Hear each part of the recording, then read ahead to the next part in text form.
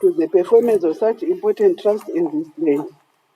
Let your blessing descend upon us here in Parliament Assembly, and grant that we may, as in your present treat and consider all matters that shall come under our deliberation in so just and faithful a manner as to promote your honor and glory, and to advance the good of those whose interests we have committed to our charge. All which we ask in the name and for the sake of our Lord and Savior, Jesus Christ. Amen.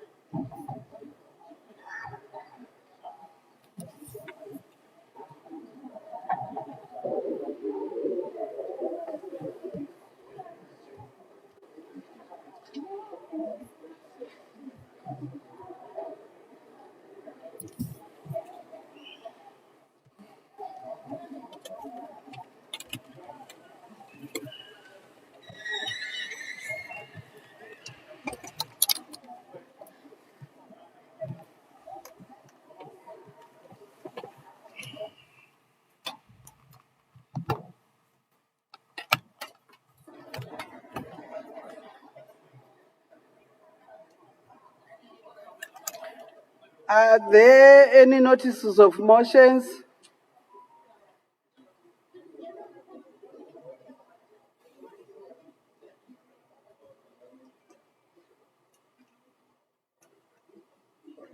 Any notices of motions?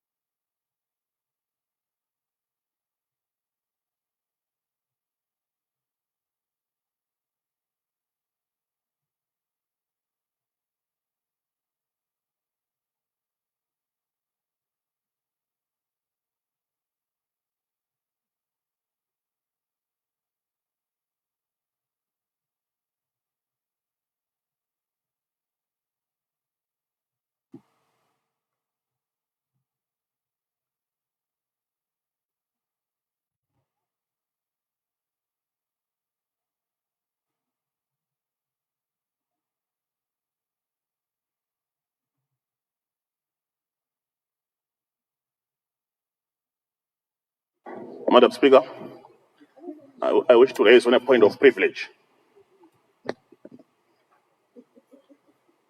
Point of privilege, Honorable Madzivanyika. Attenda, Madam Speaker. Madam Speaker, sondorapera Honorable Bajira wakasimuka achitaura nenyaya yeCDF. Vachiti kuna vanhu vasara, honorable members of parliament vasara around 30 vasati vaona CDF yavo. Kusanganisira ini, honorable member for Mbizo constituency.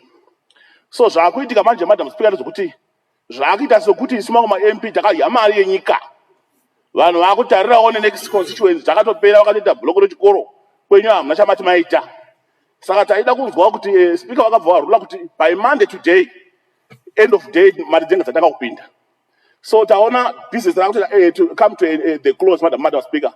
Asati taona anything panyaya CDF. Saka taichikumbira kuti tipetsere Madam Speaker kuti tava papi nenyaya CDF outstanding members. I thank you, Madam Speaker. Mazvita Honorable Madzivanyika. Ma-MP havambodya mari yeCDF.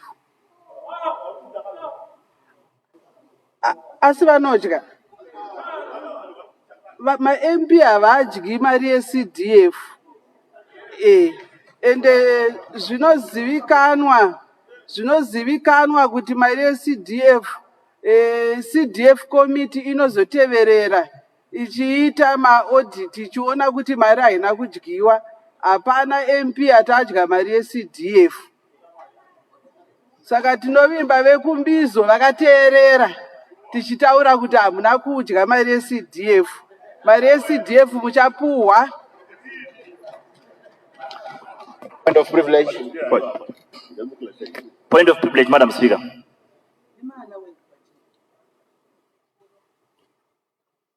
Imwe chete iyo yeCDF.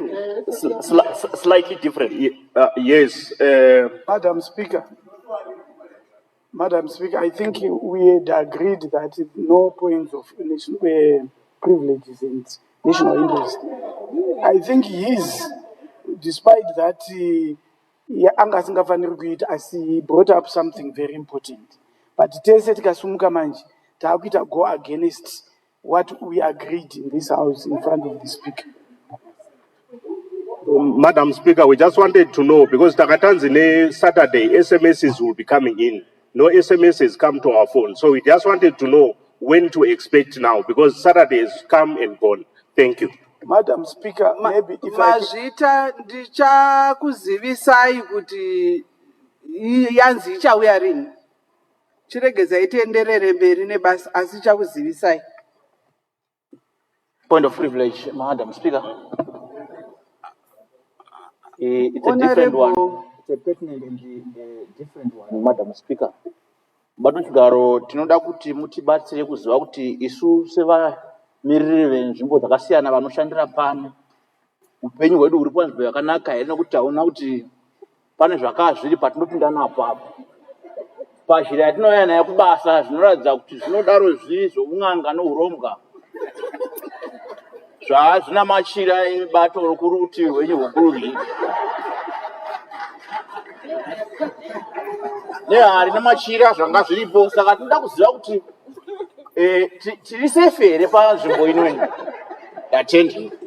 Mazvitazve kuona kwenyu imimi mungange musiri safe sei, nokuti zvinhu zvezve kana takazvitarisa pasocial media patazviona tiri kuona kuti zvaitwa nemunhu anorasika pfungwa vanongozviita kwese kwese uku.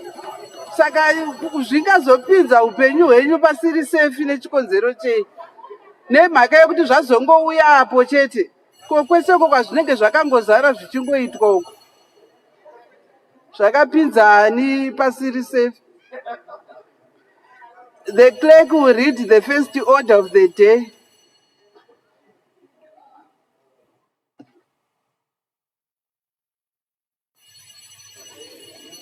Second reading. Finance Bill HB 14, 2025.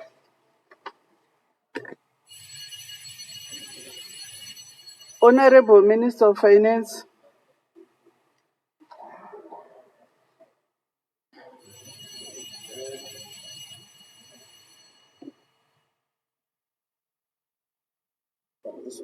This one is alive.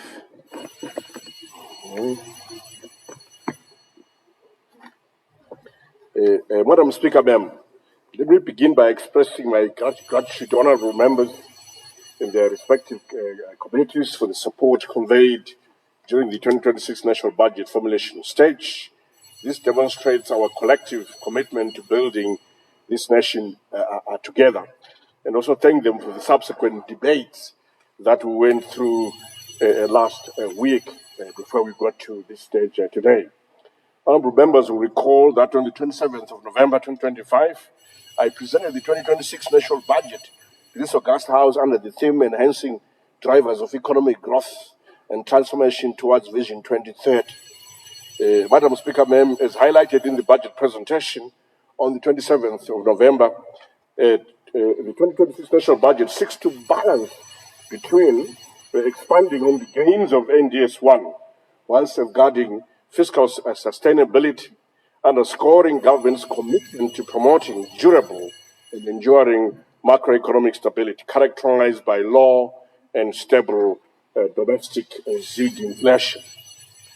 Madam Speaker, ma'am, the 2026 national budget is anchored on the 10 national priorities of the NDS 2, which are namely 1, macroeconomic stability and financial sector deepening; 2, inclusive growth and structural transformation; 3, infrastructure development and housing. 4, agriculture, food security, climate and environment. 5, science, technology, digitization, innovation, and human capital development.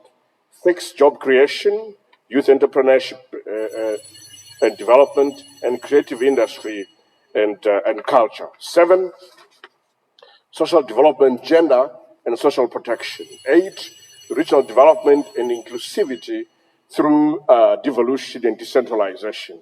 9, image building, international relations and trade. And finally, 10, good governance, institution building, peace and security.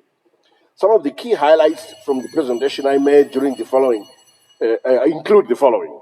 On global and regional economic developments that were presented, the state of international commodity price trends, the domestic economic growth prospects with our GDP projected at 5% in 2026 with upside potential, and 4, in 2026, ZIG annual inflation rate being projected to decline to single-digit levels. The 2026 national budget highlights overall global expenditure amounting to 290 billion ZIG, or 9.5 billion US dollars, or 17% of GDP, against a revenue target amounting to 288 billion ZIG, or 9.4 billion US dollars, which is 16.9% of GDP. However, the budget operational framework, as per my presentation to Parliament on the 27th of November 2025, is working with a total revenue target of 275.7 billion ZIG, at least in the first half of the year, which is 9 billion US dollars, or 16.2% of GDP, and then will be adjusted in the second half of the year when revenue inflows pick up or increase. The total expenditure will be contained within an envelope of 281.8 billion, or 9.2 billion US dollars, or 16.6% of GDP, giving rise to a budget deficit of 0.4% of GDP.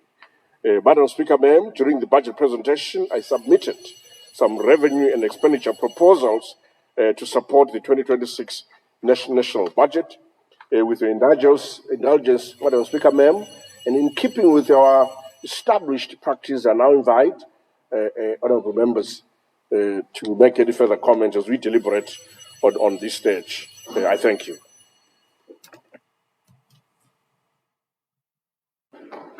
Thank you, Honorable Minister. The question before the House is a motion by the Honorable Minister of Finance, Economic Development and Investment Promotion that the Finance Bill HB 14/2025 be now read a second time. Is there any debate? Honorable MUSHORIWA. Thank you, Madam Speaker, for giving me this opportunity to express my view pertaining to the 2025 Finance Bill that was presented by the Honorable Minister of Finance together with this 2026 budget proposal. Madam Speaker, the Finance Bill is an important bill. It is a bill that gives legal effect to the government's revenue and taxation proposals. And ordinarily, this is the reason why it is one of those bills that do not go through the normal rigorous process that other bills pass through.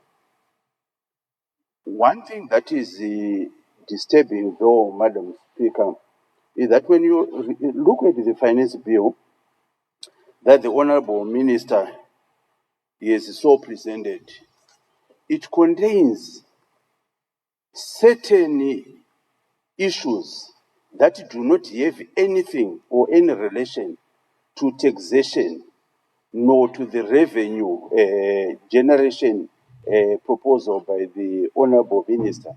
And in other words, they do not have anything to do with the budget. And we have raised this point over and over again that it is not proper and prudent for the Honorable Minister to then allow the finance bill to contain certain bills which should actually go through the normal process in Parliament. And I think it is actually not prudent. The second issue, Madam Speaker, which I also need to raise, is the question of the retrospective nature in certain of the clauses that we find in this bill. Law, by nature, Madam Speaker, should actually be done for today and tomorrow. But if you then see the finance bill containing clauses which retrospectively goes way back up to 2024 in other cases, sometimes in 2025, it just creates an impression that as a parliament and we are not making law in a proper and fair manner. Because I believe that a law should be in a position to address current and future issues. But when we then come up with laws that we then want to backdate to 2024 or to 2025, it creates a problem. Having said this, Honorable Speaker, I need to emphasize I've looked into some of the amendments that the Honorable Minister has since proposed. And one of the things which this Honorable House we raised and the stakeholders raised was the question of the taxation on withdrawal taxes, on withdrawals. And I'm glad that the Honorable Minister has actually seen light and he has amended that accordingly. But there remains certain areas which are fundamental in my view, which needs the minister to also act again. The Honorable Minister proposed that IMMT on local currency be reduced from 2% to 1.5%. And I'm going to ask the Honorable Minister to consider extending this reduction to foreign currency so that the 1.5% be the IMMT both for local and for foreign currency. For the simple reason that the Honorable Minister in his budget presentation, he told us that as compensatory, he had increased the VAT by 0.5%, both on forex and local. The VAT was not increased by 0.5 on local goods only, on local currency, but it was done for the for forex and local. So I actually think that it is prudent to make sure that our IMMT would have wanted it gone, would have wanted the IMMT to go, but given his explanation, we are then saying, look, why don't we have a situation where we just come up with a uniform setup where IMMT in Zimbabwe is 1.5, notwithstanding whichever currency. The reason why we then say this is also to make sure that the usage of forex, of our US dollar, should not go and allow people to then have monies in their mattress and in their homes. We want the US dollar to circulate within the formal business system, so that at least we have got something which is proper. The other issue that I also wanted to bring to the Honorable Minister, the finance bill, the 2025 finance bill, misses also another important opportunity. It appears as if there is no coordination between the central government and the local government. You know that the Honorable Minister, basing on the ZIMSTAT, it says that the majority, a huge percentage of our business is in the informal. But that question of the informality is also questionable in the sense that some of the businesses that we say that they are informal, They are not really informal, they are actually formal because they actually pay rates to various local authorities, including certain corner shops, certain people that sell vegetables in Zarasekwa. They actually pay rates to the local authority. But I think there is a lack of coordination between the Minister of Finance and the local authorities. This is the reason why Zimura has been finding it difficult even to collect wealth tax which we passed in the previous years. And I can also tell you that even some of the proposal, even on rental, is going to be also problematic because there is no a proper coordination.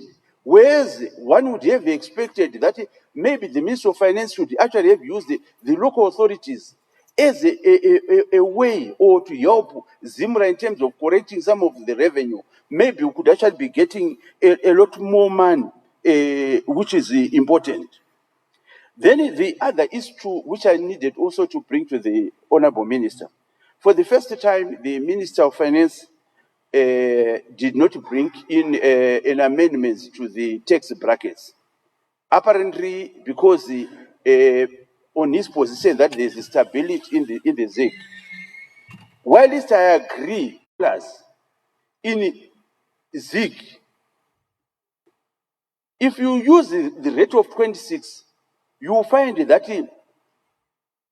a person who is earning ZIG will only be exempted $87.50. And yet the one who is earning in foreign currency is being exempted 100. You need to make sure that there is uniformity between the two. The one that is earning US and the one that is also earning ZIG. And I actually thought that there was a need and there was actually an omission from the honorable minister. Madam Speaker, there are certain other areas which I'm not going to go into detail and which I think I will be in a position to engage the minister when we come to the committee stage. But be that as it is, these are some of the global issues that I actually feel that the minister needs to take cognizance, even as we prepare to then debate clause by clause in the committee stage. I thank you, Madam Speaker.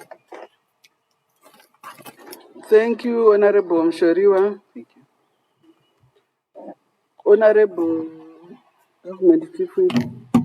Thank you, Madam Speaker. I also want to commend the Minister for a job well done.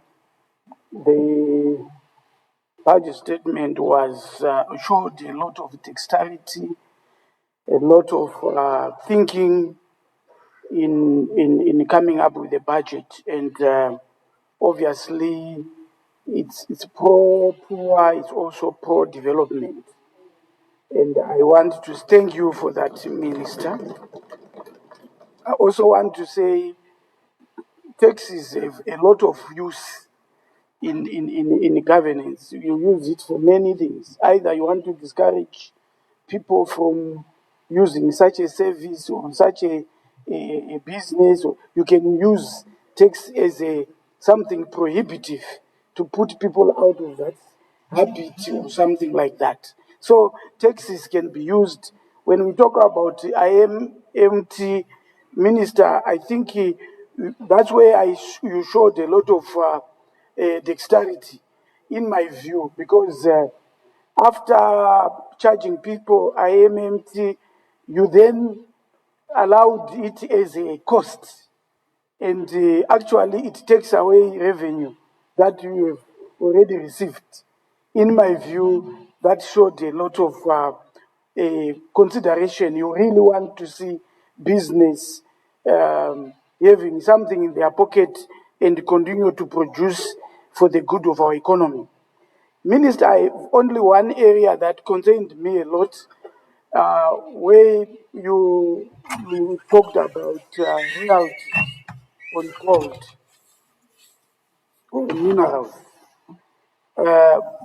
My concern is, in my view, when we are using royalties, when I'm looking at a local producer and an international investor, I see the purpose of royalties in different eyes. For an international person, we are saying we want to have a share of what we have produced and earned from our minerals. That's what I think when we charge them royalties.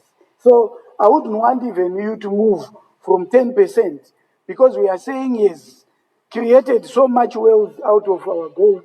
We need 10% of that so that we can plow back into our economy to save the interest of our people. But when I go to a local producer, in my view, I stand to be corrected, Minister.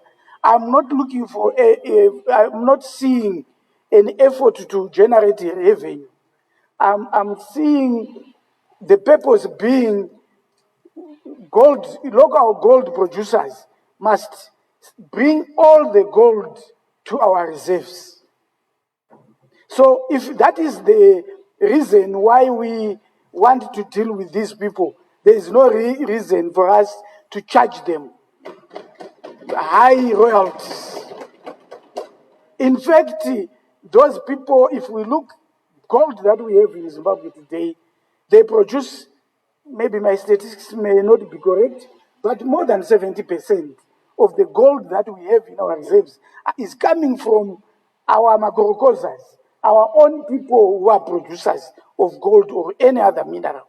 If we have a situation like that, I think an incentive by reducing even to 1% our royalties, because the purpose there is to get as much of these minerals, much of this gold to our own vault.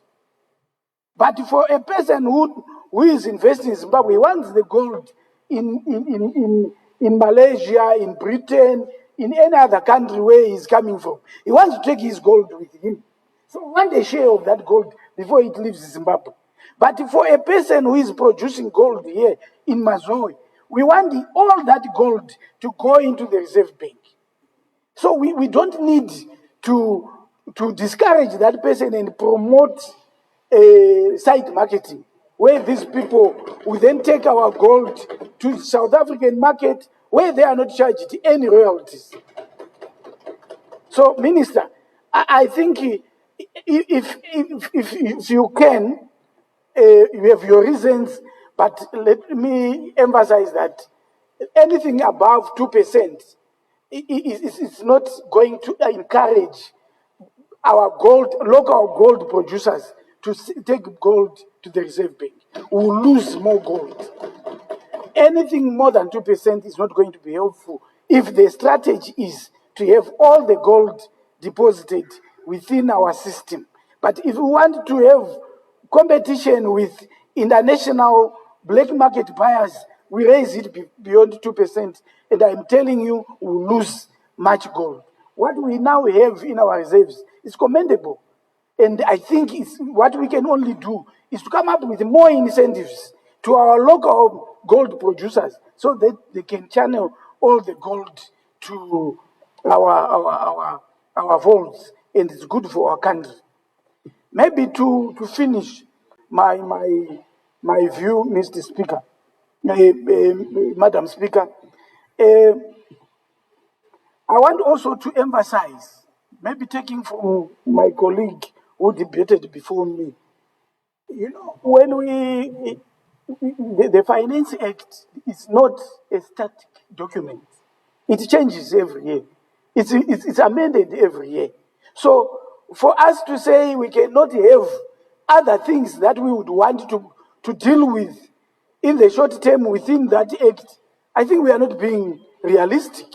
We can have them, and next year that might not be relevant anymore. We check it out of our act, and if we really need to make sure that current issues, like my colleague said, it deals with the current issues and future issues. So the current issues can still be dealt with in the Finance Act for the current year, and if we think it's not going to be relevant in the coming year, we drop it. It's within the power of Parliament to do that. So, Madam Speaker, I think generally this year's budget was one of the best. I thank you. Thank you, Honorable Government Chief Whip. Honorable Mateo. Thank you, Madam Speaker. I just have about 4 points on the finance bill. The first one is the gaming operators tax and the punters tax. Now, I've noted how the tax has been done by the Honorable Minister. First of all, there is the suggestion that we tax 20% to the operator. So those are the companies that operate those who bet. And then there is the proposal to then take 25% from the punters. I think it should be the other way around. Why are we punishing the punters, yet we are so lenient on the operator themselves? Because the punters will get earnings, and then you're going to take a quarter of that money to government. But any money that is paid by a punter, you are taking 20%. I don't see the sense there. Why can't we switch that over so that the bigger hit goes to the operator rather than the person who is actually doing the gambling, that is the punter? That's number one. Number two, it's on the presumptive rental tax. My problem with this one is that once you introduce this, no one is going to register. You are not going to get any revenue from here. Because if I own properties and let's say I'm using an estate agent, I'll just leave that estate agent because they will then have to abide by the law. So what I will do is I will basically take my properties off the estate agent and just go it alone, rather than paying a 25% presumptive income. I mean, presumptive rental tax. So I think we are missing the point there. Some of these taxes are so high, 25%. If you want to encourage people to be paying tax, a rental presumptive tax, then make it lower. Then you see everyone coming to comply, because no one wants to be held to account for not paying 5% or 2%. So sometimes lowering these taxes, you actually encourage people to come and abide by the law. There is a point that was mentioned by Honorable MUSHORIWA, which also I don't know why the minister missed on this. We say that our economy, big money flows in the informal sector. So I thought the minister was going to make a stand and then come and informalize the informal. How do you do this? Most of these informal companies, or traders, they register with the council, because for them to operate, I'll give Marondera as an example. If you want to open anything in Marondera, you have to go and get a license from the council. Otherwise, they come and lock your property. You have to have. So you find that most small businesses do register with the local authority. But what they don't do mostly is pay corporate tax.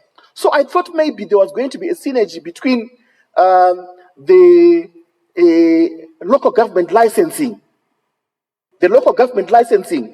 and ZIMRA.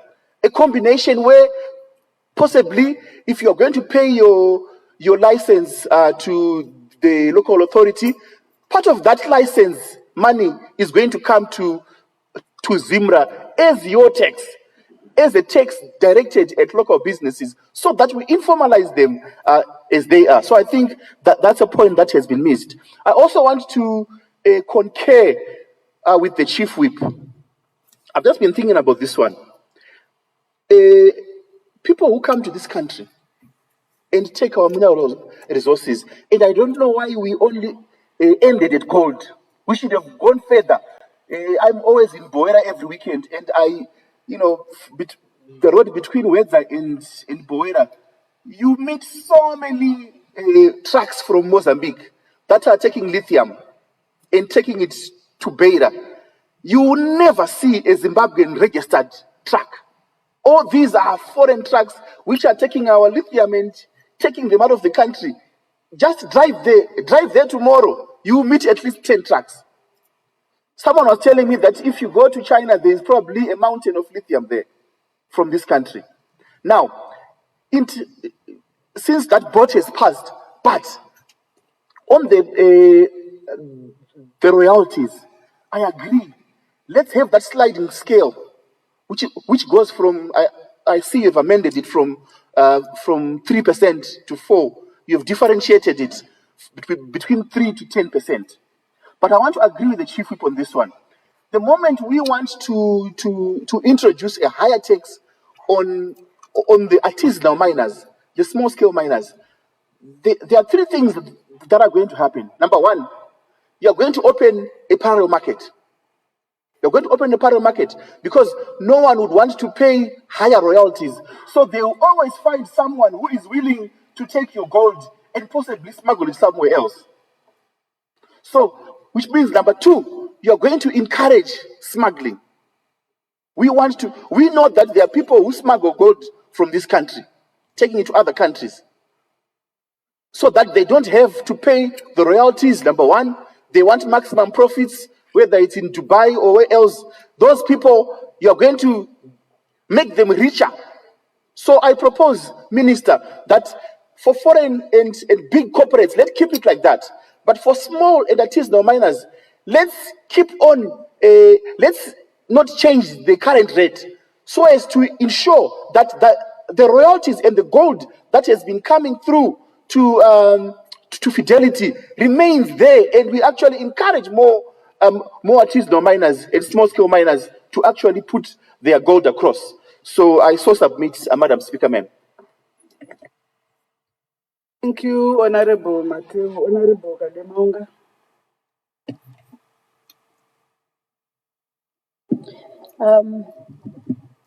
Thank you, Madam Speaker, ma'am. Good afternoon. Well, I rise to speak on a few issues. My global concerns are on the proposed amendments in the bill.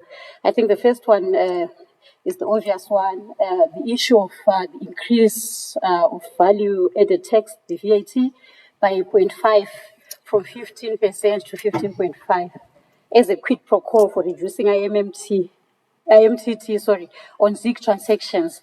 I think it's not beneficial to the majority low-income consumers who transact primarily in USD.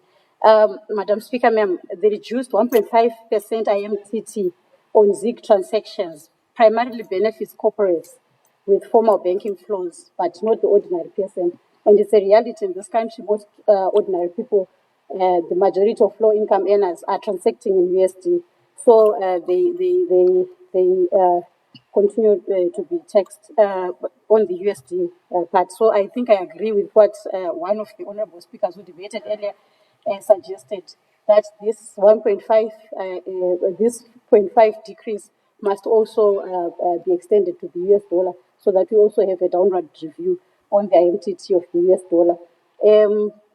And I think that also the VAT, Madam Speaker, in as much as it's a 0.5, it looks as if it's small. But for those in low income, for low income earners, it's a huge cut to their real income. I think it goes. I understand we have zero-rated goods already, some of the basics, but most of the basics are going to be affected on this end. Most low-income earning families use 60% of their income on household goods that are going to be affected by this 15.5%. So I think when I was looking at it and thinking of what the minister said last week, when he spoke on his budget statement the other week, rather, he spoke of the prioritizing social development, and that this budget is going to create resilience against poverty. But I think that this increase really, contradicts that stated priority. And on top of the VAT and the MTT that is not extended to USD, we also see that the 15% withholding tax on offshore digital services is also going to affect the ordinary person. I just want to talk about those who earn very little, because when we have this tax introduced, it's going to cascade down to the last person. So it affects and increases costs on streaming, on internet, on satellite internet, etc. And these are tools for modern connectivity innovation and entrepreneurship. Our entrepreneurs are the ones we find in this category that I'm talking about. I will come to the issue of the informal sector. I think the burden doubles down on our informal sector, on these taxes that are being increased. And yet the minister last week spoke of inclusive economic growth and job creation. Yet the budget has introduced a web of, the proposed amendments introduced a web of complexities that entrap small businesses. Madam Speaker, ma'am, I think that the critical presumptive turnover tax, tax on turnover targeting small and informal businesses of $30, which was introduced in 2024, remains unchanged, and it also remains an index to inflation. And yet the vendor now has to face all these taxes that we've spoken about. The small business has to face all those taxes. And then on top of that, they face the 25% presumptive tax on rental income for informal spaces. I think this one is, it's thinly veiled as a base broadening measure, but it will inevitably be passed on the tenants, the market vendor, the cross-border trader, and it squeezes the margins that are already often below 10%. So I think in as much as we agree that we want to mobilize resources, these taxes, Madam Speaker, ma'am, can be very heavy on our informal sector. And the results of that are predictable. Raised rents and vanished margins and economic activity driven further and will drive our vendors further underground. And I think Honorable Mateo spoke earlier about how we will not be able to formalize the informal sector because everyone will now want to evade, being taxed because it's so heavy. So I think this tax is anti-growth, the presumptive tax on rental spaces. At the very least, I think we must, my proposal, Madam Speaker, ma'am, to the ministers, that this tax must be removed. But if it cannot be removed, at least at the very least, it must have an exemption threshold, maybe of 30,000 ZIG turnover for a business. A business that is not making much money must be exempted from paying the rental space tax. I will not belabor this house with the point on the progressive levy on foreign currency cash withdrawals. I think it has already been debated adequately by Honorable MUSHORIWA. I just wanted to emphasize that the issues that I've raised here, they create a revenue paradox. While the VAT and digital taxes aim to raise about 3.4 billion, the informal sector contraction, which will come because of these taxes, could shave off something like 1.1 billion in collections, jeopardizing the minus 0.2% deficit target that the minister spoke to. So I think that we really need to reflect broadly and think about what we want to achieve. Are we driving for revenue? Are we trying to collect revenue to build the future or to destroy it? I think that over-reliance, Madam Speaker, ma'am, sorry, on new taxes, such as the ones we've spoken about, can, without addressing, structural economic challenges, might not yield the results that we want. We want to collect revenue, but let's also look at other issues of corruption, issues of even how we are collecting our taxes, the efficiency, etc., and not just increase, because at the end of the day, I don't think the increases will yield the results that we are expecting. The approach of just, increasing the taxes is risky, and Madam Speaker, ma'am, I think it will push us towards a downward slope, where when taxes are higher, we no longer really get revenue, but instead we have discouraged consumption. The low-income earners that I spoke about earlier on will stop consuming because it will be costly.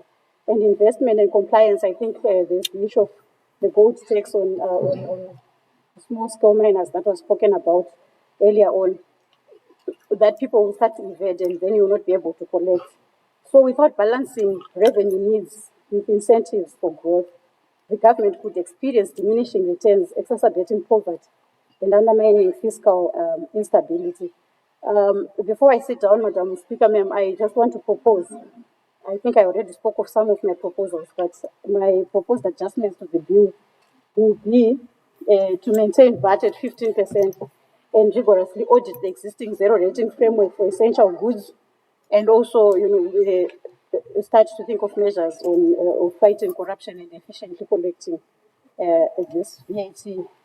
I also want to suggest, Madam Speaker, that we drastically reform the rental tax and exempt rental incomes below 30,000 ZiG per month to protect micro enterprises and market stalls. My third proposal would be on the foreign currency withdrawal levy, that it must be reviewed and to suspend its application on withdrawals below a substantial threshold to protect diaspora remittances and SME cash flows. I also want to recommend, Madam Speaker, ma'am, that we amend the presumptive tax framework and index the threshold to inflation, raising it from 5,000 to at least 10,000 ZiG monthly turnover. Honorable Speaker, ma'am, I just want to end by saying that while we speak to these issues and hope that there will be room for amendments, the vision of this bill is bold, but the tax strategy is short-sighted. I think that for us to achieve true inclusivity, that we must have a tax system that nurtures the seed corn of our economy rather than harvesting it before it grows or before it can grow. We must choose whether we want to raise revenue by nurturing the economy or by constricting it. So, Madam Speaker, ma'am, those 5 suggestions that I've read, what I think would make our bill to be progressive and to be inclusive, and to also make sure that we don't stifle our small and medium enterprises, and that our ordinary people who are small, who are earning less income, are also not burdened too much. I so submit, Madam Speaker, ma'am. Thank you, Honorable Kademaunga. Honorable Mapiki. Maita basamba twechigalo. Angu mashuko mashoma alanga chitipango minister wanga kwasi kutora wo zvinhu zvakatifambira. Panyaya 10% ya wakataura kuma foreigners. Ndofunga dai paita mutemo wokuti vanofana kubhadhara negold. Kwete kuti vabhadhare iri cash. Nokuti ukatarisa makwira kuita maprice egold, senyika tinogona kusara tine chowiri chatokwanisa kubata. Saka dzimwe nyika dziri kutokumbira, dziri kutofosa kana kuti kumanikidza vanhu vanobhadhara vachibhadhara riri gold kuti vakwanise kunge richiendawo kureserve bank rakadaro. Saka ndaifunga kuti vafanise kupa tarisa ipapo. Imwe nyaya ndeyekuti pane mutemo wokuti vanhu vanofanira kunge ane license kuti abate gold. Izvo zvaakuitirwa kuma small scale miners wokuti kana asina license akupuwa 5 years. Pandaifunga kuti wanga uri mukana wokuti wawedzere macorrection points egold kuitira kuti vanhu vari kumamisha vakwanise kungotorawo gold ravo voenda kunotengesa kufidelity, kwete kunzi wakabatwa ne50 ne1 gram onzi 5 years. Mutemo uyu uri kusimba uchiomera vanhu varidzi vemunyika muno uchipromota zvakanyanya vanhu vokunze kwenyika. Saka ndaifunga kuti mutemo uyu dai vanga vakwanisa kuti utariswe zvakakwana, Honorable Minister, kuitira kuti vanhu vomumamisha vasasimba vachishungurudzwa nekunyaya yekunzi unzai gold kuno vanhu vane malicense, nekuti kuwana license regold kuti utenge kana kuti uone mapepa ekutenga gold kuvanhu vatema zvakatiomera. Ndaifunga zvakare kuti dai mutemo watanga tamboproposa kuti unge uchiitwa, pachirungu vanoti work on it or lose it, nekuti tine vanhu vakawanda vakangoholda maclaims asina kana gold ravari kuproduce. Saka izvo zvaakuita kuti vanhu vakawanda vange vachidisadvantagwa panyaya yekuwana gold. Kana ichisuwo pachezvedu senyika, gold richiri kuuya ratiri kufunga kuti rakawanda igold shoma shoma. Saka dai tafunga kuti mutemo uyu unofanira kunge uchiitwa, Honorable Minister, wokuti vanhu vese vane maclaims akawanda havasiri kushanda, kana vasingakwanise kuti vashande ngavange vachimbovatorerwa vakwanise kunge vachiitawo maclaims avanokwanisa kuita. Saka mutemo wokuti munhu ane gold anzi abatwe ariwo muno ngaunge uri uchinatsa kuspecifya kuti munhu anobatwa akucrossa border ndiye anofanira kunge achiita sei achinge achisungwa. Ndaifunga kuti vamwe minista vari kuzvinzwa zvino ndabva ndaona vari kunyanya kutaura. Ndaifunga kuti vamwe mashoko angu vanogona kunge vachikwanisa kuzoabata kunge vachiita. Mutemo waremera vanhu vemuZimbabwe uye ukuita kuti gold isauye. Uri kunzi ukabatwa une gold ngaunge uri pachena kuti ukabatwa une gold uchibuda munze menyika ndopaunofanira kusungwa, kwete kuti ndabatwa negold ndakatora munda mangu ndakupuwa 5 years negiremu rimwe chete zvakutokostera kuti matekisi enyika kuti vanhu vanenge vakukwanisa wenyika. Saka ndaifunga kuti vanhu vangavanatse kutarisisa ipapo mutemo wacho. Kana ayambuka bhodha ngaasungwe, kana ari muno ngaaende pacorrection point yegold ungoenda unosiya ikoko. Sezvakangofanana nemunhu anonge achiita side marketing yechibage anongotorwa oiswa kuGMB opuwa mari yake. Saka ndaifunga kuti ipapo paite nyaya hombe minister, honorable minister. Vanhu vakawanda vakabata maclaims akawanda vasiri kushanda. Ngapave pane mutemo wekuti work on it or lose it, kuitira kuti vanhu vakawanda tikwanise kuona production yedu yegold. Saka ndaifunga kuti aiwa ndiwo pfungwa dzangu dzandiso ipapo kuti pamwe zvingabatsiri maita basa. Tinotenda Honorable Mapiki. Honorable behind Honorable Mapiki. Thank you, Madam Speaker. Honorable Malina. Often we hear statements that the budget is not so poor. Madam Speaker, my view is that when we were debating the appropriation bill, we were all arguing that funds must be improved, allocations must be improved. I feel for the Honorable Minister of Finance, who is charged with the duty of making certain that the purse is full. And I applaud him for his efforts. I rise today, Madam Speaker, to speak to one issue, which is the issue of royalties. Like many colleagues have alluded to, yes, gold royalties of 10% for foreign investors. For me, that is very progressive. However, Madam Speaker, the cost, what we must be looking at, or what we must ask ourselves, is how do we encourage those in the informal sector to also contribute to the fiscus? What is the cost of taking gold to Fidelity versus the cost of taking gold out of the country by other unconventional means? Madam Speaker, if one is a business person, they will always look for the cheapest way of doing things. It is my view that we need an easy way of doing business, that it is appropriate or more progressive if our artisanal miners, our small-scale miners, are charged just 1%. Madam Speaker, the gold will flock to Fidelity, and our reserve will even grow bigger. Madam Speaker, that is my view, that instead of going to 3%, maybe 1% will encourage a lot of them to actually bring the gold to Fidelity. That said, Madam Speaker, there's always wisdom in the understanding that the tail of an elephant is always bigger and better than the head of an ant. Madam Speaker, if we remain adamant that we need 3% from these small-scale miners, what will happen is probably those already complying will bear these taxes, whilst others are evading. It is my view, Madam Speaker, that we must reduce from 3% even to 1% and allow for everyone mining to also contribute. My other point, Madam Speaker, on that is probably it is wiser that we do not only impose royalties on gold, but on all the minerals that are being mined in Zimbabwe. Following that, the 1% for our local producers and maybe the 10% for foreign investors. I so submit, Madam Speaker, I thank you. Thank you very much, Honorable. Honorable Manduanzira. Thank you very much, Madam Speaker, and I'd like to, first of all, associate myself with the comments made by honorable members, particularly the government chief whip, regarding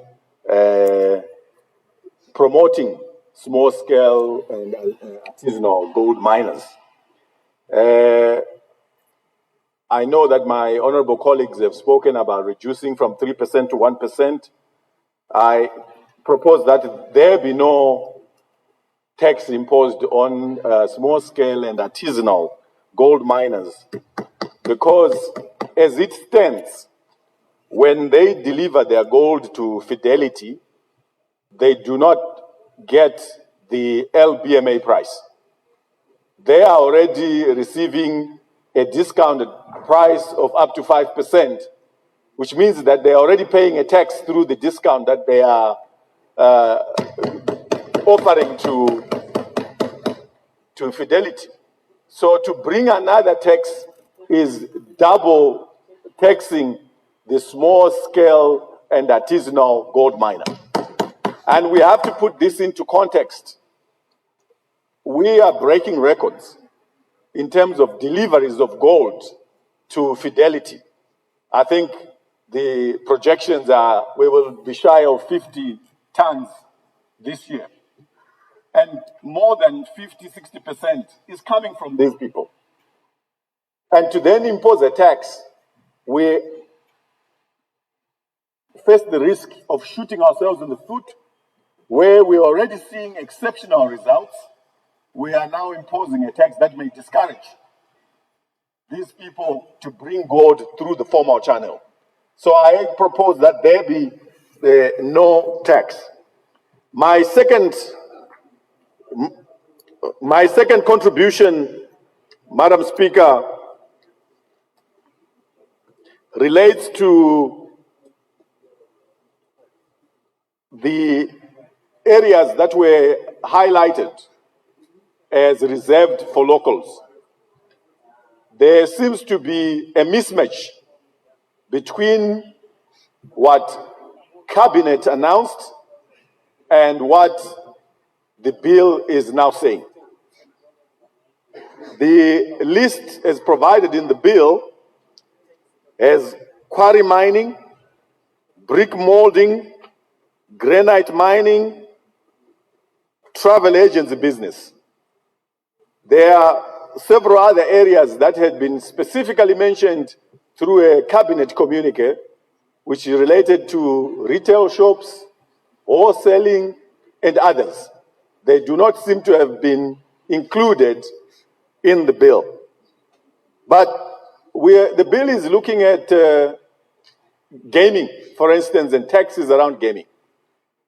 I actually think that the indigenization bill must look at such kind of businesses to be added to those reserved for locals.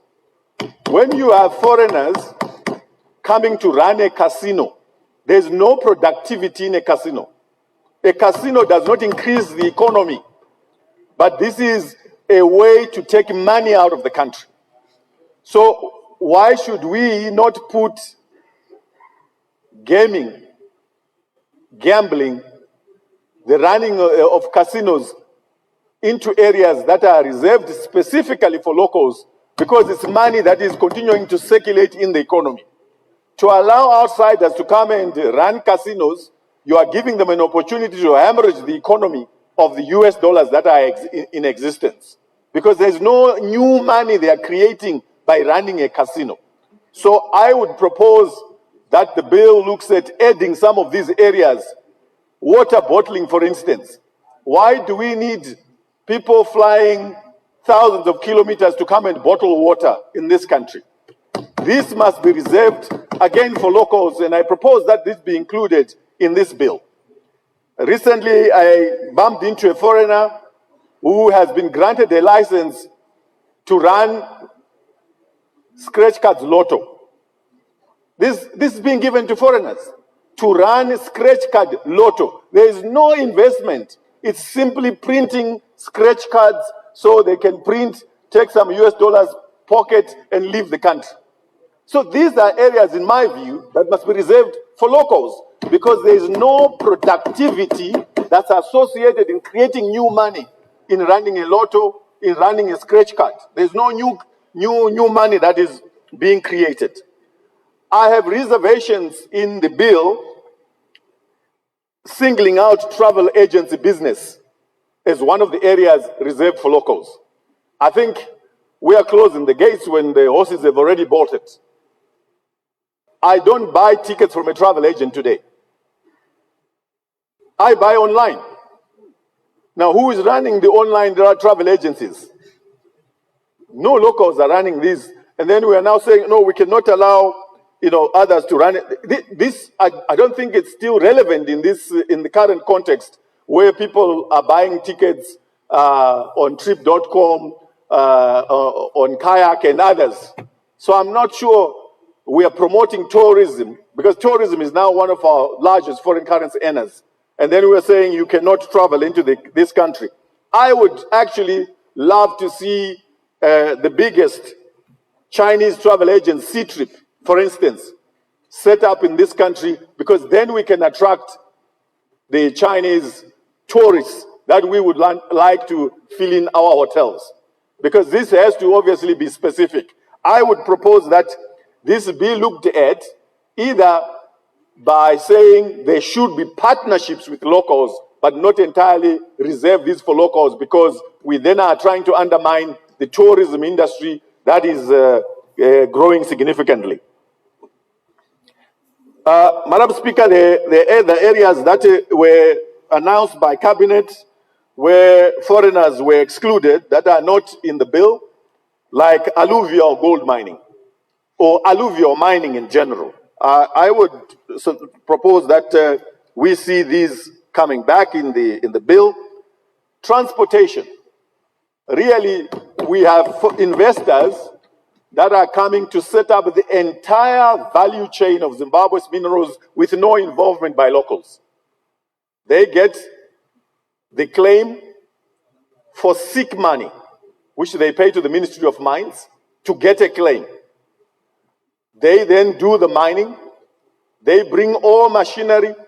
They bring all labor. They bring salt. They bring food from outside. Nothing is bought locally. And then they provide their own transport to ship these things out of the country. I think that we ought to break that chain. And transport was one of the areas we applauded government for, especially announcing after a cabinet decision that transportation must be reserved to locals. But I'm not seeing it. I'm not seeing it in the bill. So I would propose that we put it back as per the wisdom of cabinet. I know the Honorable Minister is keen on raising money, and I would like to support a view that has been expressed by an honorable member here, that perhaps we should look at the mining claims and how they are being given. By their nature, these mining rights are superior rights to any other land usage rights. So if a foreigner comes into this country, they claim an area, they now have superior rights on that land than anyone else. And we seem to be very open to anyone to come and peg our areas, whether you are foreigner or local. I would propose that there be maybe some revenue measures around the pegging of claims, especially by foreigners, if we think that we still want them to come and peg our areas. They ought to deposit a certain amount with the central bank, which is guaranteeing investment before they can be allowed to peg. And that money can circulate in our economy. Because as it is, we are giving away huge chunks of land for $590 plus $590, 1,100, somebody will claim 150 hectares that are now under control by a foreigner. So I think that we ought to find a way of raising money through that, or completely making sure that all pegging is by Zimbabweans only. In a nutshell, these are my contributions, Madam Speaker. I thank you for the opportunity. Further debate? Thank you, Honorable Mandwanzira. Further debate? Honorable Murombezi. Thank you very much, Madam Speaker, for giving me the opportunity to add my voice to this bill. I rise to slightly disagree with some parts of the finance bill, HB 14 of 2025, Not that I'm rejecting it as a fiscal discipline, but as a demand for justice. Madam Speaker, this bill amends the Finance Act, the Income Tax Act, the Value Added Tax Act, and the Customs and Excise Act. Yet behind these technical clauses, Madam Speaker, lies an important question. Whose interest does this budget serve? Revenue collection cannot be built on squeezing the middle class until they break. A people-centric budget raises thresholds, not burdens.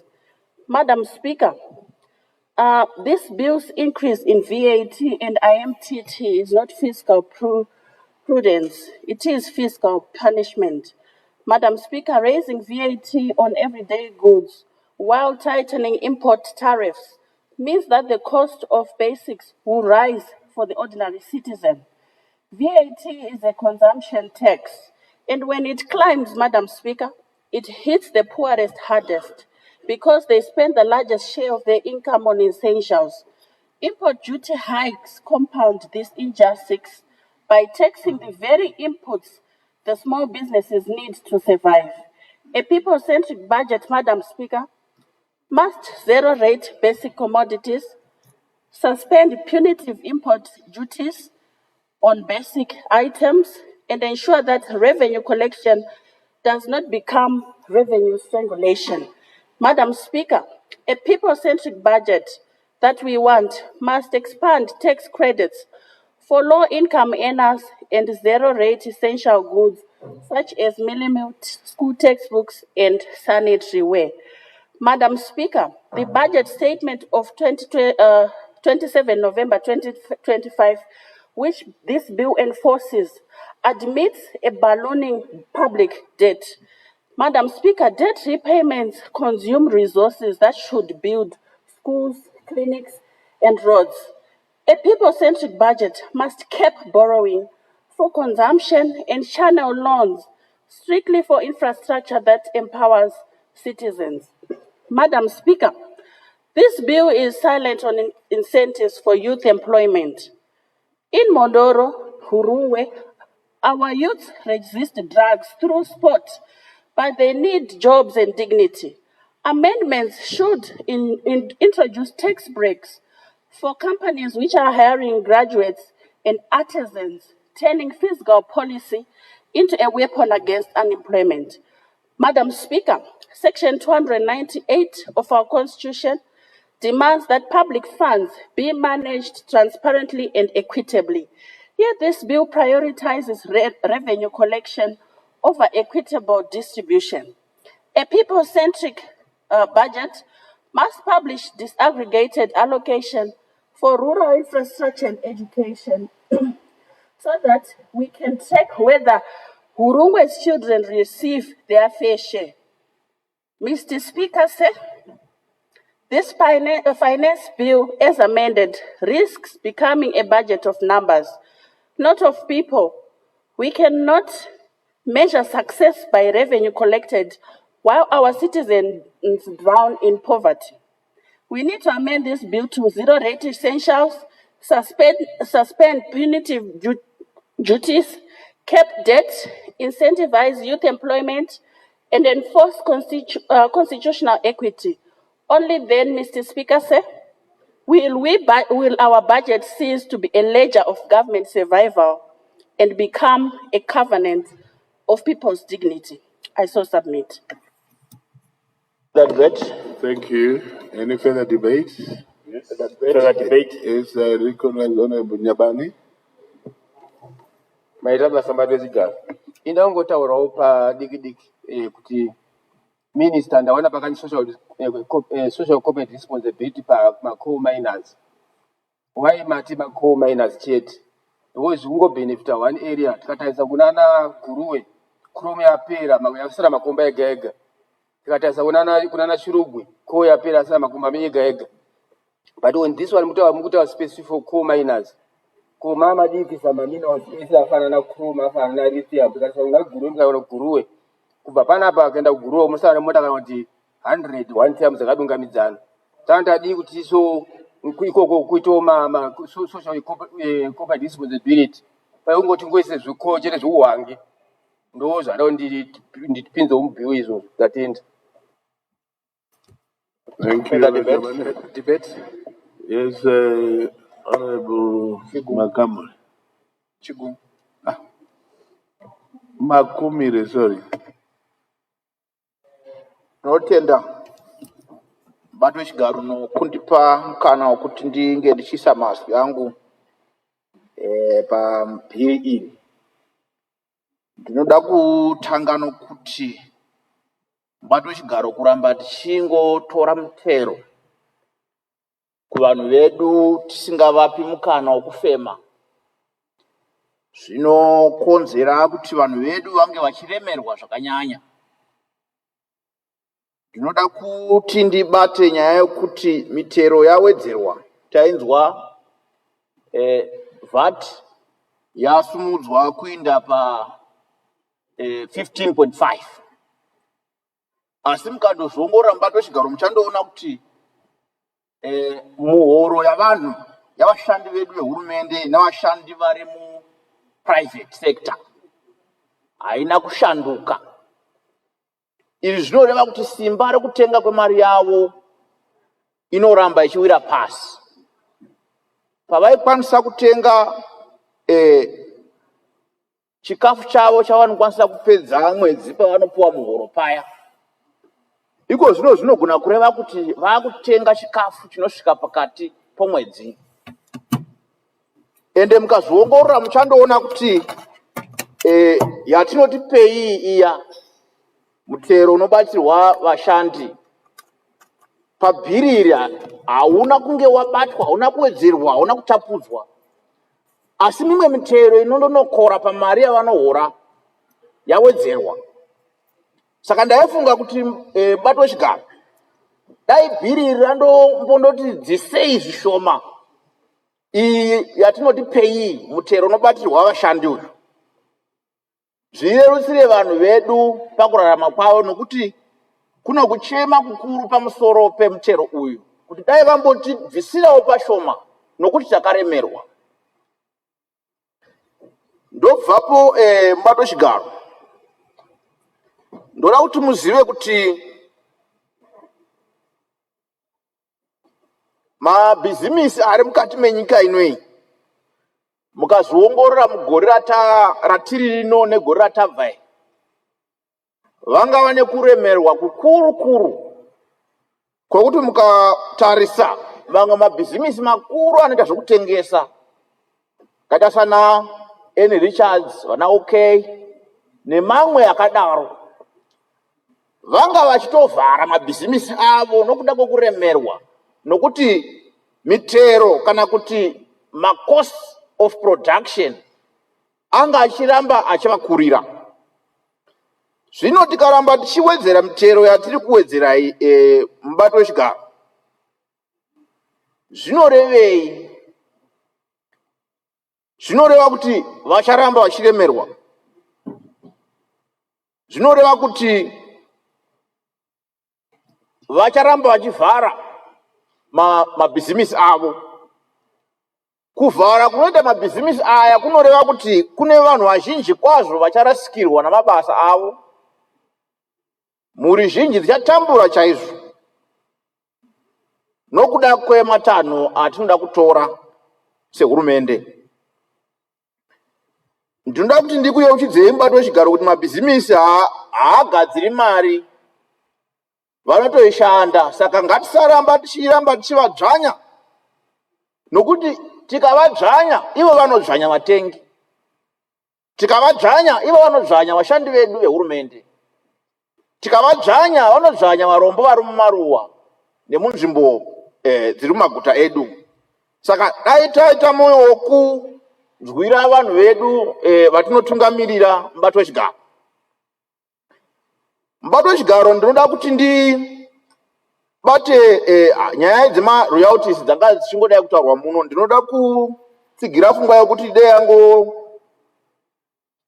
cherechedzwa kuti vedu vomuno vanoita zvokuchera vachiri vechidiki vaya nemaartisanal miners vatambire vari pa 2% ipapo. Kudzira kwayo hatinyanyi kukutarisira uye kukwira kwayo hatikugamuchiri. Asi ikaramba iri ipapo tinoona sokuti nyika inowanawo zvainowana, uyewo vacheri vedu vanokwanisa kunge vachiraramawo sezvo vari vana vedu munomu. Asi kune avo vauyi vanobva kuna China nedzimwe nyika, ava ngavaripe pakati kure, nokuti vhuru muno harisi ravo. Ndoda kuti ndindocherechedza mubato wechigaro panyaya ndinoshuva kuti dai yanga yapindawo mubhiri revanoremekedzwa, mubato wehomwe yenyika. Taishuva mubato wechigaro, ichi chikumbiro chiri kubva kunyika.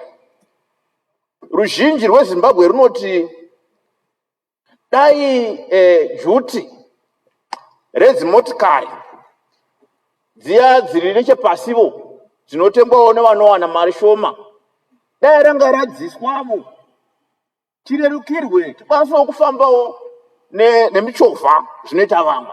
Ichi chichemo chinobva kuvarombo nevanowana mari yakaita shoma, uye vanokumbira zvakada kuti dai rino racherechedza kuti haringagoniwo here kunyevenusa kana kurerusa makore emotikari dzinotenderwa kupinda mukati menyika inoyi. Vanokumbira kuti mota yakagadzirwa makore 10 apfuura, hurumende ino urongwa hwekuti dai yachengetedza indastri rinogadzira dzimotikari mukati menyika.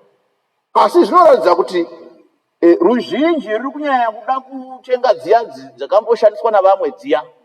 Ngativasunungurirei mubato wechigaro. Saka naizvozvo ndaifunga kuti dai makore adzo atiwedzerwe kusvika kana pa15 years, zvipinde muurongwawo kuti ani nani unoshuvawo kuti dai ndatyaira awana chakewo pachake.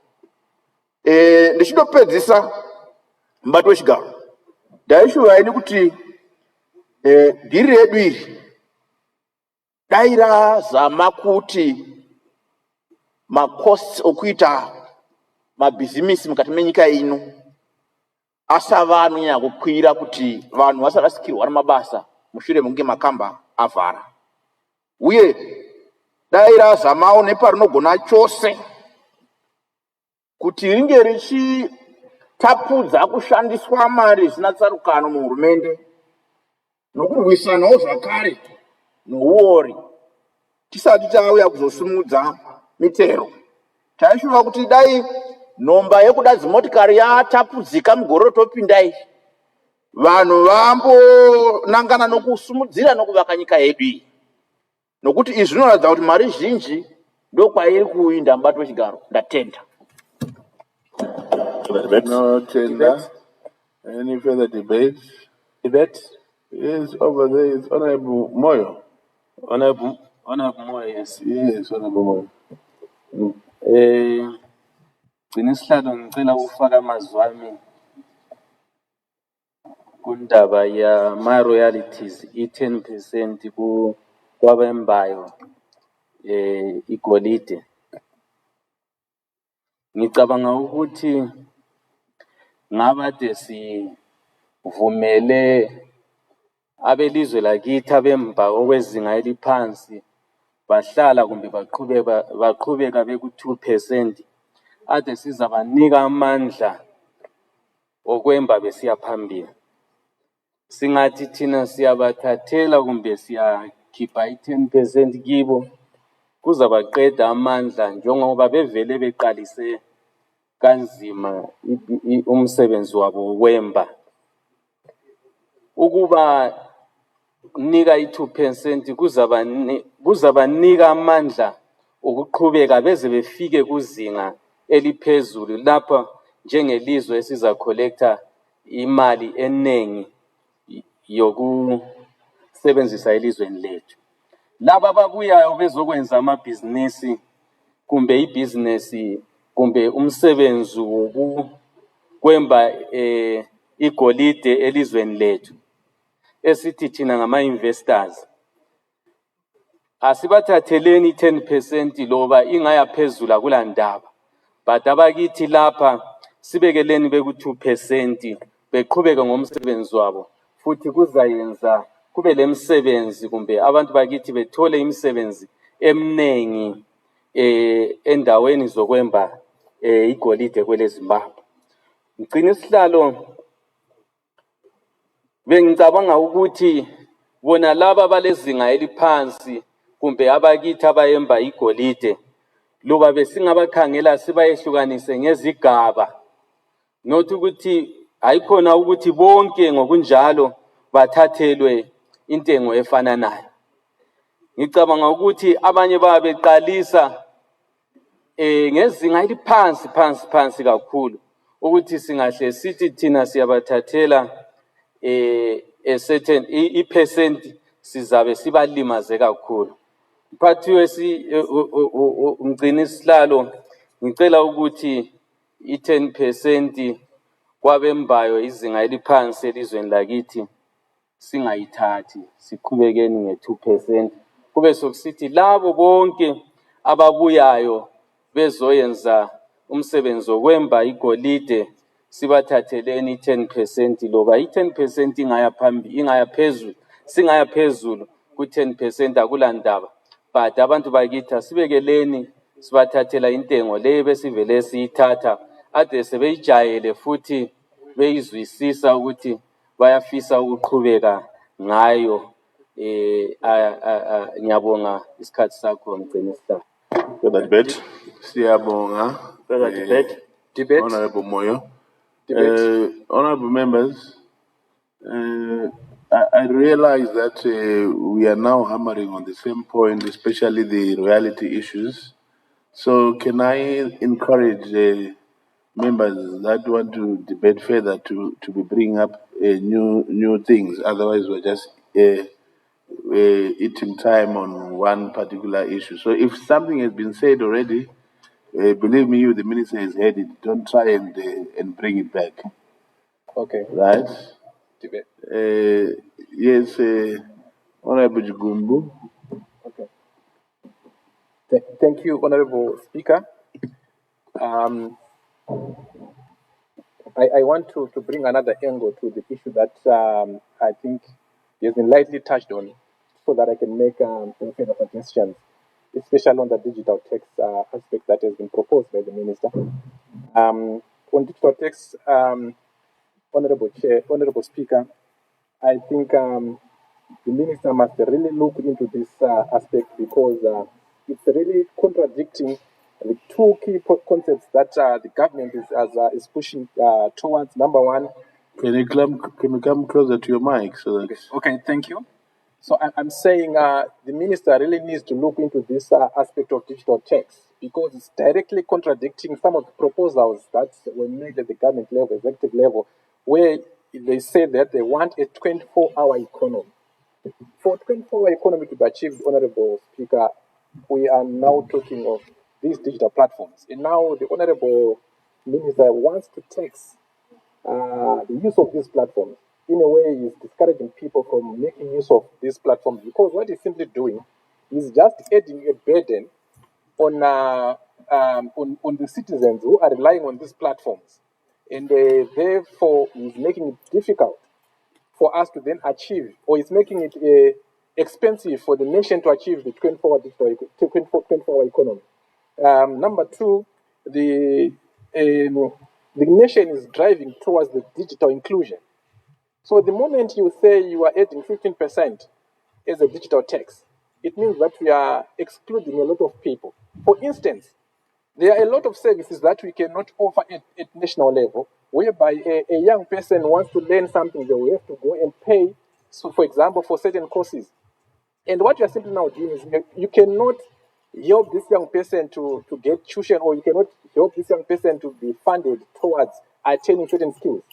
And now they want to attain these skills using certain digital platforms. And then we were saying we want to tax what these young people. It's going to be very expensive for them to access and get certain skills. So my proposal on this, Honorable Speaker, is if the minister insists on this tax, he must approach it from these following perspectives. Number one, at least he must set a threshold. For example, he must exempt. It must be clearly stated in the bill that certain services are exempted from this tax. For instance, He can focus on small payments, educational platforms, or health-related services, so that people can access these services without an extra cost. Or he can maybe say the first $20, maybe up to $100 in terms of payments, they are exempted from this tax. Why? Because most of these amounts, they are slightly small amounts where you want to pay for a certain course or to access a certain service online. You can say, from $20 to $50, you are exempting citizens from paying such a tax. Number one. Number two, I think if you also insist on having this tax being implemented, he can then borrow from the concept that he used when he introduced the sugar tax to say, we are introducing sugar tax for the purposes of addressing some, health challenges or to improve our health service in the country. So he must then clearly state in the bill to say, we are going to collect this tax, but specifically to improve our digital infrastructure as a country. So you must then use this tax. You must clearly ring fence this tax to make sure that it improves our digital infrastructure, so that at the end of the day, there's a ripple effect, there's this other benefit then the people will realize, because the tax would have been collected, but at the end of the day, it is improving our digital infrastructure as a nation. So he must clearly say, if we are to collect this tax, it's going to be used to ring fence. It's going to be ring fence to address, the digital gap that we have in the country.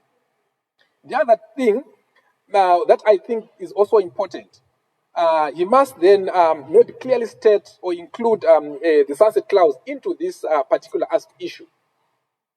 To say maybe after 2 years, clearly you are going to review this to see if it's working or if it's not. Because remember, this is going to be, it's something that's newly being introduced. We are not really sure of the effects. So I think the bill must also clearly state that maybe after 2 years, we are going to review this and see if it's working or if it's not working. So these are the measures that I would like the Honorable Minister to really consider on digital tax. On the issue of withdrawal cost, I just want to emphasize this. I know some members have just slightly touched on this issue. But my issue on this one, Honorable Chair, is that it seems the minister, whenever he comes up with policies, they are targeting people who are formally participating in the national economic activities. Why? The people that are being paid through the banking sector are the civil servants. Most of the people that we see that are entrepreneurs, they go for cash, Honorable Speaker. So when such proposals are made by the minister, he is really targeting people who are formally participating in the national economy. And now let us look at how much are these people being paid. Are they even 25% closer to the poverty data line? They are not. So they are already not getting what they deserve. And then the minister introduced such a measure, which I think is going to disadvantage a lot of people who are formally participating in the economic activities of this country. So my issue is with the minister. Why can't you also then say, in the same bill, he comes up with measures that clearly protects civil servants or the people that are, getting their salaries through formal means or through formal banking system. I understand there's a time when the minister said this measure was put for the purposes of discouraging people to always wanting to use cash. I think that's the rationale behind this measure or this proposal. But now look, Honorable Chair, there's no way that a formal employed person can avoid using cash, because in other areas where they would want to pay for service, they must do so using cash, because we don't have any platform or mechanism at the moment that compels every other player to accept or to make sure that they accept whether it's a swipe or cash. For example, I raised an issue last time. He didn't clearly respond to that issue. If you go to most of the shops that are being operated by foreigners, I would not want to single out the most culprit foreigners. They don't accept swipe. They don't accept Zig. They only go for cash. So a formal employed person has got no option, Honorable Speaker. They will have to go and withdraw cash first so that they can go and pay for a certain service, because there is no framework to protect them from saying, if you want to pay cash, whether you go to a Chinese shop or an Indian shop, you just go there and pay using your card.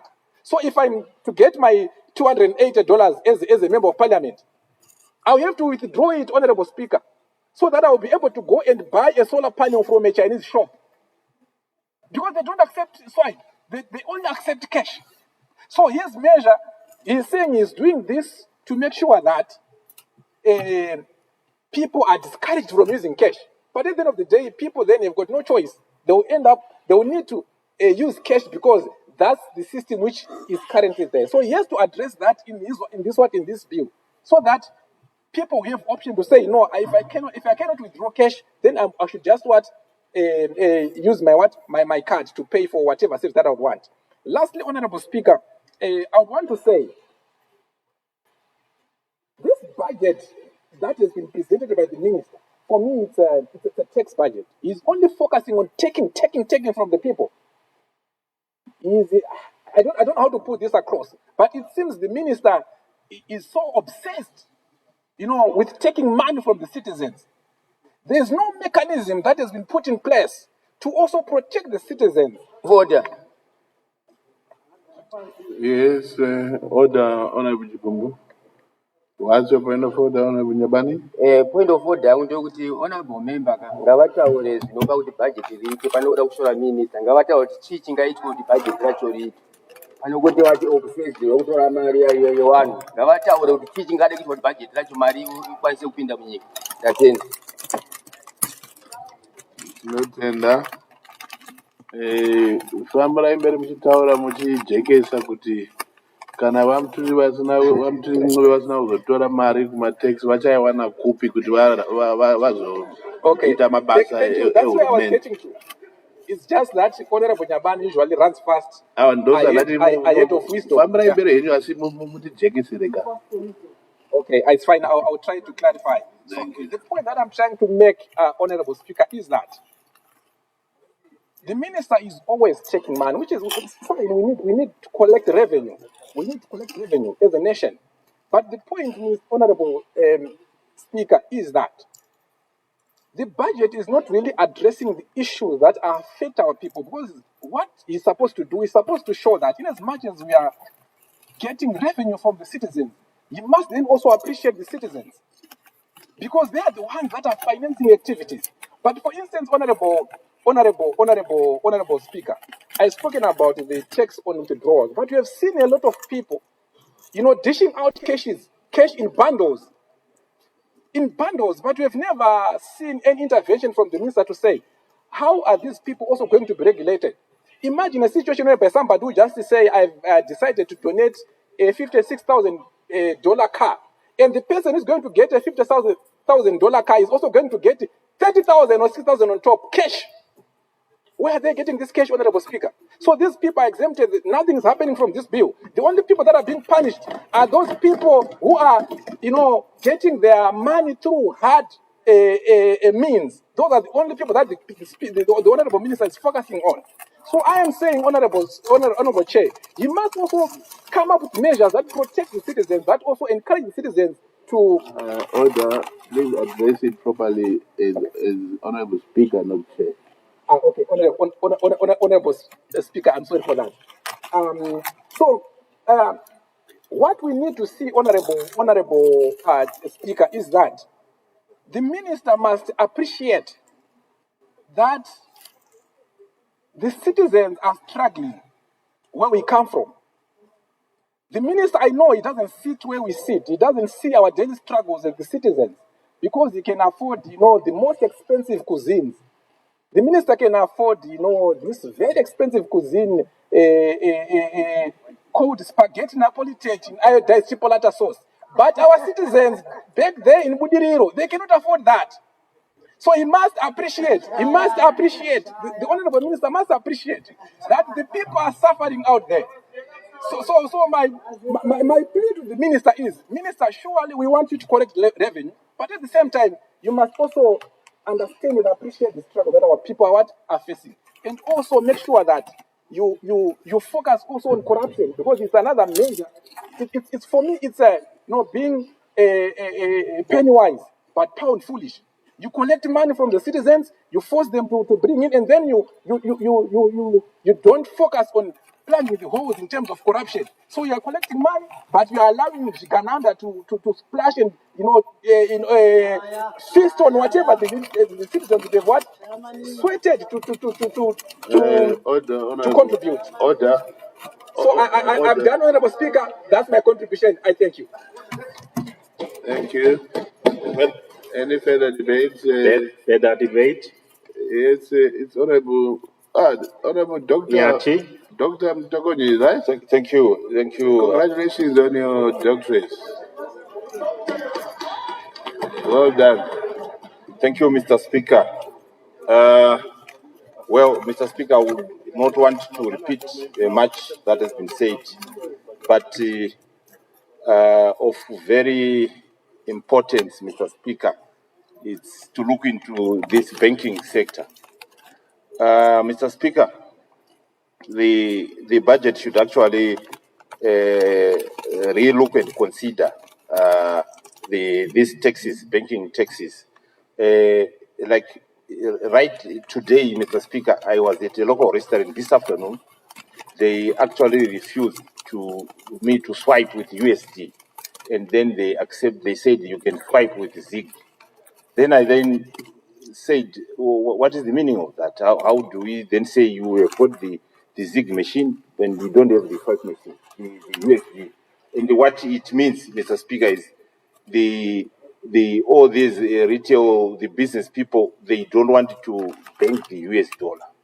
So the budget, may the Honorable Minister really look on the reduction of these fees, because we see that this is the reason why these funds or the business people do not want to bank the US dollar. Yet we also know that we definitely need the revenues as a country, because for us to expense, we need this income. But we should also then note now that it's going to become a serious challenge whereby there is going to be a lot of enforcement and policing, whereas it has to be more of a free market system which enables banking.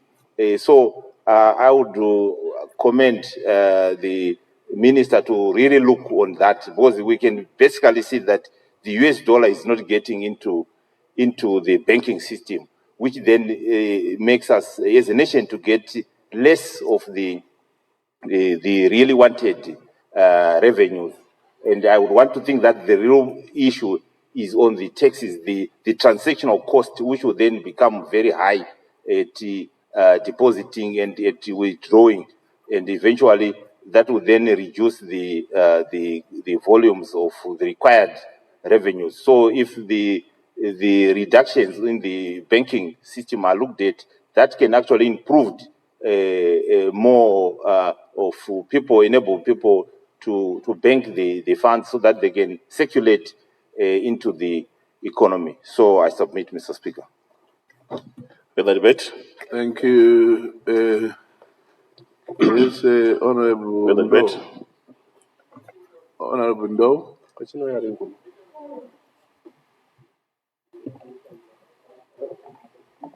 Ndalivhuwa mufari wa mushumo kha u ntendela uri ndi pose mavhili mararu kha mulayo hoyu ndayotewa no khou vhuya muswa hoyu no khou vha ndi wa finance bill.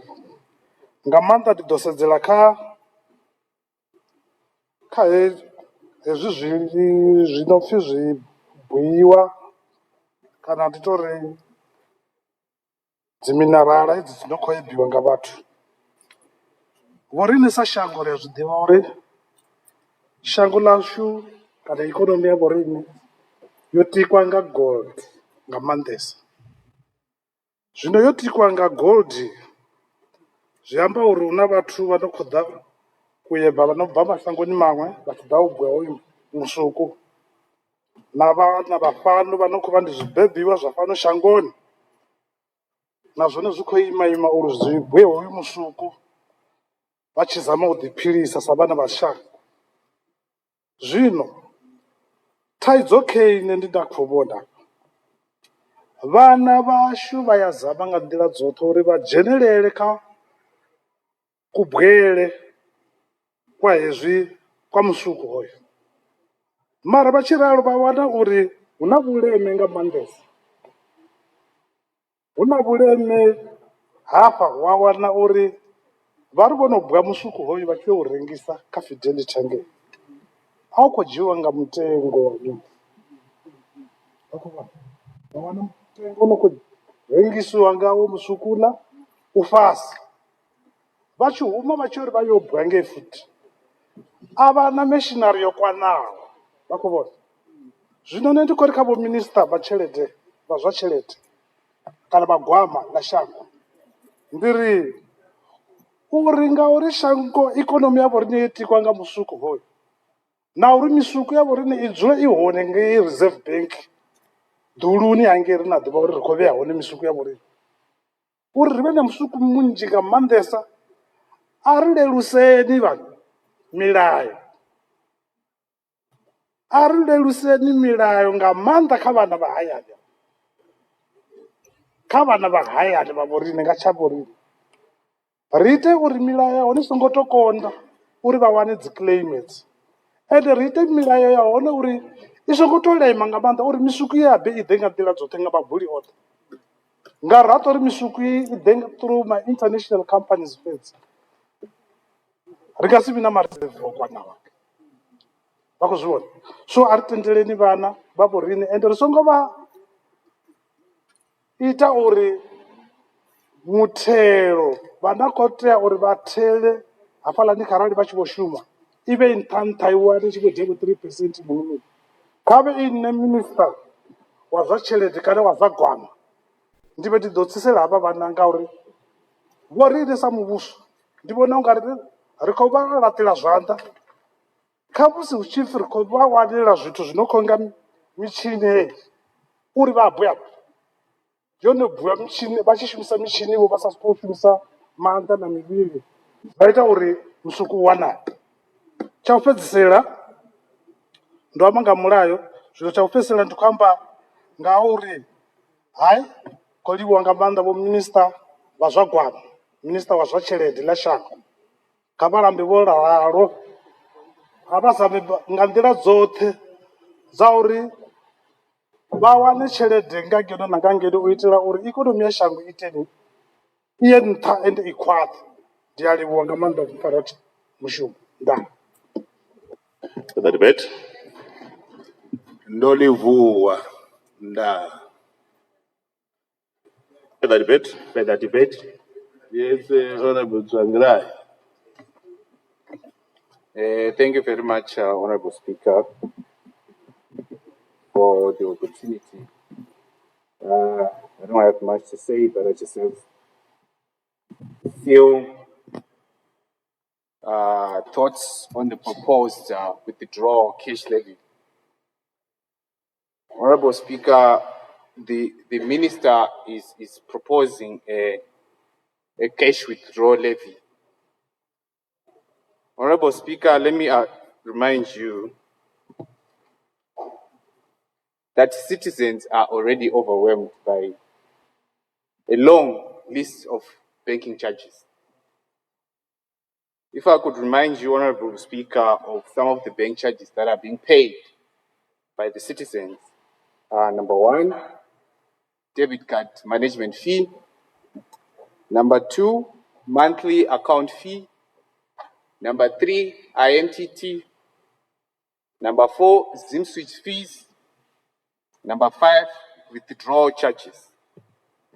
And even balance inquiry, Honorable Speaker, we are being charged. Now, on top of all that, Honorable Speaker, the minister is proposing another tax. Honorable Speaker, there's an argument being advanced by the ministry, particularly the permanent secretary, which says that money is flowing through formal channels, but that people are quick to withdraw it. And that policy is therefore intended to discourage withdrawals and curb practices such as money laundering. Honorable Speaker, I respectfully disagree with this line of thinking. The fundamental question that we must ask ourselves as this Parliament, Honorable Speaker, is that why is it people are not keeping their money in the bank? The simple answer is that it's so expensive, Honorable Speaker, to keep your money in the bank. It's very expensive, Honorable Speaker. So,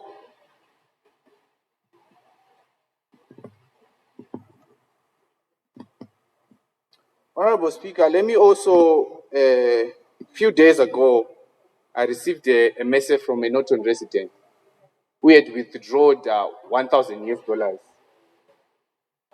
through his ATM. And the bank charged him $25 in existing charges, Honorable Speaker. $25. And if we add the additional 2% levy that the minister is proposing, that same resident is going to pay an extra $20, Honorable Speaker.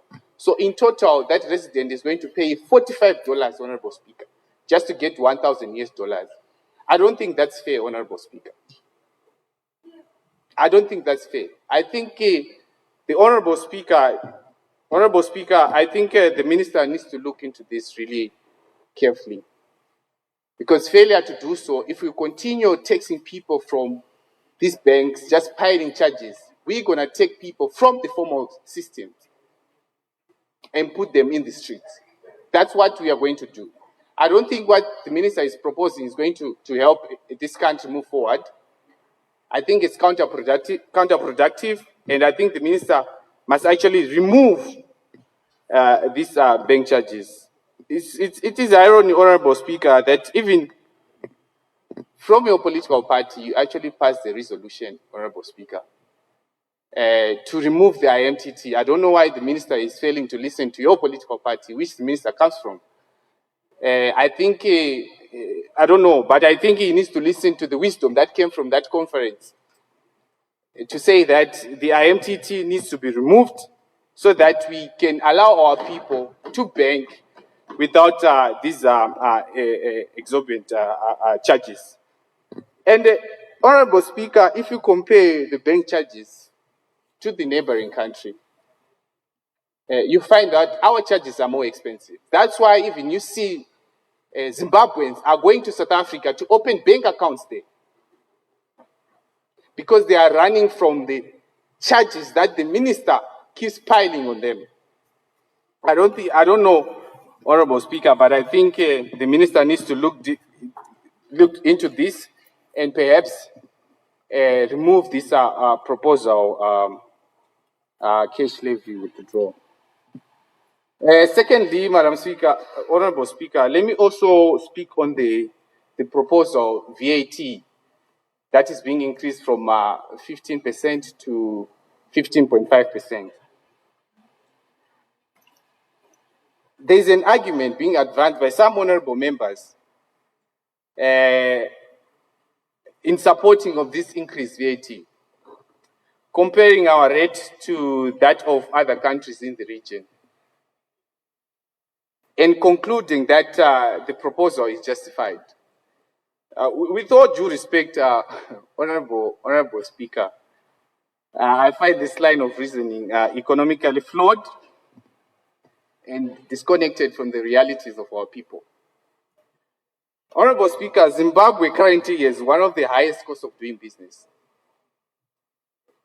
And according to the World Bank, we are ranked among the countries with the highest food inflation. I know the minister is going to come with a counter argument to say that the VAT, some of the basic foods are exempted from the VAT. But Honorable Speaker, that line of thinking is actually dangerous.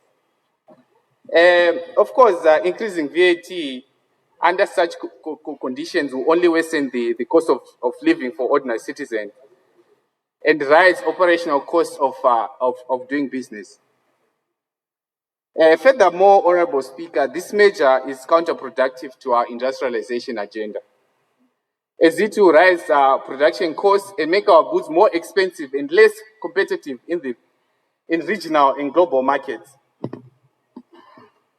In addition, Honorable Speaker, and this I think this is very critical, that what is going to happen is a sharp increase in smuggling, Honorable Speaker.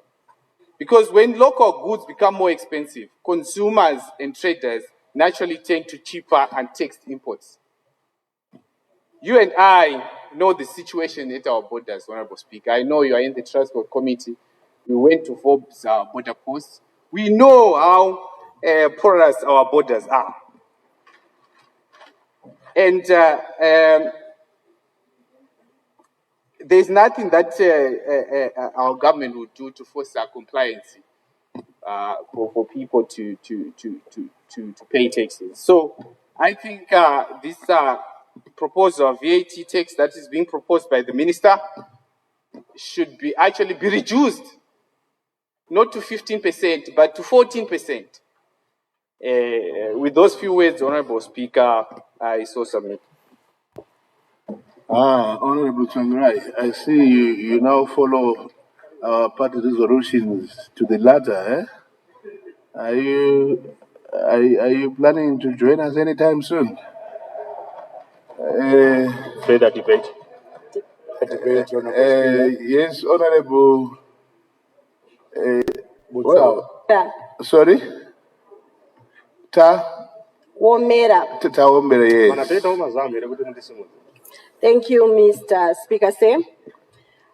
I rise to commend Honorable Minister of Finance for crafting a budget that addresses key national priorities. His focus on areas of economic growth, social welfare, and infrastructure, to mention just but a few, is commendable and aligns with our economic development goals and our president mantra of leaving no one and no place behind. This thoughtful approach will likely to improve livelihoods. Well done, Honorable Minister. I also commend the Minister's support for local industries. With the government reserving the textile industry to promote local production and restrict second-hand clothing. This is a bold move, Honorable Minister. However, Mr. Speaker, besides David Whitehead Textiles, which has recently been revived by a 35 million injection from an Indian investor, the other players include Zimbabwe Spinners and Weavers, Jacaranda Textiles Gallery and Cotton Company of Zimbabwe, which dominates on cotton production but doesn't directly manufacture textiles. Honorable Speaker, my number one point of concern is there is capacity challenges.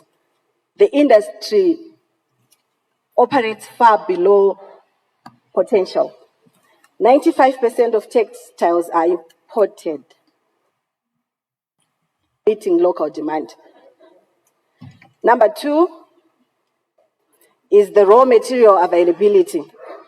Mr. Speaker, local cotton production has declined by 96% since 2011, affecting supply chains. Therefore, only 30% of cotton is used locally. Therefore, Mr. Speaker, I do recommend that specific incentives should be put in place to boost local production. May the Ministry of Finance also encourage more partnerships with international investors.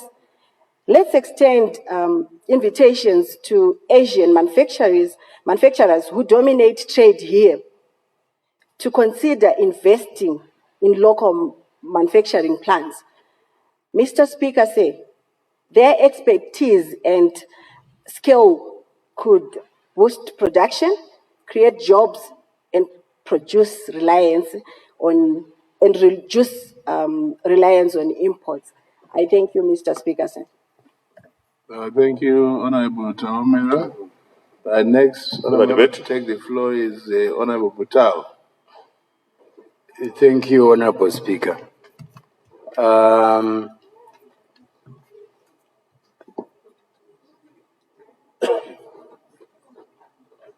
would like to thank our Honorable Minister of Finance for his efforts in raising national revenues amidst, obviously, our inability to access foreign markets, bond markets.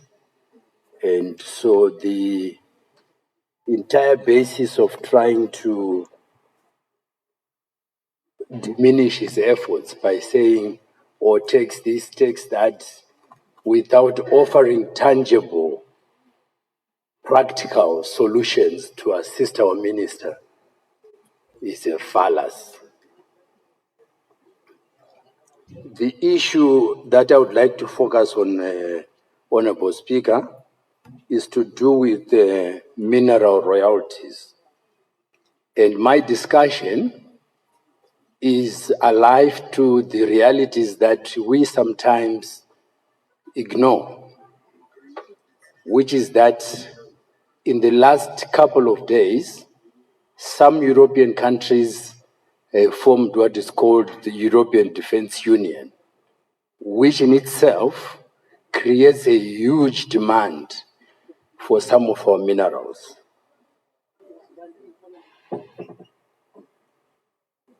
I'm clear that if we raise revenue for our minerals, we should look at both retrospective and prospective application of the law, especially and specifically for lithium, chrome, and PGMs.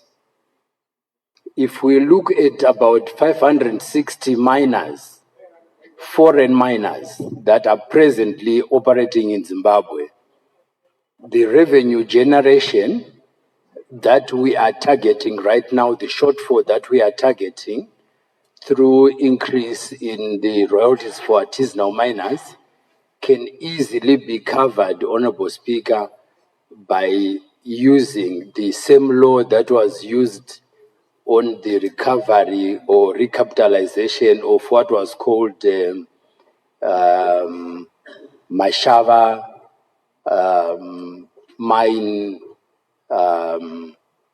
receivables and recapitalization program. That law is still on our statutes, Honorable Speaker. Prospective in the sense that we have some PGM miners that tell us or tell our government that they're exporting X number of platinum metal groups made for processing or refinery in foreign countries, when in fact their major interest in our PGMs are two specific minerals, which is palladium and rhodium, which is enough, Honorable Speaker, to cover their costs of mining, their costs of exploration, and their costs of raw materials, however you look at them. So I have done specific numbers.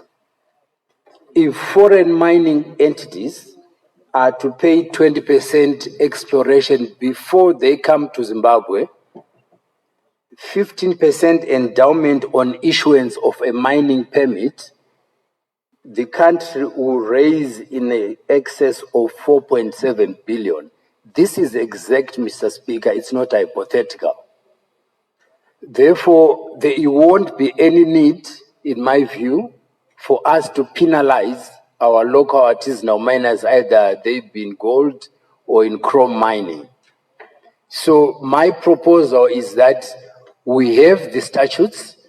These statutes can be used to help us cover the revenue gap that the minister is trying to look at and use as a measure for revenue generation.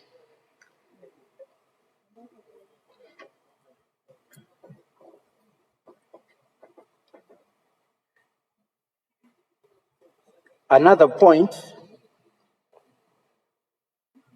is the formation of a cartel. Zimbabwe, South Africa, and Russia are the three countries that are producing PGMs presently.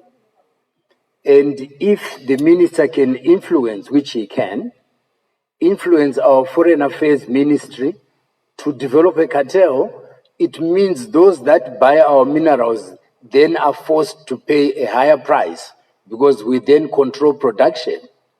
That is a revenue measure, Honorable Speaker. Because if you look at GATT, which was formed in 1948, and the collapse of the national currencies in 1973, they were specifically designed to suppress our raw material prices, especially minerals. Now that Europe is detaching from the US, they will need our minerals for their defense industries. It is the time to reap the low-hanging fruit. Thank you, Honorable Speaker. That debate. Thank you, Honorable Butau. That debate. Yes, Honorable Madziwanika. Thank you, Mr. Speaker.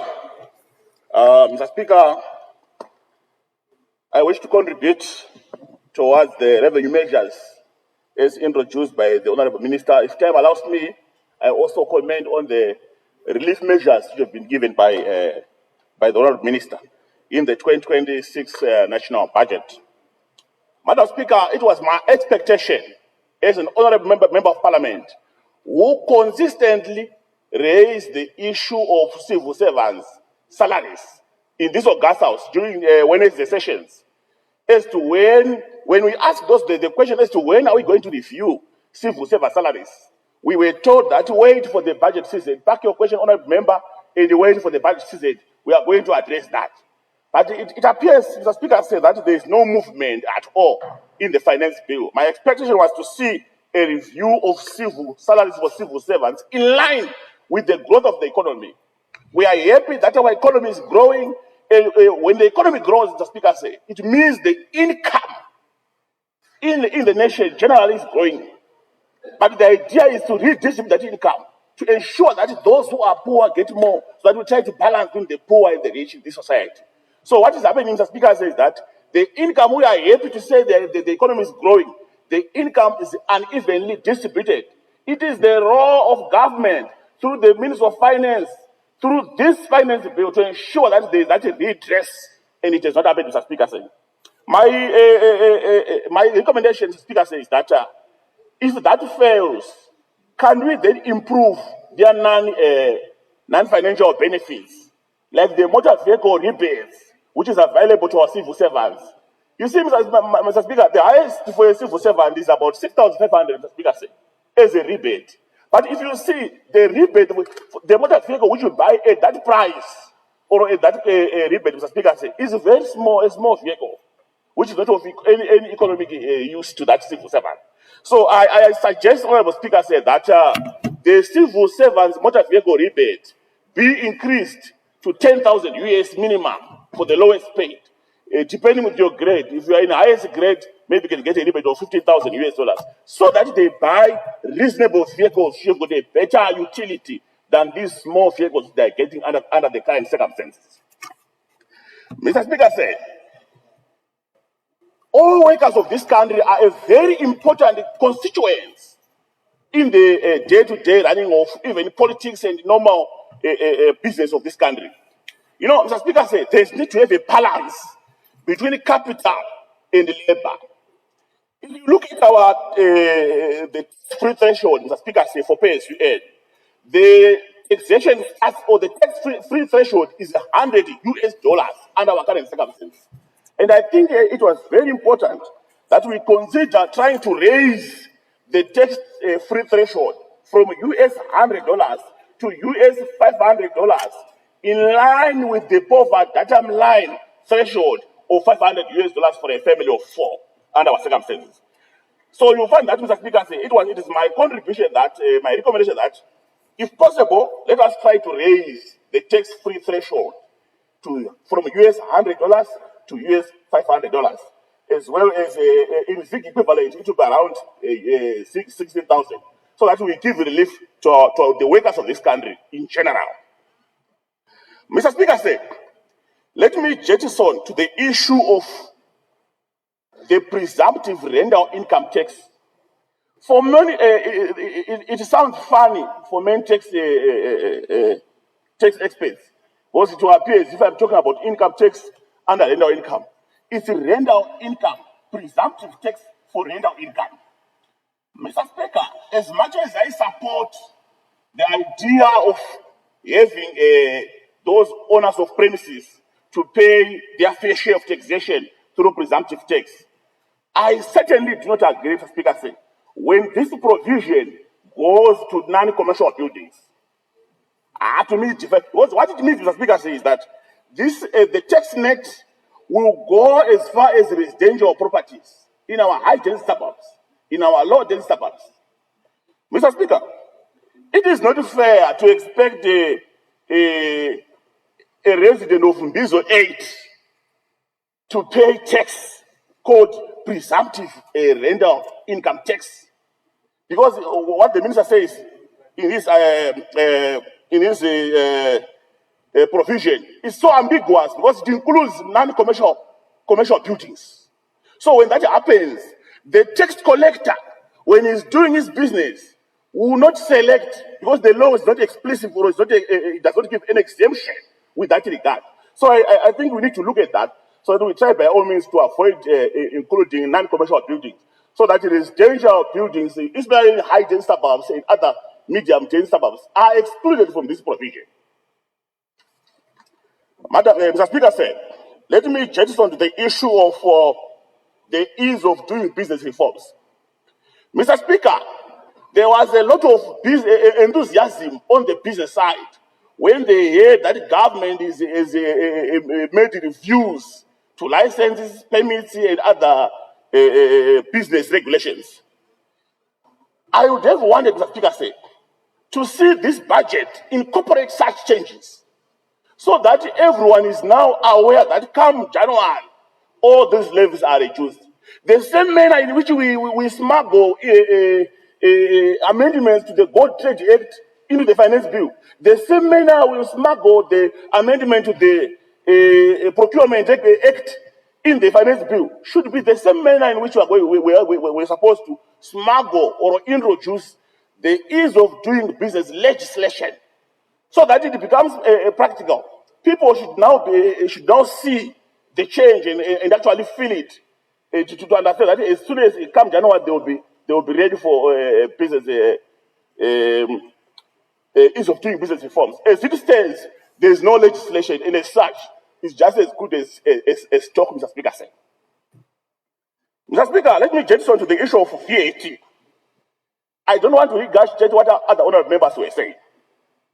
The honorable minister in his budget presentation, he said, we increased the VAT by 0.5% in order to compensate a reduction in IMTT for Zig by 0.5%. Let's pause there, colleagues. Let's do a little bit of mathematics. Mr. Speaker, it is common knowledge that in Zimbabwe, VAT contributes around 24% of our national revenue. You are better off using honorable members than colleagues. Oh, thank you, Mr. Speaker. Honorable members, it is common knowledge that VAT contributes 24% of our national revenue, tax revenue. So, Mr. Speaker said, you will then find that, assuming that you want to collect 9.5 billion in 2026, the share of VAT at 24%, at 24% contribution. If you say 24% multiplied by 9.5 billion, you will get 2.2 billion, which is the contribution of VAT. Then if you factor the 0.5% increase on the 2.2 billion, Mr. Speaker said, you will get a contribution for VAT of 12 million US dollars. So, if you compare, then let's go to IMTT. So we have seen the incidence of VAT, of a 0.5% increase in VAT. Let's go to IMTT. IMTT, Mr. Speaker said, for Zig was reduced by 0.5%. It is common cause, again, Mr. Speaker said, that IMTT contributes to 7.2% of our national revenue. So if you do math again, 7.2% of 9.5 billion, which is our estimated revenue, you will get 680 million, which is income likely to come from MTT. But then you have to multiply that by 20% because it contributes 20% of the total transactions. So you get a figure. If you multiply by 20% and then multiply by 0.5% reduction, you get a reduction equivalent to around 280,000 US dollars. So what it means, the speaker say, there is no compensation. If you compare the 280,000 reduction in IMTT as compared to the 11 million VAT, there is no compensation. Actually, it's an increase in taxation. So I wanted to dissect that so that people understand what it means. So it's not compensation, actually. It's actually an increase in taxation. Mr. Speaker said, let me also highlight that 49% of Zimbabweans are living in abject poverty. And the increase in VAT by 0.5% will actually worsen their situation who are in poverty. Some honorable members previously argued that the increase in VAT does not affect the poor because the basic goods are exempt for VAT purposes. But pause a moment, Mr. Speaker said, you also understand, Mr. Speaker, that the poor people of this country do not only need food as basic goods, they also need clothes. And the clothes are affordable. So to say that it will not affect them because the food is exempt, I don't think it's a sustainable argument, Mr. Speaker said. Mr. Speaker, let me jettison to the issue of non-residence tax on interest. What it means, Mr. Speaker, is previously there was no taxation in this area. What we're actually saying is that investors who want to extend credit to Zimbabwean companies in the private sector, investors who want to extend credit to Zimbabwean private companies in this country who are foreign, when the private companies are paying back the interest, they are now liable to, that interest is now liable to withholding tax. What it means, Mr. Speaker, is that it's either the investor will agree with the Zimbabwean company to say, you take the costs as Zimbabwean company, or else they will take their capital out of Zimbabwe. Mr. Speaker said, it is fundamental to understand that capital follows gradient like water. It is so important that capital allocators across the world, they want to put their capital where they are preferred, where they are certain that they will maximize a payout in terms of interest. So this measure will likely to reduce the incidence of Zimbabwean private companies getting loans from the international community. Mr. Speaker said, let me talk about the issue of betting. Mr. Speaker, a moment ago, everyone was defending minors to say 10% royalty on the gross income. On the gross income is too big. But we are silent, Mr. Speaker said. When we say the betting companies are now liable to 25% of their gross income. That's a measure, Mr. Speaker said. I want to be very sure. That's a measure of highest proportion. That's brutal, to put it specifically. To say, do your business, and we are going to take 25% of your gross earnings. And you know what, Mr. Speaker, a tax on gross income is largely huge as compared to taxable income, tax on taxable income.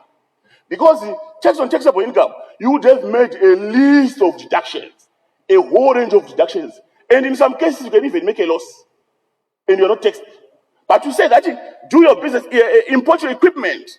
You know, those companies, Mr. Speaker said, they import high quality equipment, and there's also need for security checks and technology, digital technology, which is so essential for that betting companies.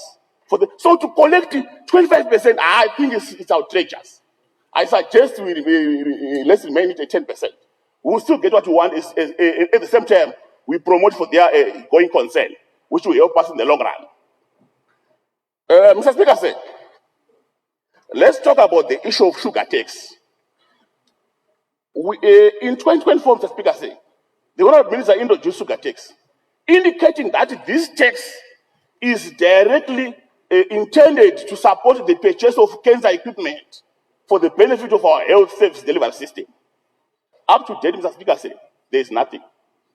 My contribution, therefore, is it difficult for us as this House, Honourable House of Parliament, House, to ensure that we put a provision to say that all those health-related taxes should go directly to the Ministry of Health's account, without any need for retention or for whatsoever, so that we stabilize our ailing health sector, Mr. Speaker. Mr. Speaker, I don't understand why this kind of discrimination exists. The discrimination related to the value-added tax for unbeneficiated minerals.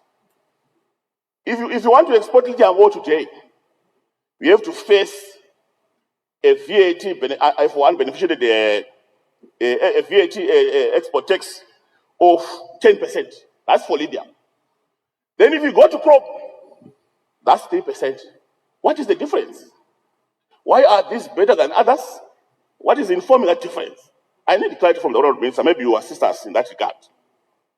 Mr. Speaker, on the issue of gold royalties, it's a different point. There's nothing to do with what has been said by others. I wish, Honourable Speaker, that let's maintain the status quo as amended by the Honourable Minister and invest, and I repeat this, Mr. Speaker, let's also invest in anti-smuggling for mineral campaign. Let's introduce technology.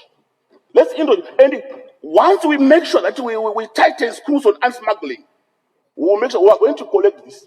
And that will help us. Because we can't continue to cry over again, saying the minerals, the mines are not contributing to income, minerals are not contributing to income. But then when we sit here as members, we fall back again. I don't think it will help us, Mr. Speaker. When we charge pandas for 25% on their winnings, I think it's crude in that sense. So I suggest let the status quo remain. And the minister should invest more on protecting, on ensuring that there is no mineral leakage.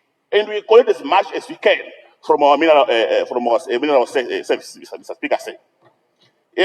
Lastly, Mr. Speaker, I want also to commend the minister. Because sometimes it's not necessary to hammer on the negative only and then you sit down. No. You have to commend where something good is happened.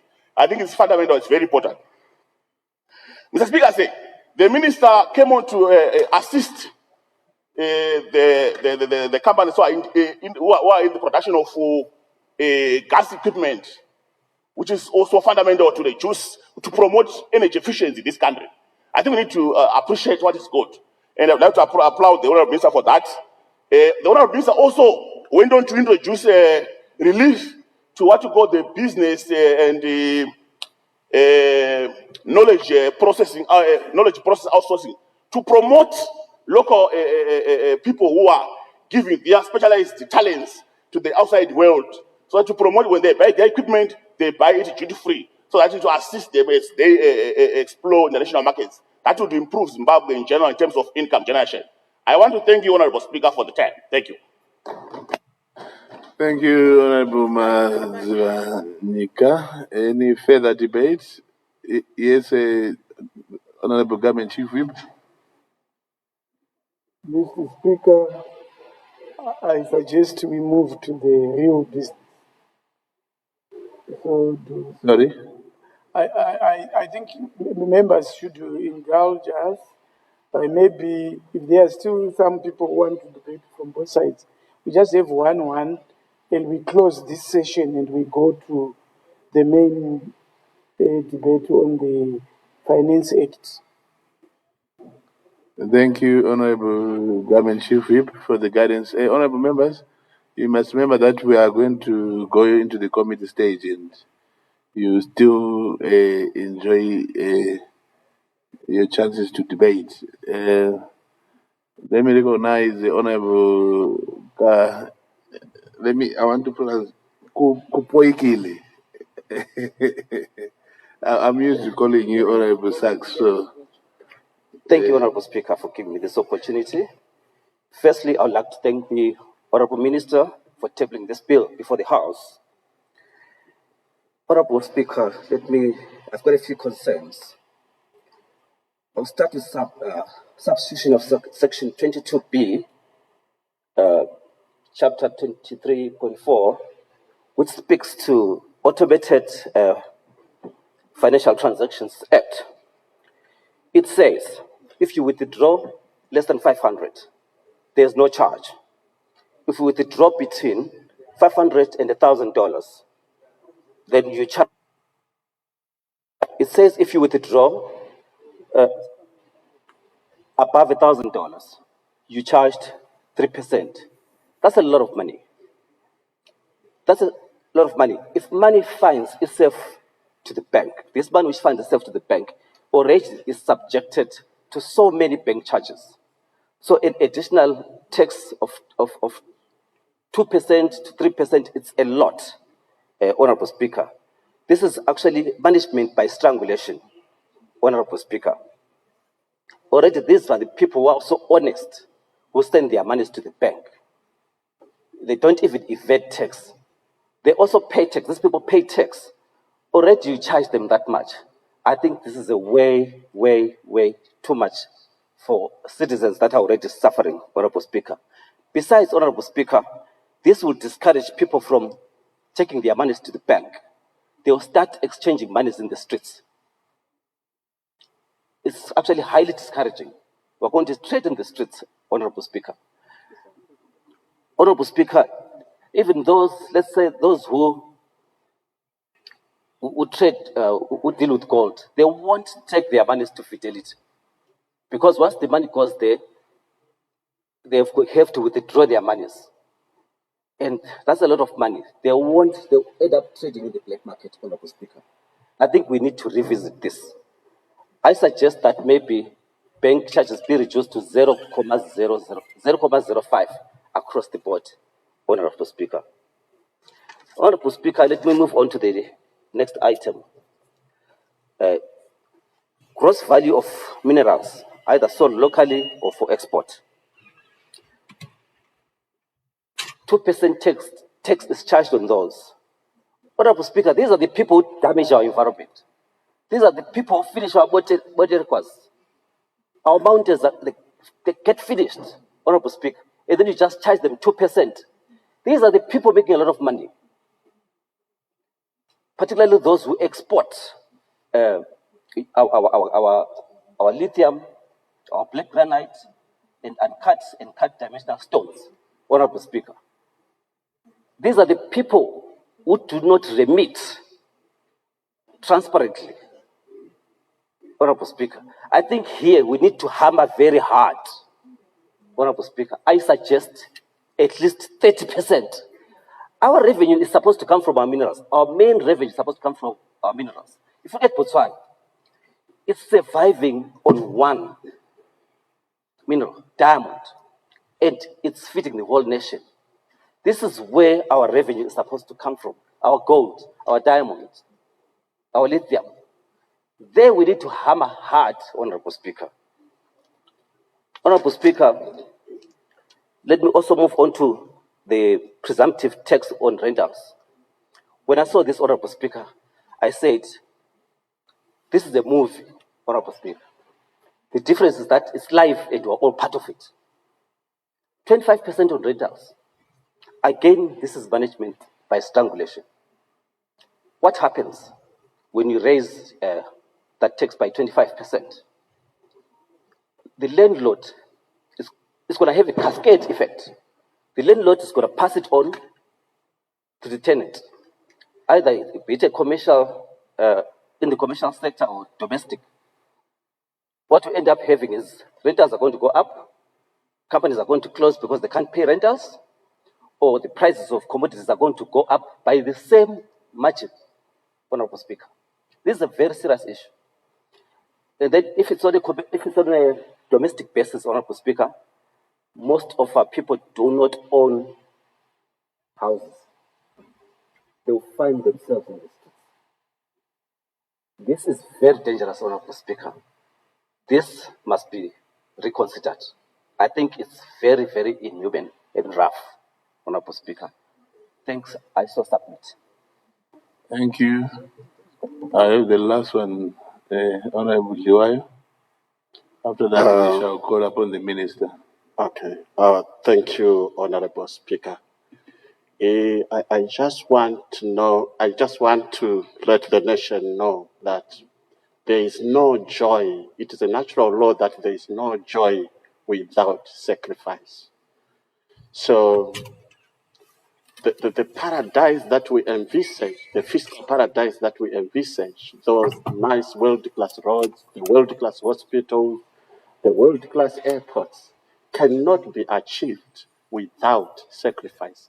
And that sacrifice is a little pain that comes from taxes. So I want to comment a little bit on our VAT upward review. I think that upward review is a necessary pain. Yes, it's painful, but it's a necessary pain given the fact that it's compensating the loss that we had from our IMTT. And the argument that there is some regressivity that is introduced because of that upward review, I think it's debatable, given the fact that the goods that are consumed by the rich are not the same goods that are consumed by the poor. The shirts, the clothes that are bought by the rich are not the same clothes that are bought by the poor. So there is debate around that issue of regressivity. Then coming to the issue of the IMTT differential between the ZIG transactions and the USD transactions, I think that also, given the fact that we want to promote the demand of our local currency, I think it's also necessary. Because if we have the same rate, it won't promote demand for the use of our local currency. So I think that also is necessary. Then coming to the withdrawal levy, given the issue of illicit financial flows, which will... Honorable Liwayo. Honorable Zangrai, I want to excuse you for 10 minutes to go outside and reflect on talking while someone is on the floor. Then you come back after 10 minutes. Leave the house for 10 minutes.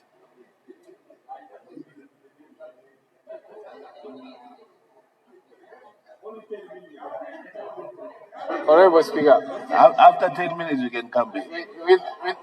But with all due respect, I've we ruled. cannot allow the whole chairperson of budget to come speak like that. I'll end up Is that giving you of the whole, touch? I'll end up giving you the whole day. Is At that least I of gave you touch, this 10 one? minutes, please. Honorable Liwayo, you may continue. Thank you, Mr. Speaker, sir. Then coming to the issue of the review of the IMMT on ZIG transactions, I think that also, I have already commented that it will promote the demand for local currency, so I think it's necessary. Then also moving on to the withdrawal levy, given the issue of illicit financial flows, I think it's a very good instrument to try and fight corruption that comes from holding huge amounts of cash. So I also think that's a necessary move. Then maybe coming to the issue of withholding tax on digital services, that one I would seek a downward review if possible, just to promote digitalization and maybe the use of smart technology. So I would maybe recommend a review, say from 15% to 10%. Then I would also want to applaud the minister for the liberalization of the gold trade, especially, the fact that he has allowed the use of gold. I have a point of order, Honorable Speaker. Honorable Liwayo, yes, Honorable Mashoma, Honorable Speaker. Ndiri kuzwisisana nezviri kureketwa chairman wedu committee yebudget. Asi zvinezvi mukaona minister, Honorable Speaker, kuofisi ya HE maminister akakwana. Saka ndiona kuti inguva yekukambena. Dai tamboita zvebudget tione kuhamba zvakanaka.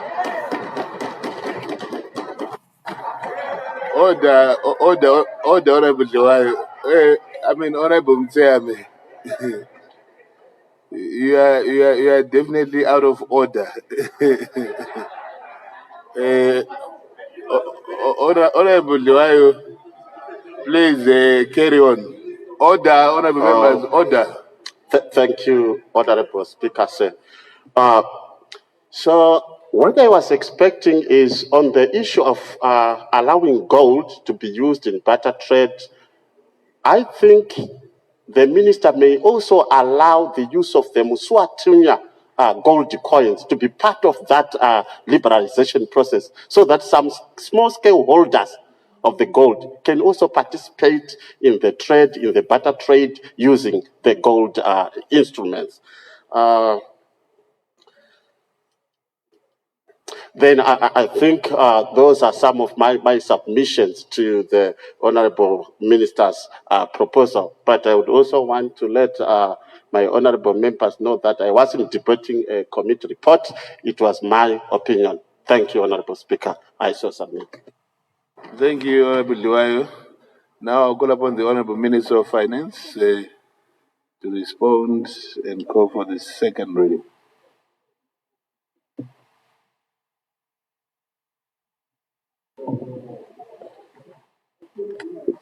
Thank you, Mr. Speaker, sir. Let me start off by responding to Honorable MUSHORIWA.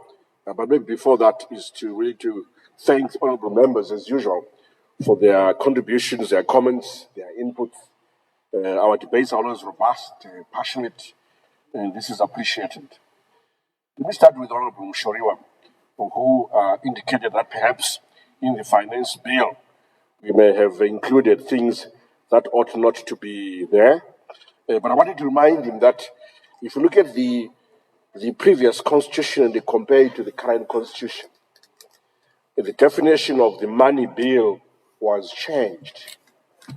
In the current constitution, this bill is permitted to include certain things that we think are urgent, important, and have direct or indirect implications for revenue raising and money issues. I particularly refer him to Section 6, subsection 9 of the fourth schedule of the Constitution. This is in the old Constitution, and compare that to the new section, fifth schedule of the new Constitution. You will notice that there's a difference, and what we are doing is not constitutionally inconsistent. It's not inconsistent with the Constitution. Let me then turn to the issue of amendments to the cash withdrawal levy. I've listened to the argument. The Treasury has been listening, and we've been consulting. We've been holding breakfast meetings as well, in addition to the debate here. And as we go into committee stage, we're going to make proposals for that cash withdrawal levy, for it to be less onerous, as he has indicated, and others have also indicated. On IMTT, the proposal was that why not also reduce the USD IMTT rate by 0.5% as well to 1.5% to match the IMTT rate for ZIG transactions. No, we don't want to do that. We still want to favor the ZIG. The reason why we of course, VAT applies to both ZIG and USD transactions. The issue there is about tax deductibility as an expense, which then impacts corporate income and other relevant income relevant to that kind of deduction. That's what we're trying to deal with using a 0.5% VAT increase, which then applies to both USD and ZIG transactions.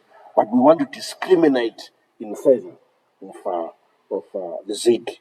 So that's why we reduce for the ZIG and not for the USD.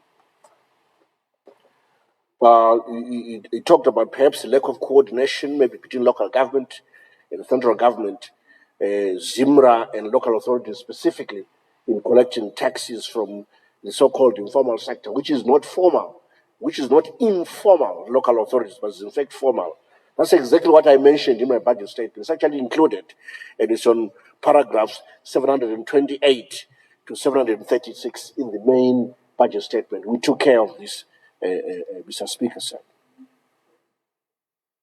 Then on the issue of tax brackets, usually we make these adjustments, a proposal in tax brackets when inflation is on the rise. But what we're experiencing is a downward trend in inflation. We expect annual inflation actually to be single digit in end of Q1, Q1 next year, and so will USD inflation. We have no reason to adjust bands at this stage. But of course, shocks can happen, they can occur, and we always have an opportunity to review things during the midterm budget in July, which will be July 2026. I now turn to Honorable Togarebi, Chief Whip for the ruling party members. The issue of, first of all, he commended the minister for a job well done. For dexterity, producing a pro-poor budget, pro-development budget. That's exactly our intention, Mr. Speaker, saying we were pleased that our Chief Whip has noticed this and is commending us for it. We appreciate that. And then he's also happy with the tax deductibility of IMTT, which was a response to industry requests. On the issue of royalties to gold, that perhaps we should keep the 10% upper rate for foreign investors, and then favor local investors, and maybe even maintain the current arrangement for small-scale miners where they are paying actually 2% royalties. Again, I've listened to this. There's so many presentations on this, even from the Chamber of Mines, the Small-Scale Miners Federation. We again, when you come to the committee stage, we're going to make proposals, Mr. Speaker, to reduce these royalties in a manner that we think would be fair. But I wanted to say perhaps we won't discriminate between foreigners and locals. Once you have a law that says foreigners, locals in a big industry like gold, you may send the wrong signals to foreign investors. I think you're just better off saying a small scale, large scale. It's understood that you wouldn't want to be a foreign investor and remain small. So ordinarily, obviously, you're going to be big. That's a better way to discriminate. But I think that we should accept the one thing, though, that we have a situation, Mr. Speaker, of arbitrage. We think that as much as 50% of the gold being delivered by small-scale producers is actually from large-scale producers, because they realize that there's a lower royalty, so they make arrangements, and then they deliver through the small-scale, producers. And this arbitrage is an issue. Of course, the gold gets delivered, so we're happy that the gold has been delivered, be exported, but this arbitrage is a source of discomfort. And I think the Chief Whip was correct, Honorable Togarebi, Mr. Speaker, said that the finance bill is a bill that changes every year, sometimes twice a year, to accommodate certain issues in our legislative agenda, which are urgent, and they don't necessarily have to be financial, but better still if there's a financial implication. So there's nothing wrong with what we've proposed in this finance bill, which is an issue that the Honorable MUSHORIWA was concerned about. I now turn to Honorable Mateo, who was concerned about the 25% tax on punters and lot operators in the gaming industry. Our view here as government that these are they are sin taxes. So we have a policy that if it's a sin tax, we should tax it, but then the revenue should be used for good activity, especially in education, health, and so forth. We've been dealing with drug and substance abuse, budget demands. That's how we should apply it. But at 25%, we feel we should be comfortable with this kind of tax. Then on the presumptive rental tax on property, Let me say something about presumptive taxes in general. If you are compliant and are able to capture your expenses properly, your revenues properly, and therefore an accountant will get into your books and do the accounts, and then you comply with ZIMRA, there's no problem. You might even end up paying lower tax. But if you're not compliant and then a presumptive tax is applied to you or your business, then you shouldn't mourn either. The only way to comply, to get a lower tax is to comply. If you don't, then you suffer a presumptive tax. Then you might think it's rather high. So only the rental tax on property that's rented out. This is okay. There's nothing wrong with this. It's normal for people to pay on extra income that they earn. Of course, it is the case that they ought to pay tax. I don't think we should be shy about that. On dealing with the informal market and so forth, this collaboration between local authorities and central government, I've already dealt with this, and this is what is captured in paragraphs 728 to 736 in the main document. On royalties, again, maybe separating foreign and local, as I said, Mateo, Honorable Mateo, Mr. Speaker, I wouldn't want to do this separation. It may not be well understood by foreign investors. I think we should still maintain the small scale versus large scale type separation. There are other members several members who made the point that perhaps the VAT tax to the extra 0.5% may affect the poor. Again, Mr. Speaker said, 21 products that are in the basket of those in our low-income groups are VAT exempt. I will read these for completeness. Bread, buns, rolls, and similar products. That's 1. 2, cooking oil. 3, salt. 4, milk. 5, margarine. 6, sugar. 7, vegetables and fruits. 8, maize and maize meal. 9, wheat and wheat flour. 10, sanitary ware, menstrual cups. 11, agricultural inputs. This is capital equipment, tractors, combined harvesters, portable sprayers, animal feed, pesticide, etc. 12, fertilizer. 13, medicines and other pharmaceutical products. 14, goods used by the blind and physically challenged. 15, supply of domestic electricity, Mr. Speaker said. And then 17, water supplied for domestic use. 18 is diesel and petrol, ethanol, and aviation fuel. 19, paraffin. 20, LPG gas. And finally, road toll fees, among others. Of course, Mr. Speaker, I don't expect those in the low-income brackets to be demanding the use of aviation fuel, but it's included in the list of 21 exempted items. Let me also make another point, that within the region, at 15.5%, which is proposed, we're not even the highest. Other countries such as Zambia at 16% VAT, DRC 16%, Malawi 16.5%, Mozambique is 17%, Tanzania mainland is at 18%, and Madagascar is at 20%. So there are many other countries that are way above where we are. We are basically better than the middle.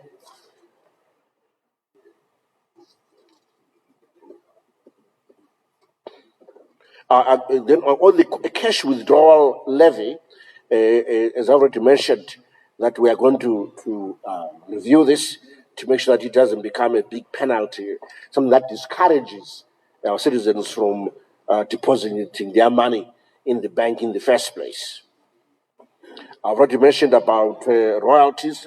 One honorable member basically argued that some of these royalties should be paid in gold, but we already have that rule in place, that 50% of the royalties should be paid in gold, which is then sent to the Reserve Bank to assist in building our reserves to back the ZIG. I also listened to Honorable Mandwanzra.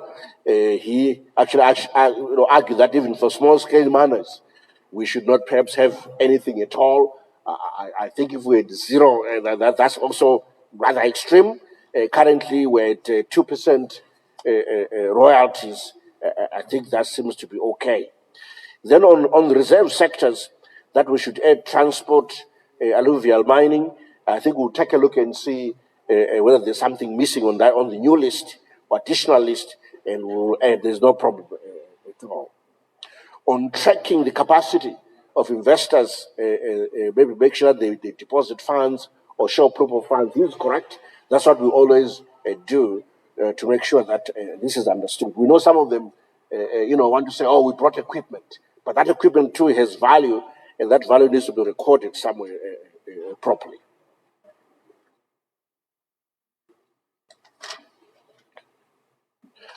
There's a colleague who mentioned, an honorable member, Mr. Speaker, who mentioned that this budget is silent on incentives for the youth. No, it's not silent at all.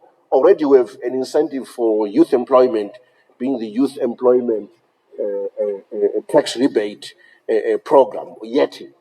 And in this budget, we've actually said the YETI provisions, which is a rebate for employing youthful employees, will now apply to the new BPO and KPO organizations or businesses. So we have something included. There were one or two members who mentioned about reduction of PAYE, again, separation of foreigners from locals for gold royalties. I'm not so sure. And then that digital taxes may hurt business. I'm not so sure. I think this is anyone, frankly, who's able to typically use digital infrastructure is not someone who doesn't have the means to pay. Typically, there's someone with some means to pay and honor tax obligations. Someone made the comment that perhaps this budget it just focuses on tax revenue raising and not on developmental aspects. That is not correct, Mr. Speaker.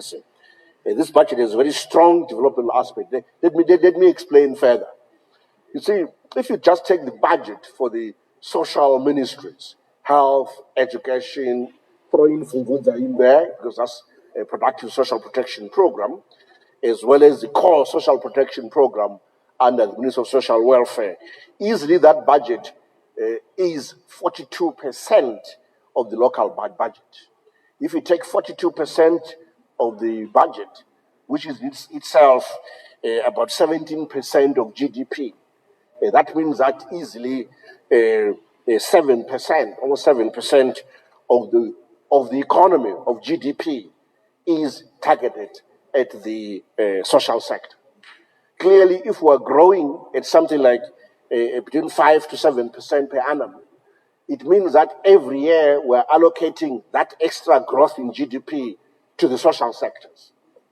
Surely that's the ultimate definition of inclusive growth, where you take whatever the economy is growing at, that additional GDP, and is being redistributed through the budget to the social sectors. Clearly, that's inclusive. That is developmental. Order, Honorable Minister. Honorable members, can you please hear the minister in silence? Because you'll be now asking all these questions again when you go to committee, yet you are making noise. Please. Honorable Minister, you may continue. Thank you very much, Mr. Speaker, sir. Of course, there were jocular comments about the cost of my meals and so forth. I just want to say to the honorable member that he is free to have free dinner tonight, courtesy of the Minister of Finance.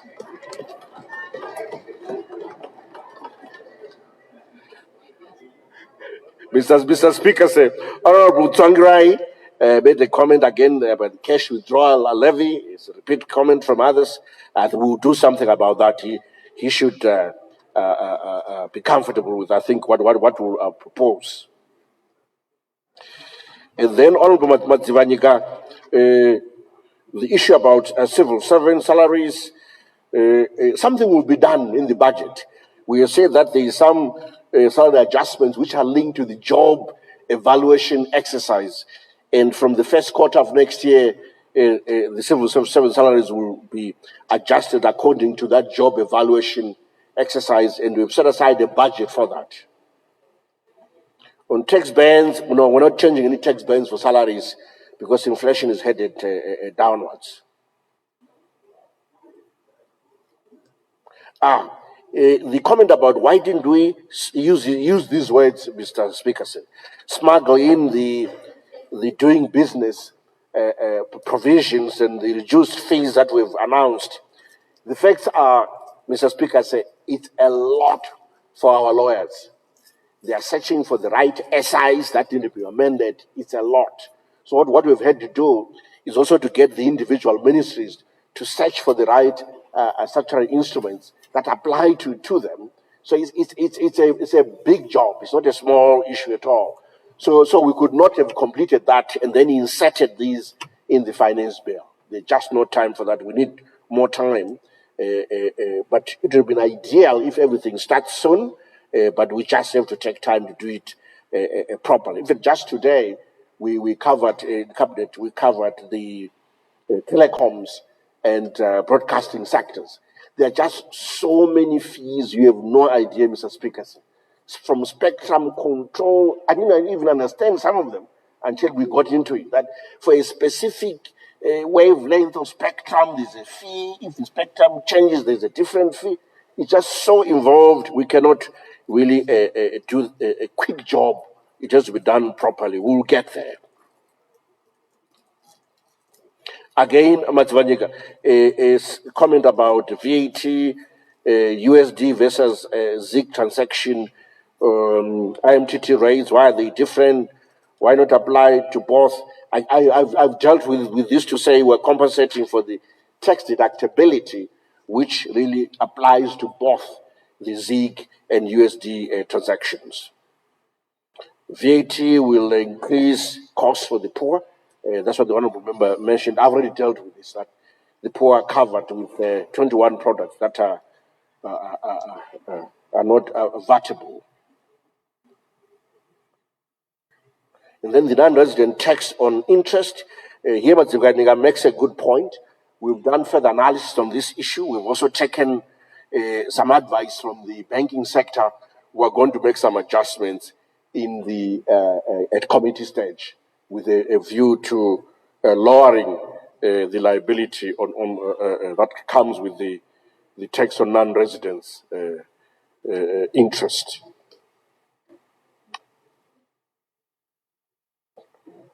Then on the sugar content tax on beverages, that nothing is happening on cancer machines. Something is happening, Mr. Speaker. Something is happening. Cancer machines are being procured. In fact, I'm looking forward to visiting one of our hospitals in the not so distant future to assist in commissioning. If Parliament will allow me to assist in commissioning some of these cancer machines. On the export tax on unbeneficiated minerals, I thought the honorable member should be pleased that we have these kind of taxes, 10% for lithium and so forth, antimony and so forth. This is important to make sure that we can penalize an export of unbeneficiated minerals. I don't think there's an issue here at all.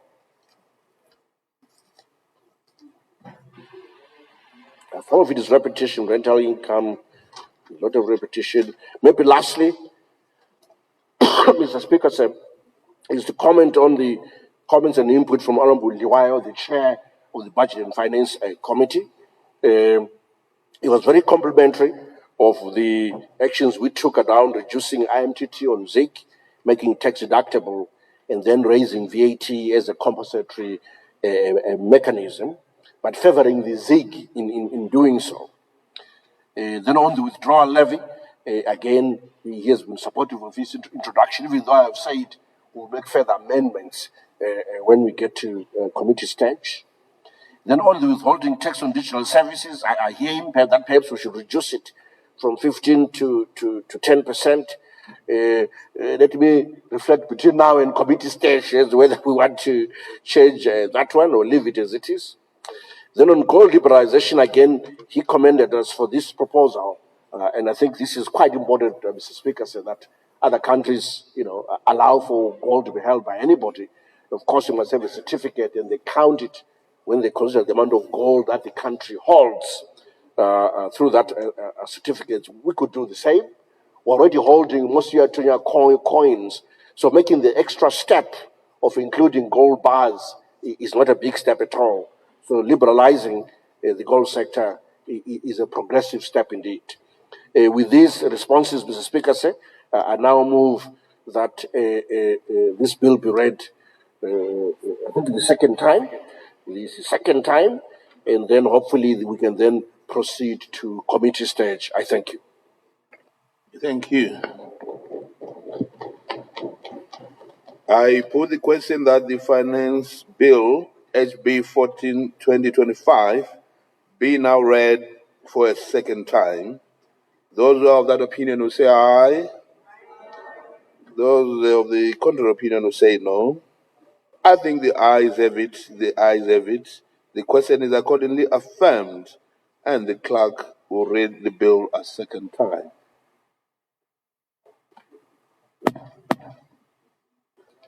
Finance Bill 2025, SB 14 of 2025. What day for committee, Honourable Minister? Now, Mr. Speaker, sir. The whole House will be in committee.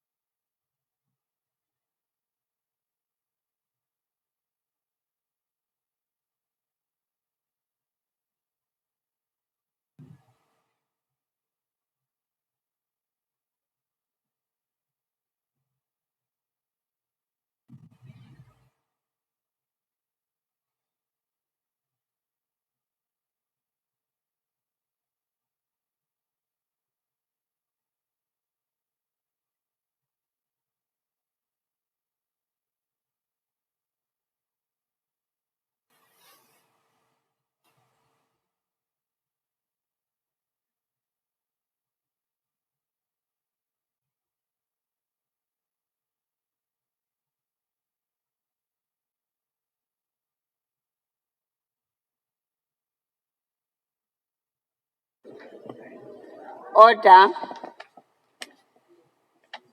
The Committee of the Whole House will take into consideration the Finance Bill 2025, HB 14 of 2025. I put clause 1, short title. Is there any debate? Yeah, Mr. Speaker, Madam Chair, just want a clarification. Just clarification, Honorable, just hold a bit. I am not a lawyer by profession. The short title is saying the act may be cited as Finance Act 2025. Minister, I'm going to 2026 here. I'm not sure about that one. Just wanted the clarification.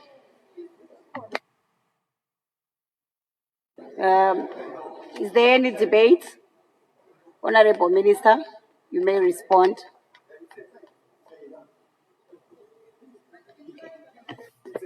It's a typo, 2026.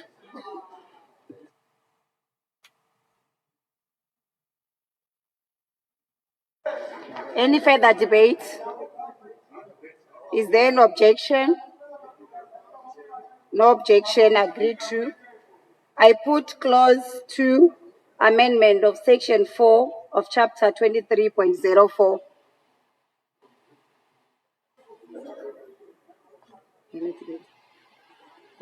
Is there any debate?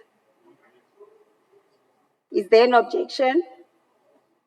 No objection, agreed to. I put clause 3. Is there any debate? Yes, madam. Call upon Honorable Wete. Thank you. Thank you, Madam Chair. Madam Chair, as much as I support this, the idea behind the clause is with my full support. However, Mr. Speaker, Madam Chair, I'm thinking that this is not well crafted to protect. It's clause number 3. Number 3. Yeah, the issue to do with the business or knowledge process outsourcing. It's a brilliant idea. However, the crafting of this clause does not protect ourselves from abuse. Abuse by most likely employees of foreign companies who may be domiciled in Zimbabwe. They will end up importing equipment duty-free, yet they are bona fide employees, not that they are actually offering a specialized service from Zimbabwe. So I don't know how best you can craft it so that it becomes clear on that one. How we can protect our because at the end of the day, people will buy high capital goods for free, taking advantage of this clause. So it's just the crafting that needs to be corrected to hedge ourselves from that. And also, don't we also have specific areas that we, or specific services that we actually say these are applicable? Because if you look at those knowledge process outsourcing, it involves quite a whole range of issues, like legal services, it goes to data analysis, market research, and some of those things are not specialized in my understanding. It's only that someone else could have taken advantage, or someone else in a foreign country would have taken advantage of cheap labor from Zimbabwe. So it may not have been. So at the end of the day, we open ourselves to almost every sector of the market. Creative design, business, engineering, people will take advantage of this. So at the end of the day, it might end up defeating the intention of the legislation. I thank you. Thank you, Honorable Minister. Thank you, Honorable Matsiwanika. I thank him, Madam Chair, for his contribution on clause 3. I think that when it comes to BPOs, Madam Chair, we don't want to specify the activities. They're so wide, so varied. We're only too pleased that our qualified Zimbabweans, high intellectual capital that we produce, that we have, are able to offer their services without leaving the country, without relocation, and earn foreign currency and revenue while based at home. That's all we're trying to incentivize. And then the issue of that, perhaps there might be a window of abuse, someone may import equipment, this and that. Look, the equipment has to be for use by the BPO or KPO. It can't be for something else. So that clearly will be ring-fenced, and that's what Zimra is good at policing. So I can assure my honorable member Matsvanika that he shouldn't worry about this. Let's have a go. Let's support this. And then if we notice loopholes in a year or 2 years' time, we'll make some refinements. I thank you, Madam Chair. Thank you. Is there an objection? No objection, agreed to. I put clause 4. New section inserted after section 13B in chapter 23.04. Is there any debate? Sorry, Chair, Madam Chair. Let's debate. There's actually, I've got an amendment before the new clause 4.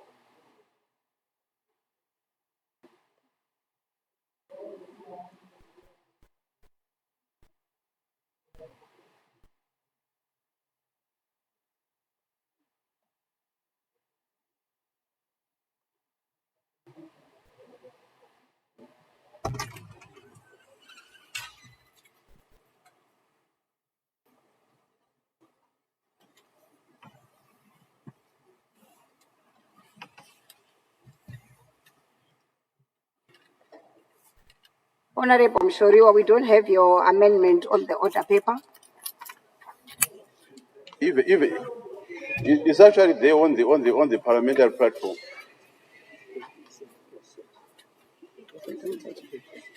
You may proceed. Madam Chair, my amendment is actually an insertion of new clause 4 and 5, so that you then renumber the other clauses accordingly. This clause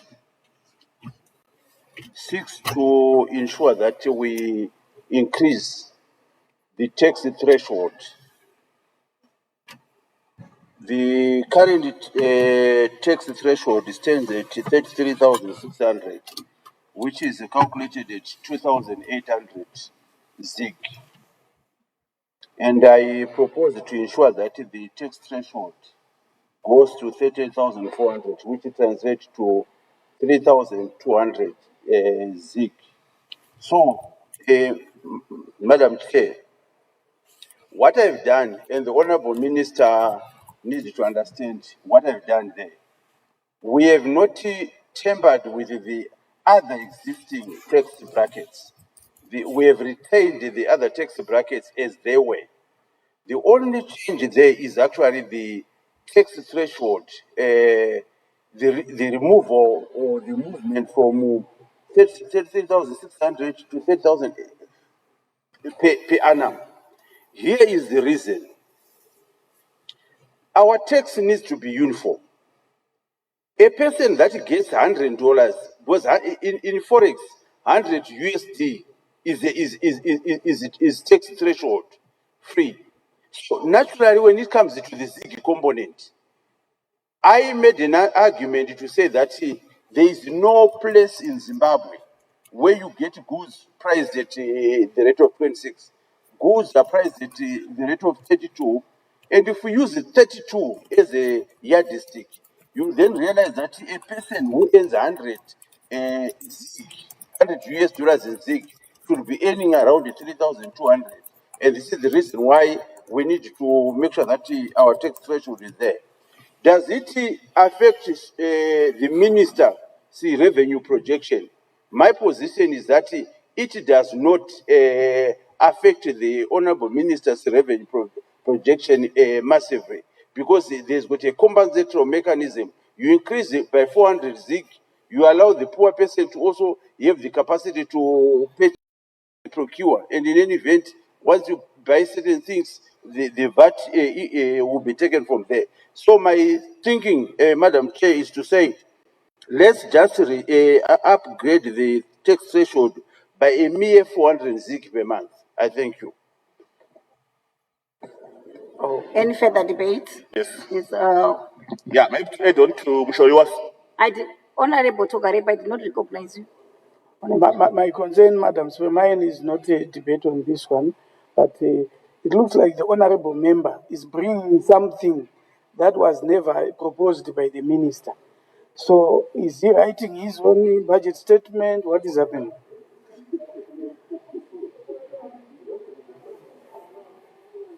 You are allowed to write your own budget. Then you can form your own government. No, that's not how we have to do it. No.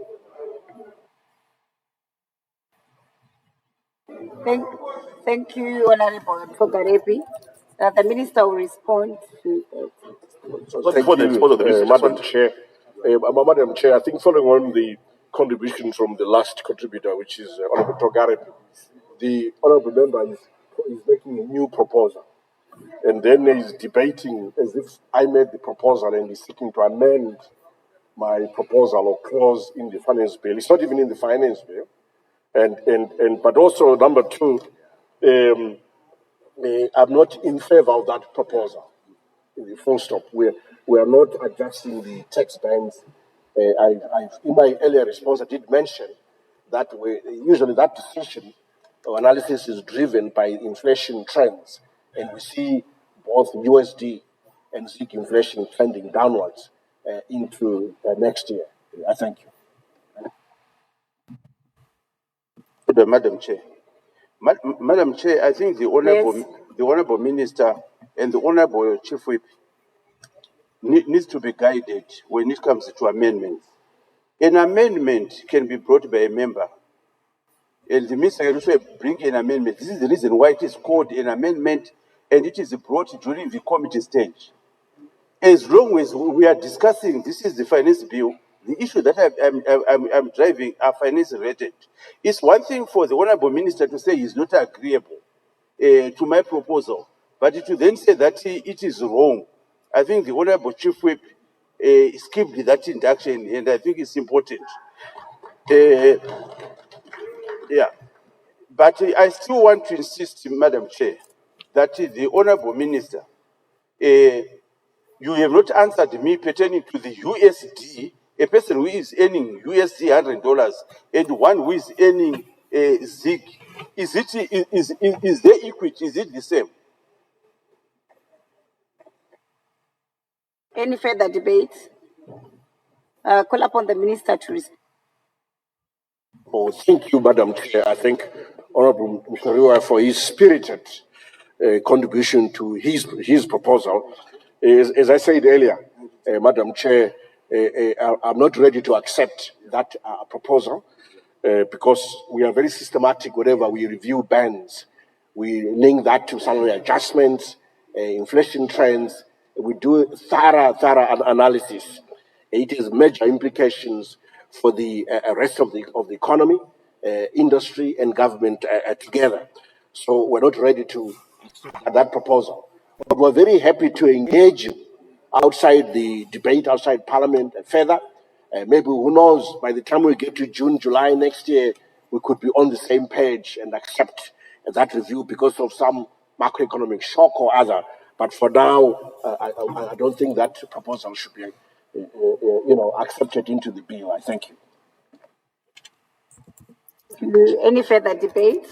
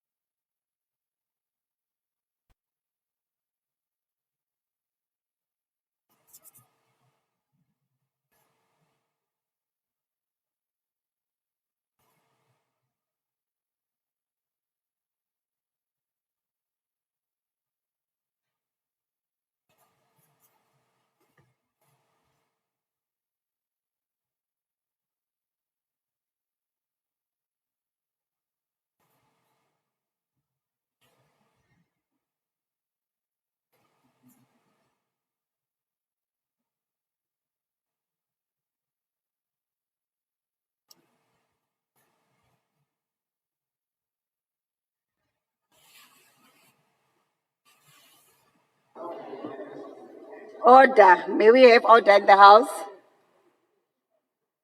I put the amendment proposed by Honorable MUSHORIWA. Is there any debate? I put the question that the amendment be now made. Those of that opinion who say aye. Aye. Those of the contrary opinion who say no. No.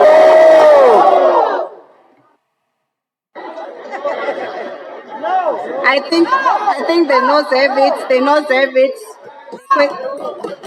The question is accordingly indicated.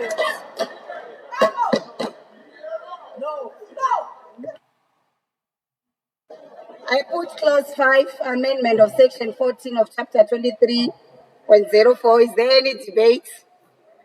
Is there an objection? No, sorry, there's debate. You are too fast, Chair. You are too fast. There is a... Can I also in Kumba? We are at work here. Madam Chair, I think there's a type of error on the 4.1a. It says conform to the criteria published or prescribed dispose. It is maybe supposed to read conform to the criteria published or prescribed by the Sports and Recreation Commission. It's very important. We have read. Honorable Minister. Honorable Chair, the little typos are always cleaned up. It should not concern us, but the import, every time when we do the bill, it will be cleaned up by the drafters when it's going for publication. So those little ones, they don't materially affect the import of what is there. So I think let's focus on the main issues rather than kuti koma yabekwa papi ngatiise koma. No. Thank you. Is there an objection? No objection agreed to. I put clause 6, amendment of schedule to chapter 1 of chapter 23.04. Is there any debate? Is there an objection? No objection agreed to. I put clause 7. Okay. Sorry. Yeah.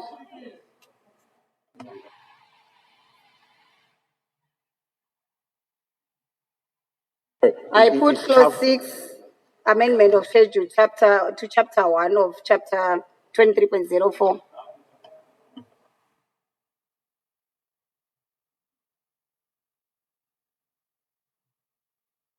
I was triple parallel processing. So I'm back there with you, Madam Chair. On clause 7, which pertains to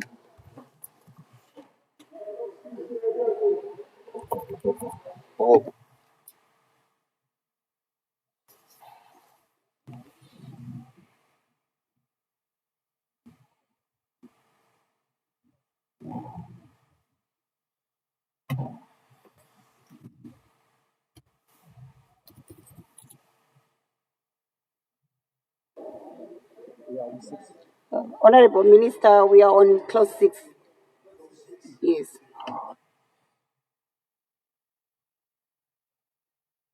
Is there an objection? I'm still checking because I think the numbering is moved around. No, we are comfortable with clause 6, Madam Chair.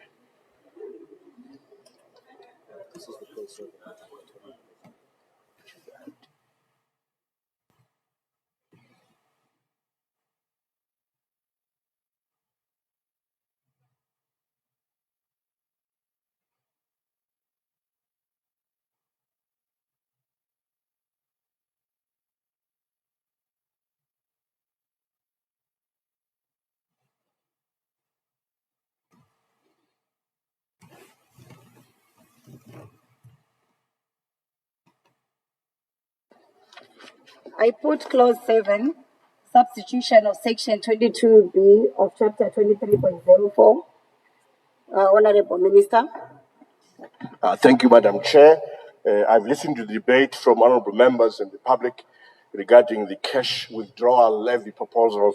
Therefore, I hereby propose that we repeal that whole clause 7. Thank you. Is there an objection? No objection agreed to. I put clause 8, substitution of section 22C of chapter 23.04. I call upon Honorable Minister.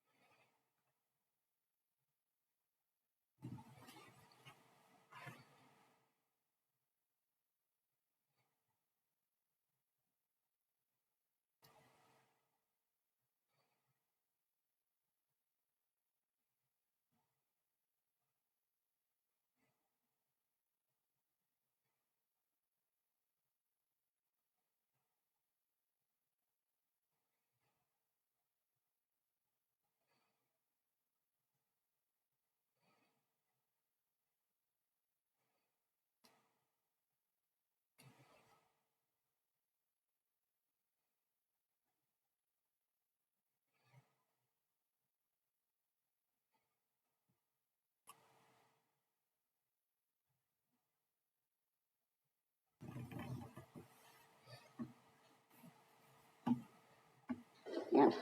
I put clause 8, which is now 7, substitution of section 22C of chapter 23.04. I call upon Honorable Minister. Is there any debate? Is there an objection? Yes, there's debate, Madam Chair. There's debate, Madam Chair. The minister seeks to remove clause F to O, making those categories to go under self-assessment.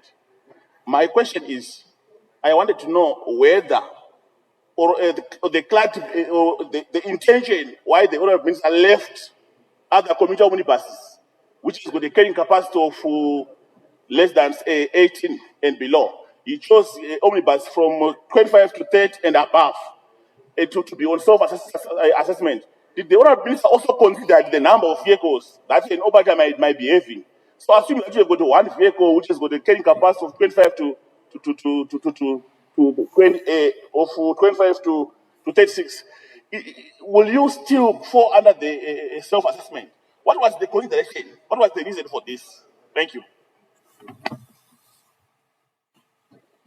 Is there any debate? I call upon Honorable Minister. Madam Chair, yes, for self-assessment, we're targeting the large passenger carriers. So we had to have a cutoff point, and that's a cutoff point which we decided to use. Let's proceed with it.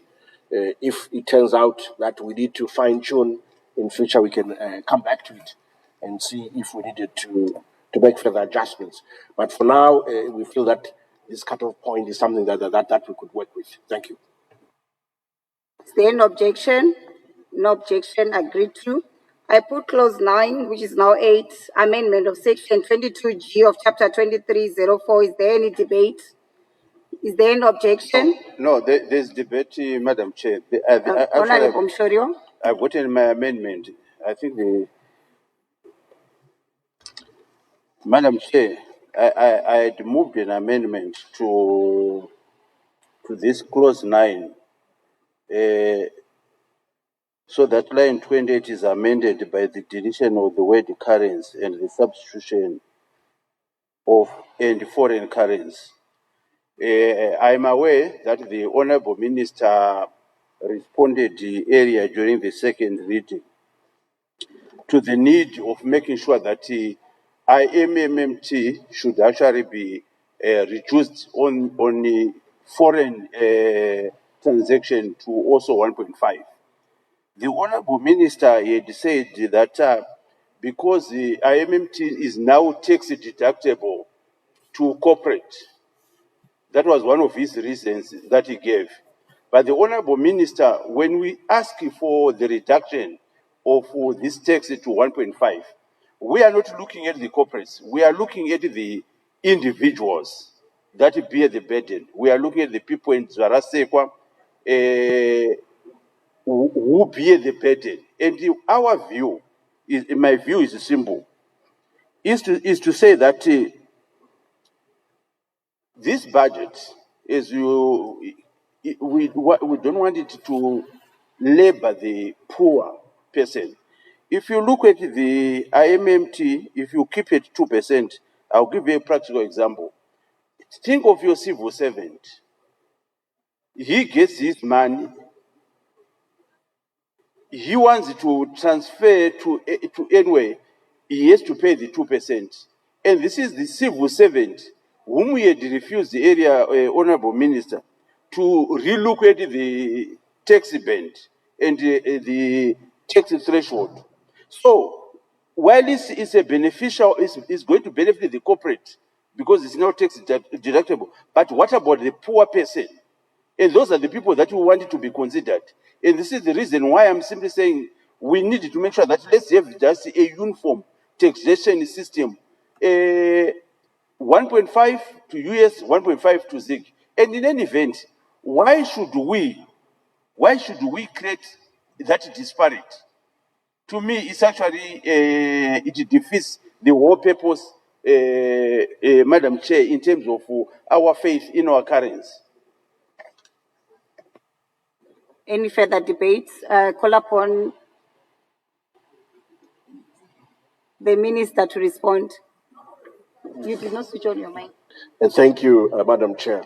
I thank Mushoriwa again for a spirited comeback on this issue, which you've already tried to deal with.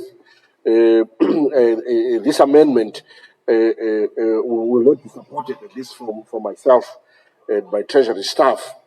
The reason being that we want to still promote the ZIG to shift the preference towards the domestic currency, the ZIG. So we want a lower IMTT rate on ZIG transactions. So USD transactions will attract a higher IMTT rate of 2%. And this issue about VAT and stuff, that is to deal with the fact that both USD and ZIG transactions are now tax deductible, where the IMTT is now a tax deductible expense. But the differential between ZIG and USD, I propose that it stays, and therefore the clause should be allowed to stand as is. I thank you. Wait. Honorable Changirai. Maita basa ambacho chikaro. Tine issue ye ku Empower Bank. Whereby my youth vakutora loans ku Empower Bank, they know for charge of entity. But Maria vanososara nayo inozochanelwa kuma project inongwe Boti Minister Montero, maybe Deputy Minister of Youth Montero. So ndikuti mari inozosarwa ichichanelwa nema youth kuma project awo inonge yaishoma. So chikumbiro kubva kuma youth kuti IMTT aimamboibvisa kuma loan anomboti ari kubva kuEmpower Bank achiendeswa kuma youth.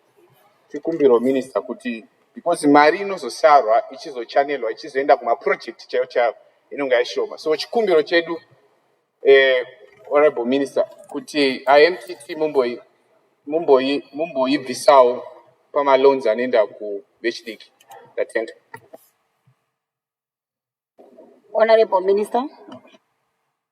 Thank you very much. For now, we have made the IMTT tax deductible, even from our power bank or youth bank. So we've made that provision.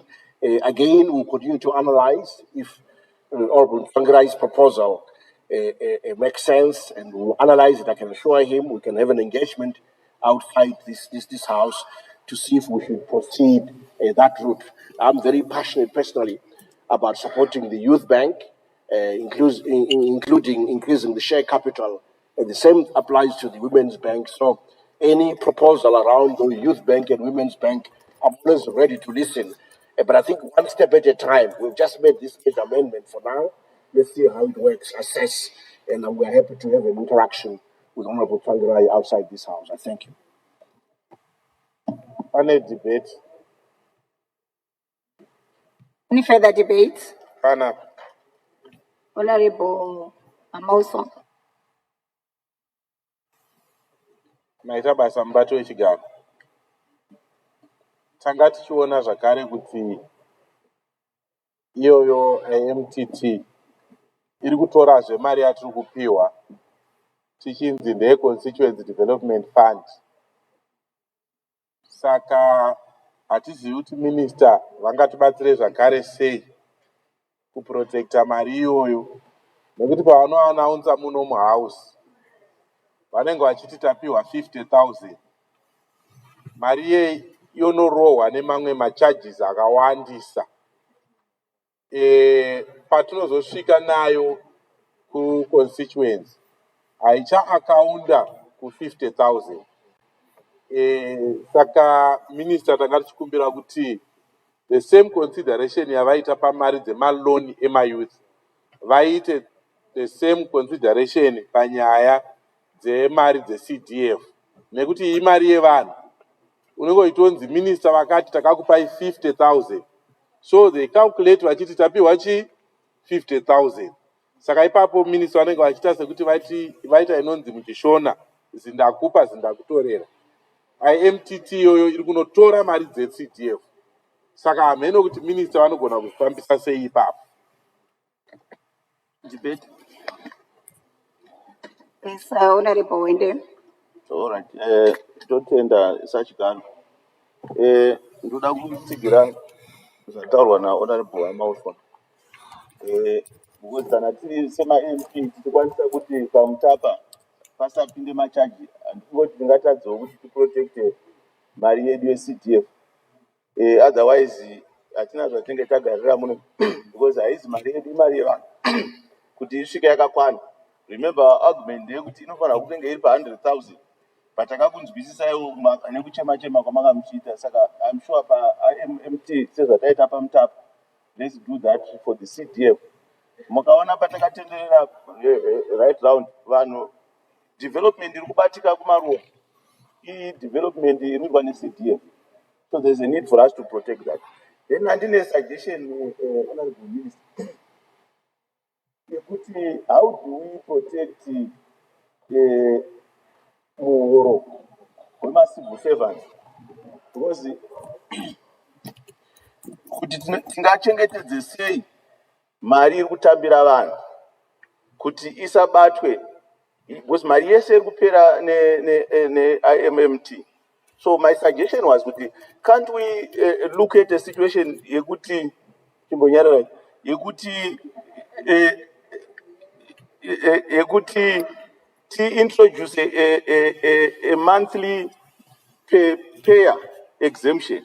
Andika kuti, for instance, if we protect the first $300 earning a month against this tax, then it means kuti ma-civil servants nevamwe vashandi vachange vachiwana mari zvatinongoita pamagetsi kuti ekutanga ari protected, kuti protect ma-poor people. We are not able to increase salaries evanhu. Why can't we be creative and set an amount every month kuti for the first mari yako yapinda iyi inenge iri exempt, so that mari tinoshandiswa pakutenga magrocery, ma-vegetable ne-eco cash and so forth zvinge zviri protected. I thank you. On a point of order, Madam Chair.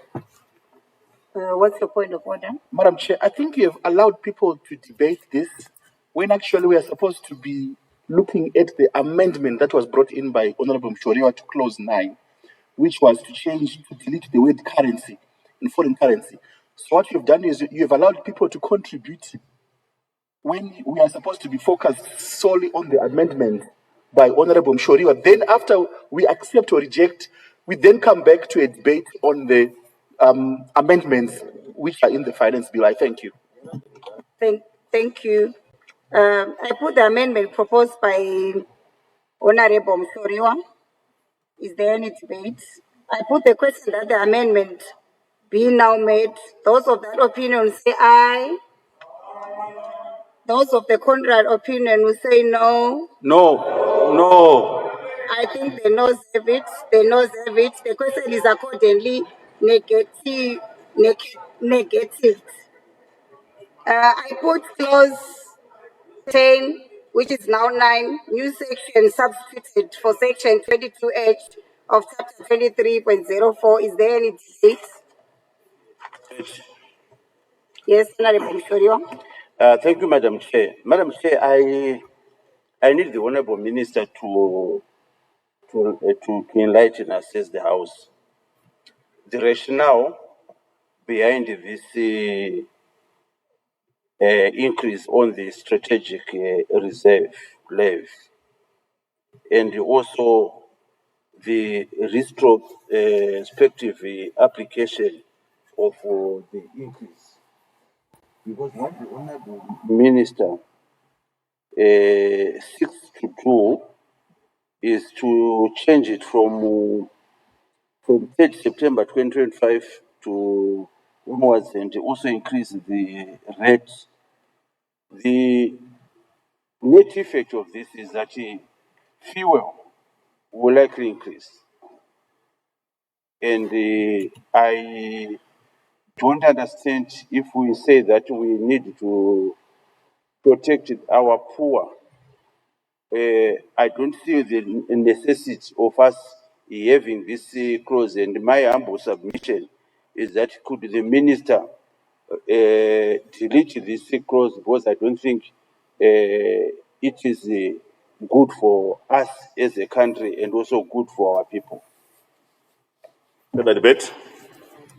Yes, Honorable Madzanika. Thank you, Madam Chair. Yeah, I think also you realize that the increase, especially on petrol, it was increased by more than 100%, from 0.117 to 0.2 by more than. I think it's too much on petrol. If in adjustment can be reasonable, so as to protect our motorists who use petrol, because they are the poorest under normal circumstances, so they don't deserve to have bigger issues. Thank you.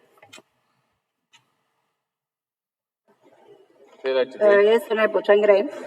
Yeah, Maitabasa Mbacho Chikaro. Particular debate appropriation bill. Kumbira minister to increase the salaries emasoja. Nenyaya yekuti taidawa protector from the high cost of living, which emanate from the VAT increase proposed by the minister. I think it's unfair kuti minister increase the petrol, increase the rada kuitwa. Chishiro changu Madam Speaker, kuti minister vambomira increase petrol and diesel, so that we protect the poor. Semataura ita my previous MPs about town. Thank you. Honorable Minister.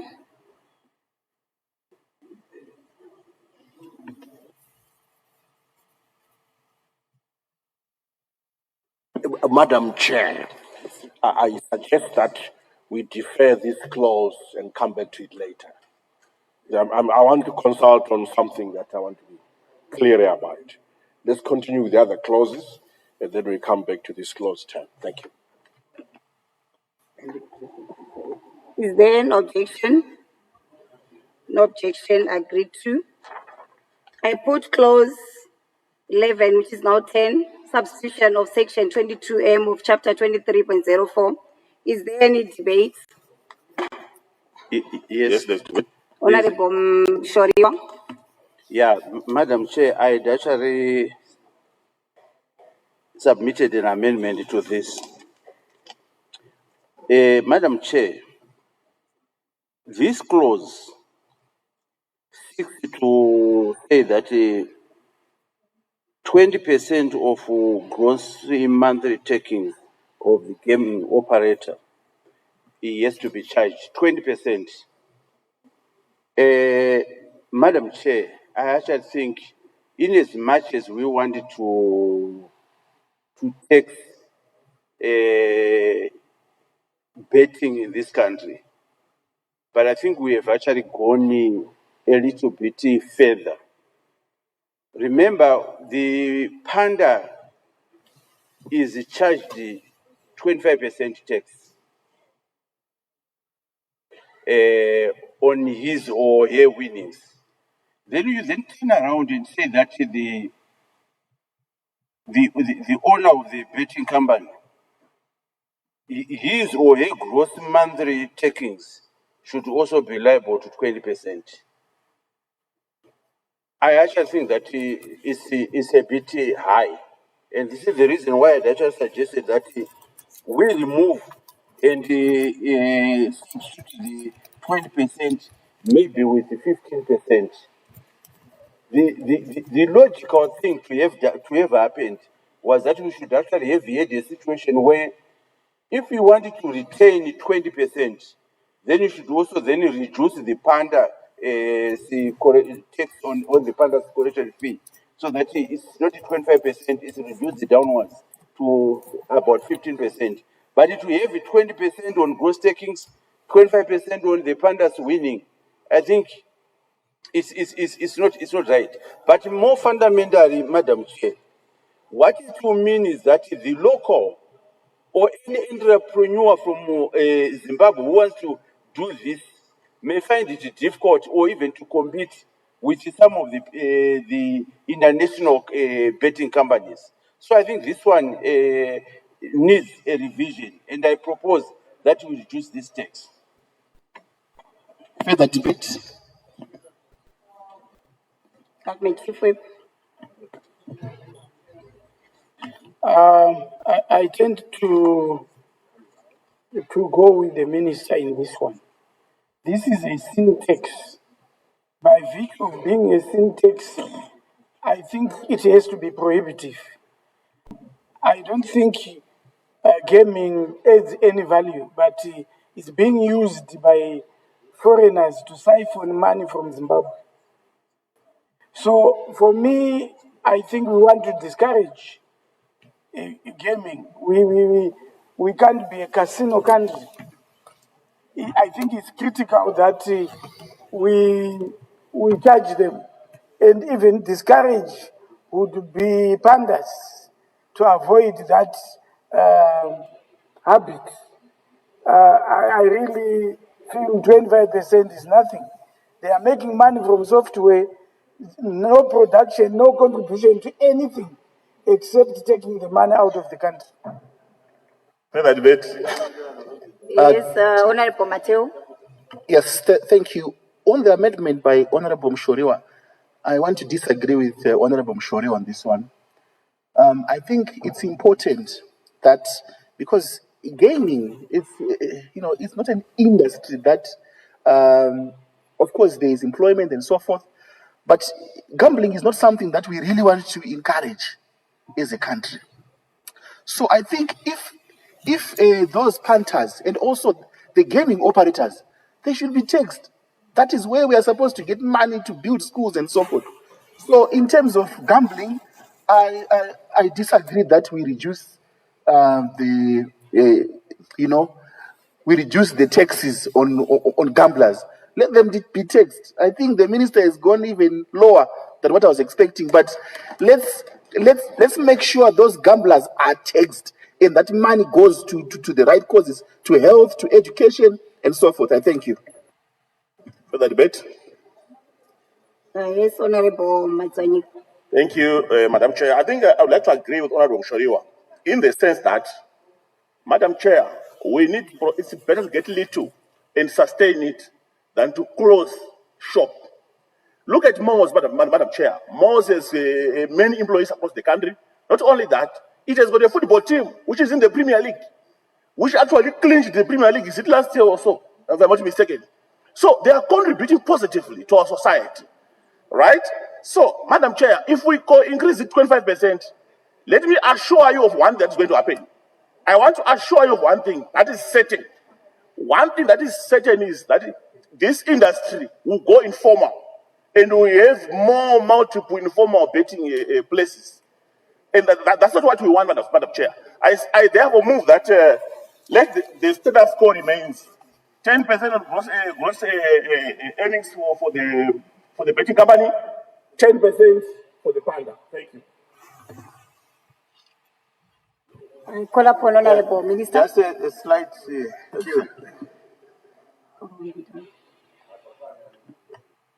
Honorable Wende. Dai tangoti 25 so that vana vari kuita mari yakawandisa ende muno tine dambudziko hombe zvokuti tigare tichikurudzira vanhu vari kuita zvekutamba chaputa nekubheja vanhu ngavaende vanorima nekuita rimwe basa. So I'm proposing that we make it 25 instead of 20. Honorable Minister. Thank you, Madam Chair. Madam Chair, I thank the various contributors, our honorable members on this clause. It's clear that this is we've classified these kind of taxes as sin taxes, and therefore we feel that we should harness revenue from them. And these rates of 20%, 25% for different actors, we feel that it is appropriate. Let's start somewhere. Let's see how it goes, and then we can always fine tune as we go forward. So I propose that we support this clause as is, and then we should not, I think, go along with Mushoriwa's proposals of reducing things. We should not do that. These are sin taxes. We should stick to the clause in the bill as is. Thank you.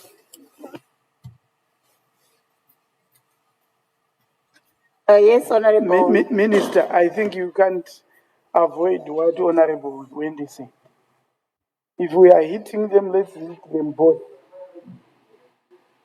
We want money.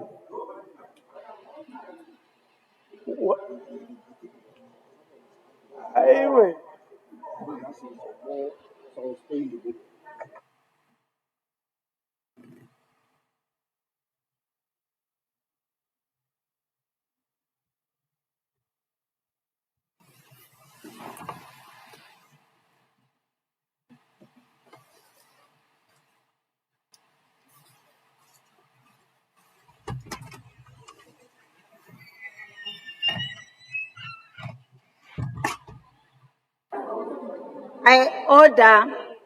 I put the amendment proposed by Honorable MUSHORIWA.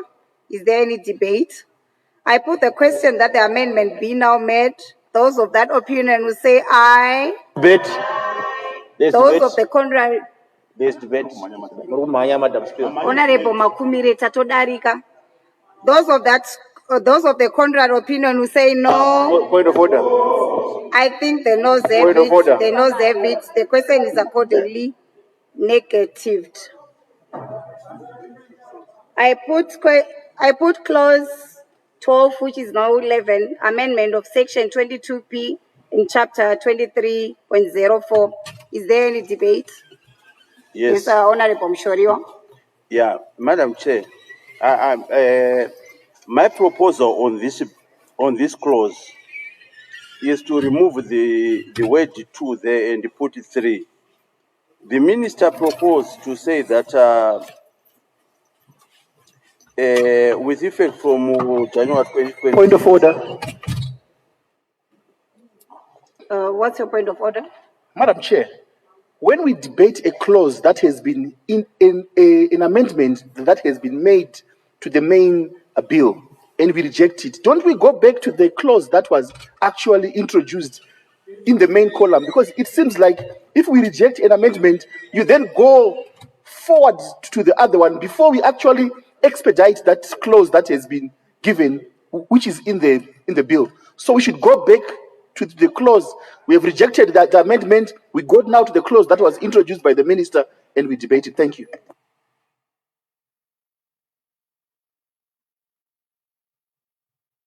Leader of the House.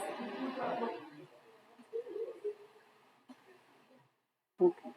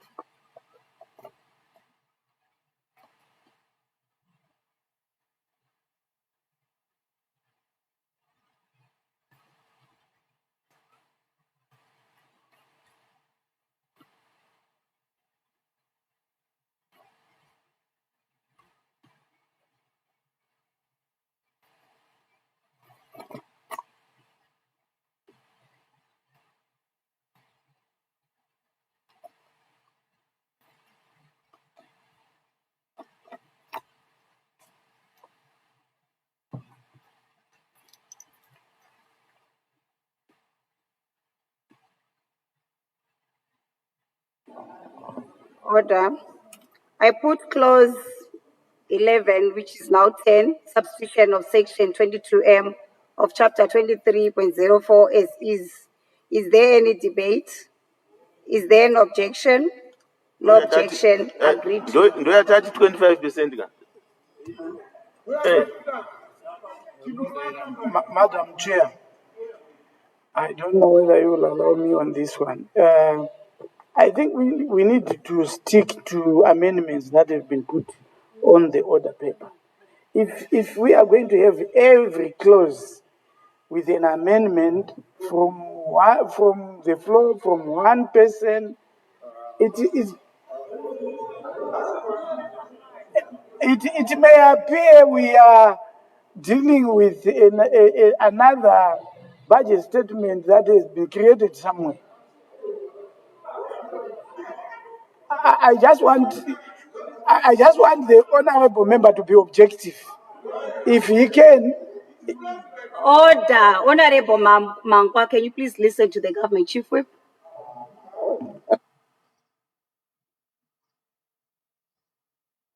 I'm persuading him. If he takes my advice, fine. If he doesn't, that's another issue. That Mangwa, are you now his lawyer? Right. I'm saying, Honorable Mshoriwa, we accept those amendments which you propose, clause by clause. That's not an issue. But if they come like rain and thunder every other minute, I mean, no, just tone down. Thank you, Honorable Government Chief Whip, for being very objective. I put clause 12, which is now 11, amendment of section 22P in chapter 23.04. Yes, Honorable Mshoriwa. Thank you. Madam Chair, my proposal is to ensure that the level on gross value of lithium, break granite, quarry stone, and uncut and cut dimensional stones be 3%, not 2%. So my amendment is to remove the word 2 there and to put it 3%. I thank you. Is there any debate? Further debate. Yes, Honorable. Okay. I think even 3% is too little. These are the people. Wanomura, botere kakusika pera. Varukuchera. So chera chipura nazo. These Chinese, particular, then you just charge them 3% komorese. Nai bedwe. Bedwe. 15%, please. Further debate? Further debate. Yes, Honorable Madzanyika. Thank you, Madam Chair. Yeah, I think as much as it is necessary to charge them more, we should also understand that these people, they are also liable to income tax.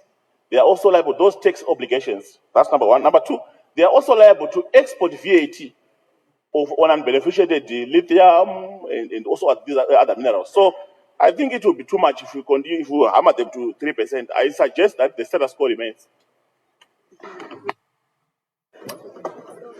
Yes, Honorable Mateo. Thank you, Madam Chair. I want to support the amendment made by Honorable Mshoriwa on this one to take it from 2% to 3%. I think I've mentioned, like I said previously, the amount of lithium that is leaving our country is too much. It's a lot. I'm from Mashist province. We've got granite there in Mutoko and Murewa. The granite is leaving daily. So I don't think 3% will hit those companies, those mining firms. So 3% would actually add on to the consolidated revenue fund. So I do support the Honorable Mshoriwa's proposal to move from 2 to 3% so that we benefit as Zimbabweans from our mineral wealth. Ufumi Wedu, thank you. Further debate? Government Chief Whip. Thank you. While I would want us to collect as much as we can, but I want to agree with Honorable Matsvanyika. This is not the only tax these people are paying. There is a whole lot of other royalties, other taxes, corporate tax, and so forth. If you put that together, we will get your 3% even more.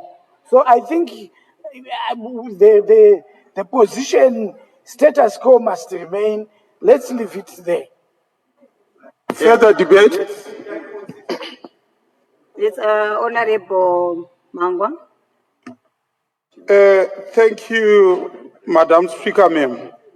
I support Honorable MUSHORIWA on 3% based on 3 grounds. The first ground being extracting our minerals. There is no sophisticated process they are doing. There is no complicated processes they are doing, number one. Number two, in South Africa where there is no crisis, there is 2% for CSR and others. The third, the rate at which the investors are taking our resources, they are fully aware that they have a target to ensure that Zimbabwe is nothing in the next few years. So this measure is a countermeasure that is necessary. If we don't do it today, we will not have done service to our children.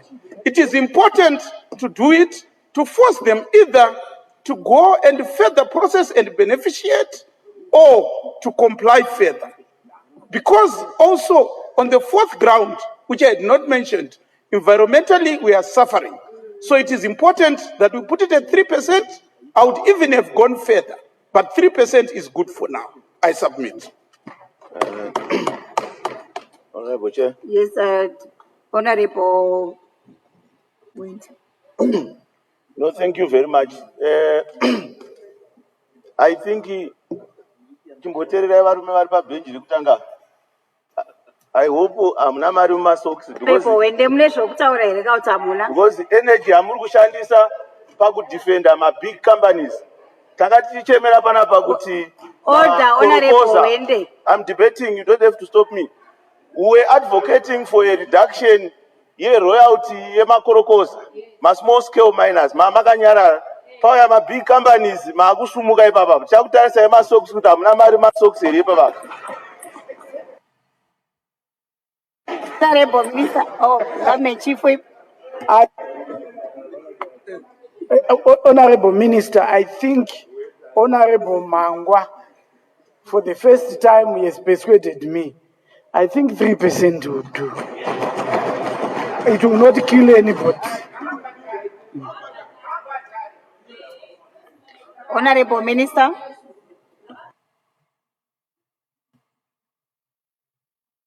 Chair, 3% it is. I thank you.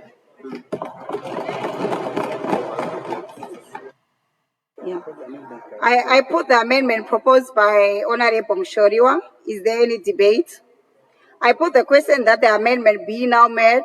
Those of that opinion who say aye. Aye. Those of the contrary opinion who say no. I think the ayes have it. The ayes have it. The question is accordingly affirmed and the amendment is hereby made. I put the question that clause 12, which is now 11, amendment of section 22p in chapter 23.4, as amendment stands part of the bill. Those of that opinion will say aye. Those of the contrary opinion will say no. I think the ayes have it. The ayes have it. The question is accordingly affirmed. And clause 12, which is now 11, amendment of section 22p in chapter 23.04 is amended, stands part of the bill. I put clause 13, which is now 12, new section inserted after section 22s in chapter 23.04. Is there any debate? Let's debate. Honorable. Thank you, Madam Chair. I think as much as I agree that rental income is supposed to pay the relevant presumptive tax, the rate of 25% I think is too exorbitant, because that owner of a property Also in case costs of maintenance, costs of other ancillary services that are provided for the upkeep of that building. So to put a 25% on the gross income of rent, I think it's too much. Can we reduce it slightly, maybe to around 50%? I thank you. To encourage compliance. Honorable Changirai. Madam Mbatwe Chigaro. Mbatwe Chigaro, government policy. Anyway, Mbatwe Chigaro, government policy ndiye kupromota affordable housing. And the proposal ikuiswa na minister ya kucharge president to charge 25% is contradicting the government policy yoyo. Yeah, promote affordable housing. So, chanchi chishiro changu honorable chair kuti minister at least reduce from 25% maybe walk to 10%. Also to add on zvataura na honorable Matsvanyika kuti tax ungo focus on gross income, not on net income. And it's also ignoring my costs anowanikwa mu business re kuri. Anyway, if we ignore my costs aku inquire during running this business. So tachikumbira kuti minister vaite vadzikiso kusvika at least 10%. Thank you. Yes, sir, for the debate. Honorable Mateo.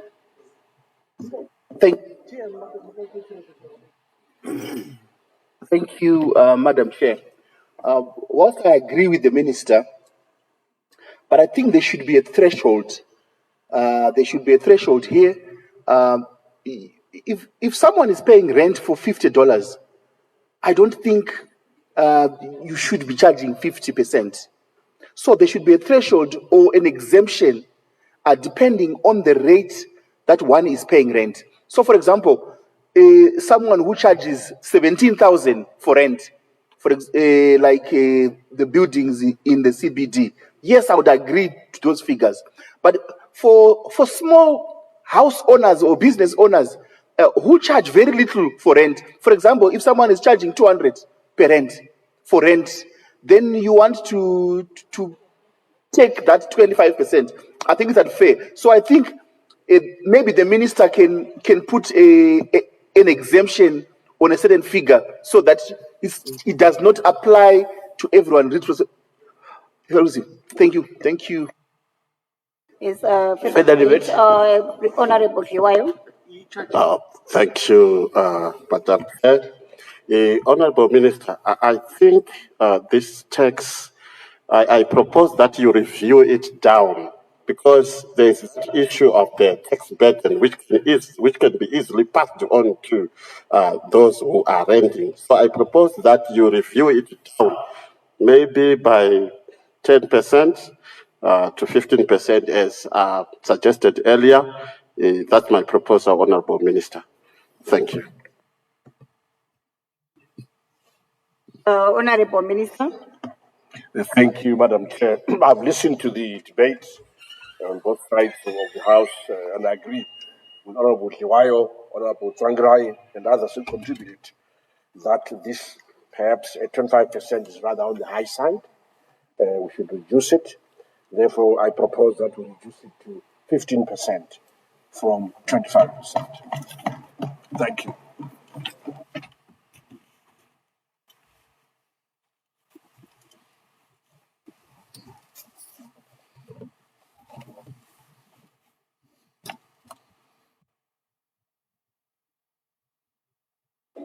I put the amendment proposed by the minister. Is there any debate? Yes. Honorable Flachwire is my name. Thank you, Honorable Chair. I just wanted to make a follow-up. There's a proposal that was made by Honorable Mateo. I think is something that we need to consider, and I didn't hear the response from the minister to say can we look, can we consider, some kind of a sliding scale to say how much are we talking about? What is the threshold? Because honestly, for someone who is getting a small amount of money, 15% is going to be too much. So why don't we look at the amount to say, it needs to be above $200 or above, $2,000, something of that, have a sliding scale, and we take care of those that are not getting much out of rentals. Thank you. Yes. Oh, thank you, Honorable Chair. I concur with my colleague, Honorable Cletus Slatayo. I think we need a sliding scale, Honorable Chair. Honorable Minister. I think Honorable Satfayo and the Honorable Member, I didn't quite follow his name, who have argued that we should reduce this further or introduce a tiered scale, I think would just complicate matters. If you're a property owner, Madam Chair, and you don't reside in your property, but you elect to have tenants and make money out of it, so you're not a poor individual. I think that a 15% presumptive flat, very simple, it makes sense. If one wishes to comply, then they might even pay less tax, but then they have to comply, work out their expenses and so forth, get an accountant to produce proper accounts, and then SIMRA can assess that properly. They are free to do that. Once you comply, then the presumption tax falls away because you're now a proper business. But really, let's not complicate it. It's a flat 15%. Let's keep it simple. Thank you. I put. Wait, Honorable. I would like to respond to what the Minister has just said. You see, my worry is those landlords who are not complying will pass it on to the tenants. That's my worry. The tenants are going to suffer because of the landlords who are not complying. That is very dangerous. I put the amendment proposed by the Honorable Minister. Is there any debate? I put the question that the amendment be now made. Those of that opinion will say aye. Those of the contrary opinion will say no. I think the ayes have it. The ayes have it. The question is accordingly affirmed, and the amendment is hereby made. I put the question that clause 18, which is now 12, new section inserted after section 22S in chapter 2304, is amended since part of the bill. Those of that opinion will say aye. Those of the contrary opinion will say no. I think the ayes have it. The ayes have it. The question is accordingly affirmed, and clause 18 now 12, new section inserted after section 22S in chapter 23.04 is amended as part of the bill. I put clause 14 now 13, new section inserted after section 17 in chapter 23.04. Is there any debate? Yes, Madam Chair. Thank you, Madam Chair, for giving me the opportunity to go first, because I'm going to propose that we repeal this clause. I've listened to the debates and also received good representation from the industry. This could have the unintended consequence of increasing interest rates, as lenders will pass on the cost of the tax to the borrowers. That's what we want. That's not what we want. But also, we want to encourage our business people to source offshore loans, and these taxes will just discourage the supply of these offshore loans. So it should be included. Thank you. Thank you. I put the amendment proposed by the Honorable Minister. Is there any debate? I put the question that the amendment be now met. Those of that opinion will say aye. Those of the contrary opinion will say no. I think the ayes have it. The ayes have it. The question.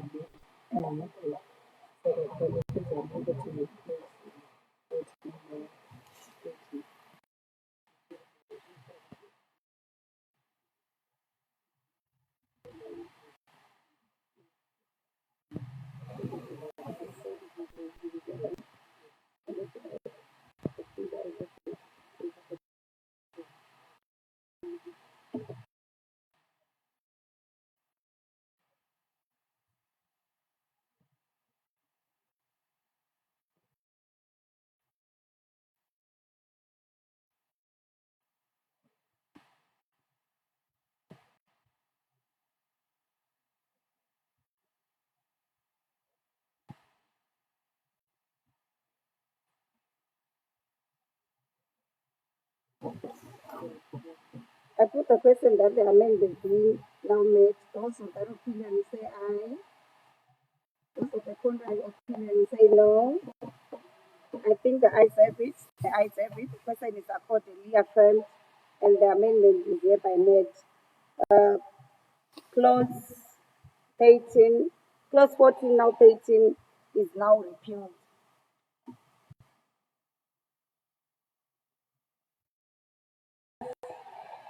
I put clause 15, now 13, amendment of chapter 11 of chapter 23.04 is there in debate. I recognize Honorable Mshorio. Thank you, Madam. My my amendment to this clause was to delete subsection 2. The rationale here is very simple. If you read this clause, it says every government and every arm and organ of the state or state of body should actually be able to accept electronic payment system, device or platform. That's what the clause says. It then actually then says it shall, and it doesn't say it may. It says it shall, meaning it's actually going to be mandatory. So the inclusion of subsection 2, make regulation comparing every arm of government, I think that inclusion does not carry with the spirit of the clause. So subsection 2, in my view, needs to be removed because it actually defeats the purpose of this clause. So I move that the subsection 2 be deleted. Honorable Minister.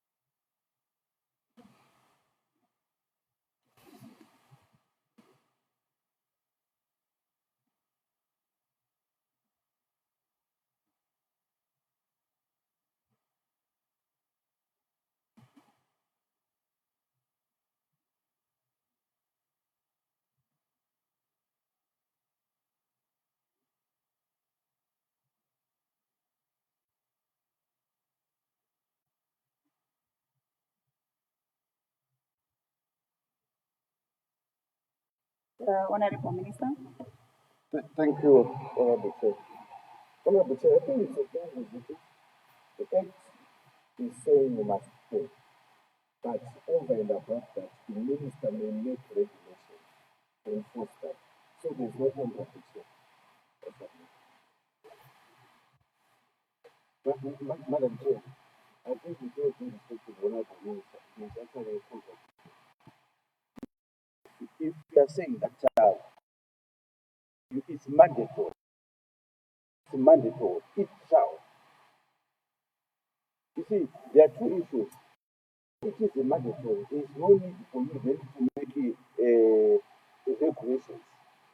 Because unless there is actually a latitude, but there is no latitude. But secondly, the powerful point again is once you leave it like this, you also defeat the reason why we need to promote the use of electronic payment systems. So my view, Honorable Minister, is that subsection 2 does not add value to this course. And it actually creates more problems when other people then interpret it in a manner that they still Honorable Minister.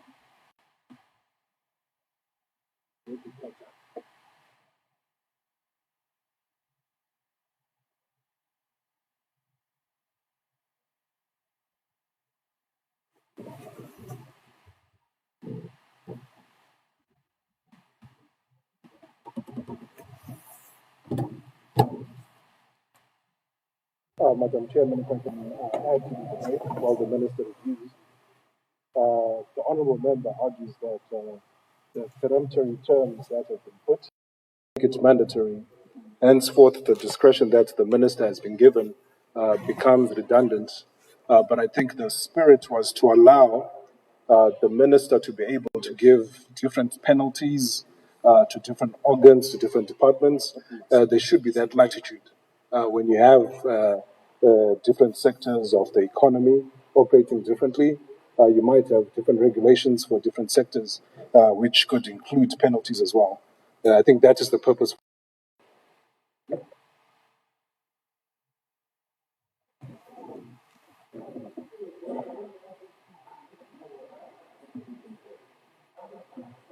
I put the amendment proposed by Honorable MUSHORIWA. Sorry, Madam Chair, I just wanted to seek indulgence. I heard what the Deputy Minister is saying. But you see, Deputy Minister, there's something that this one relates to statutory bodies. There's no need for you to then come up with the regulations to regulate government entities, a government department. If it was the other industry, it's understandable, but not government departments. Those are supposed to be our first soldiers in terms of making sure that the electronic payments are accepted. But once we are wish-wash on that, if we are wish-wash on government departments, what more on industry and commerce? It should be very simple. You shall, and it should happen.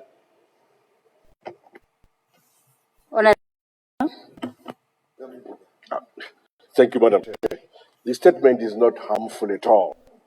It just makes it clear that the minister may make regulations, right, to compel that these proposals be adhered to by various state organs.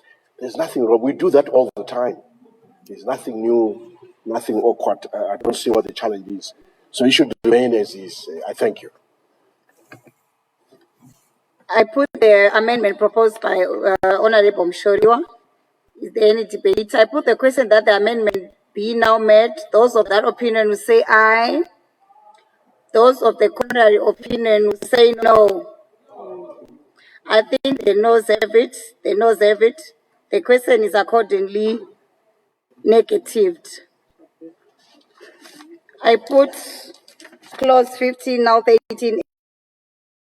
Is there an objection? No objection, agreed to. I put clause 16, now 14, amendment of section 2 of chapter 23.06. Is there any debate? There's Yes, debate. Honorable MUSHORIWA. On this one, I need the Honorable Minister to help us. I need to understand from the Honorable Minister that the qualifying degree of export orientation, you are putting it at 80% and more. I'm also sure, Honorable So Minister, I'm going to be giving you guys a tip, but I can set up. how did you come up with the 80%, and is 80% a realistic figure, or that percentage needed to go a little bit down? Or in other words, what is it that you wanted to cure by increasing this percentage to around 80%? Honorable Minister. Thank you. This is a globally accepted threshold, Madam Chair, that for you to define an industry enterprise as being export-oriented, at least 80% of its turnover must be in external hard currency. So we've just merely adopted that just to comply with global norms. At least in economics, that's what we do. We accept the 80% as a threshold. I thank you. Objection agreed to. I put clause 17, now 15, amendment of section 12A of chapter 23.06. Is there any debate? Is there an objection? No objection agreed to. I put clause 18, now 16, substitution of section 12B of chapter 23.06. Is there any debate? Is there an objection? No objection agreed to. I put clause 19, now 17, amendment of section 15 of chapter 23.06. Is there any debate? Is there an objection? No objection agreed to. I put clause 20, now 18, amendment of section 16 of chapter 23.06. Is there any debate? Is there an objection? No objection agreed to. I put clause 21, now 19, amendment of section 19B of chapter 23. Is there any debate? Is there an objection? No objection agreed to. I put clause 22, now 20, new part is set after part 3A of chapter 23.06. Is there any debate? Yes, Madam Chair. Yes, Honorable Matata. Thank you, Madam Chair. Yeah, I think this 6 to amend part 3B, section 25F, we find that, Madam Chair, the render income, presumptive case of render income, we have already agreed on the rate in the Charging Act, is the Finance Act. We have agreed on the rate. However, Madam Chair, this clause does not discriminate between commercial and non-commercial property. Much as I agree with Honorable Minister that a property or a non-commercial property can be used for business, let us clearly make a distinction to say this does not extend to residents like the high-density suburbs and so forth, where there is no meaningful business that's taking place. I think it must be very clear, because once we leave it like this, Madam Chair, it will give the opportunity to the tax collector to move in for every part, collecting rental income, presumptive or rental income. I need to clarify that from the Honourable Minister. That's very clear, because he's saying it includes commercial and non-commercial buildings. It must end on commercial and non-commercial buildings who are operating a trade, who are in business. That one becomes very clear now to say, if I've got my private property or my private 4-room house in Mbizo, I don't need Zimula to pound on me to say you need to pay. What is that? What is very important is it must be commercial or non-commercial property carrying on a business trade. So if we put that way, it will be very clear that we remove ambiguity on the part of Simura in the process of implementing this provision. I thank you. Further debate, Government Chief Whip.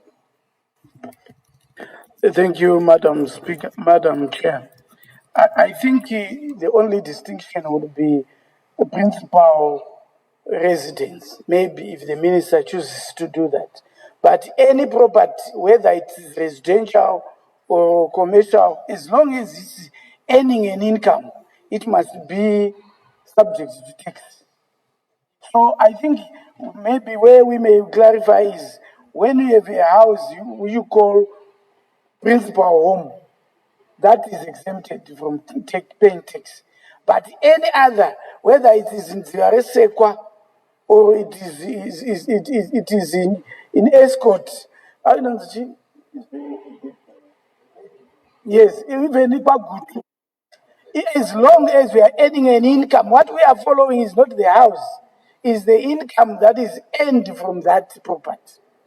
So it also helps those who then keep properties for speculation and they are not paying tax to ensure that they rent them out and they make an income, government gets something. Yes, Honorable Matswanya. Regain chance chokwedu zvicheke nokuti zvaita dambudziko pano Madam Chair pakuzoimplementa provision iyi kuvanhu. Provision iri kuti munhu wese ane property whether commercial kana kuti haisi commercial uri liable for paying presumptive income tax. Ndozvinotaura provision iyi. Zvainofanira kuita kuona kwangu, let's exempt residential properties ekuma density aya. Nokuti kuchakonzera a political problem in this country because of that. So I was suggesting kuti ngatinyore izvi clear kuti kana une property commercial or non-commercial iri kuita business. Handinonzwisa nyaya yacho iripo. Iri kuita business. Ndopanoti paunosvika uchichajwa. How can you charge munhu anongochigarirawo paimba yake ari kuwana rent? Kana kuti munhu akataya ari kumushango akasiya vanhu vachirentawo $200 per month, 15% of that. I think it will be outrageous. Further debate. Yes, Honorable Tsvangirai. Maita basa mbacho chigaro. Kwandinobva inini ku Norton constituency. You find kuti kune dzimba dzema $50 per room. Vanhu vakurenta $50. So to say that we need to tax $50, which is probably below the living wage, I don't think it's fair. I think it's often we nema threshold kana ku exempt as zvekutaura Honorable Madzivanyika. Maita basa. Honorable Minister.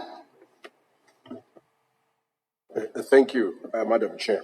This clause pertains to a registration for purposes of paying tax as someone who is earning income, rental income from their property. So what we're targeting is rental income. And we're only targeting those who are not compliant. Those who are deemed as owners of commercial properties, and commercial means registered and all of that, this doesn't apply because they're already compliant. So actually dealing with an issue of compliance to tax provisions. And even if you are dwelling in your house and you have 16 bedrooms and they're only occupying 3 for family use, and the other 13 are then rented out from that same building, you're still liable for that tax on that rental income. That's all we are targeting and defining how you go about registration. But really what this is trying to do is to deal with an issue of non-compliance. That's why presumptive taxes are imposed typically because of non-compliance. And then we come up with a flat fee, keep it simple, and that's what this is about. So I really propose that we keep the clause as is. Let's have a go at it, and let's see what happens. I think. Is there an objection? Madam Chair, I would like to thank the Honourable Minister for his inclusion to say it's for commercial properties. Maybe it must be clear for the drafters to put it that way so that it helps our old men and women who are in high-density suburbs. Thank you. Sorry. Further debate. Yes. I think, Honorable Minister, I think kuna mbuya vari kumusha vari kurendesa imba yavo muHarare vasingatombozivi kuti compliance zvinorevei. Tachikumbira kuti maybe pane certain age inofanira kuexemptwa because tine matembere vasingambozivi kuti zvinhu zvinofamba sei vakagara kumusha uko. So kuti vafanira kucomplya chirungu chamukutaura minister chavatombochizwisisa. So I think my senior citizens must actually be exempted from this clause. Thank you. Honorable Minister. Madam Chair, muno muZimbabwe tina machembera akawanda akangwarisa anoziva what compliance norevei, vanoziva business women, saka handifungi kuti pane dambudziko. Ndinotenda. The debate. Honorable Mangwa. Madam Speaker, ma'am, tine dambudziko ratinogona kuita. Nyangwe mukutaura kwedu tiri kudzimba, munhu anotaura kuti ndinorenta anenge ari type dzevanhu vane lease agreement. Takada kubatanidza vari kurenta nevari kuloja, tovaita vanhu vamwe chete. Kutsvaga hedu mari, asi tichatsvaga nenzira inoita kuti zviomere vatiri kuda kupfamisira. Chikumbiro changu chekuti kumarukisheni kwedu uku kunorojwa kusasanganiswe nekunorentwa kune lease agreement. Kune lease agreement uko kwatinoti ndinolisa a flat, an apartment, a condo, tichidaro daro. Ndiko kunofanirwa kutagetwa. Uku kwatinoroja one room, kuseri kwemba, dai mutambosiyana nako. Nekuti kungotidzidzira kuti uyo anoshanda dhora pazuva anogara achirenda pe $15 akubatanidzwa tiri kutora net rinotora matemba zvese nehowe. Ndatenda. Further debate. Yes, Honorable Mtsemi. Mwashoma, ndoda kuti Honorable Minister vazwisise ndaene. Kwetinogara iyo totora kudanga mvura sakubva, toningira kuti tiri kwaMurehwa Dotito. Mbatso dzetinonga teigara tine vabereki vakura vakaita kuti vadetsere, veibikira nguva yehondo, veiita zveshe. Zvinezvi pension yavo vanopuwa $30, $40. Ochiti mbatso iyani yaakaaka achashanda achakagwinya, ochida kuti aone chaanoona apapo, chekudetsera kutenga mapilizi nekuita kuti iye aponewo ari kanyi, mbatso iri kutaundi. Apapo toningirazve Honorable Mtuli kuti muende kotorera muntuwo atirwadziwi here susu. Ngekuti hazvifaniri kuita kuti titi minista wedu muelite haazwisisi zviro zvinezvi. Ndinogonda kuti unozvizwisisa. Ngekuti government chief whip Honorable Togarebel munhu wakakurira kwaGutu and ari mukuru wema-war collaborators, unoziya kutambudzika. Unofanira kuti adetsere kuonesa minista kuti izvi taakuhluza vanhu vari kutambudzika. Zvimweni umbosiyai, vanhu vareketa kuti ngatitore taxi. Tine vayungu vane makambani ane mari dzakawanda. Tora iyoyo tax. Asi muri kurwadziwa poita ngatei kuvakuru vakuriyo tinokureketa chiyungu chokuti ava musabata, asi bata yawo muri yarwa kuti ndivo vanhu futi vakaita kuti tiuye unomu. Vazhinji vacho vemuri kuningira kuti vasatorerwa havatoendi mumalaini mekuenda kovhota kwacho. Esu hamurwadziwi. Ngatimborekera ma-war veteran avo vakarwira nyika inei, vakabikira, vakadini. Ndivo vane mbatso zhinji kuma-high density suburb dzetiri kuda kotora $20 rendi, nyangwe nemuhambu Daniel. Ngatirekerere vantu ava, tsvakai mare kune vantu vane mabuilding akakura, munana Karigamombe, munani vaironzwa, vanobhadhara rendi, vanosaina ma-lease agreement. Ava vetinoita zvekureketa nomuromo kuti mbatso yangu $30, wakorera kubhadhara mwedzi wouya wobuda, ukanesa ndotsvaka muroi, woona chidhoma wotizango. Avavo siyanai navo. Mwashoma. Debate. Further, Honorable Tobayo. Maitabasa mbatwe chigaro. Ndinotondera kuti minister chiwo chawo kuti matax abatwe. But ukatarisa munhu iyeye watiri kubatira tax. Ndiyezve munhu ane mamwe tax atiri kuona ari kungobuda mashuga tax zvese zvichingobva pari. Patatiri kuti batirai vauyi vari kuparadza nyika yedu. Ndo zvatachireva izvozvo kuti ininiwo zvangu ndisina mari ndisare ndakagara pari nani.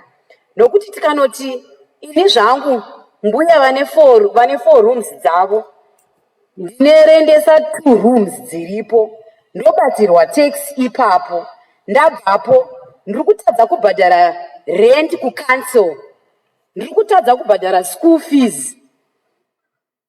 School fees kuya ndoya ndozotorerwa zvinhu kuti ndatadza kubhadhara school fees.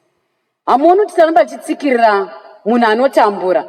Chishuwo changu ndechekuti minister dai tatsikirira patiri kutaura 15% 20% kuya kwatachimboregera kuya kwatachiti kuvauyi beta tingonotora ikoko timbosiya munhu agara ari kutotambudzika zvakare ari kutadza kana kubhadhara ari kutotadza kubhadhara $50 chaiyo tinowedzera futi tax pamusoro. Hamuoni tinenge tanyanya.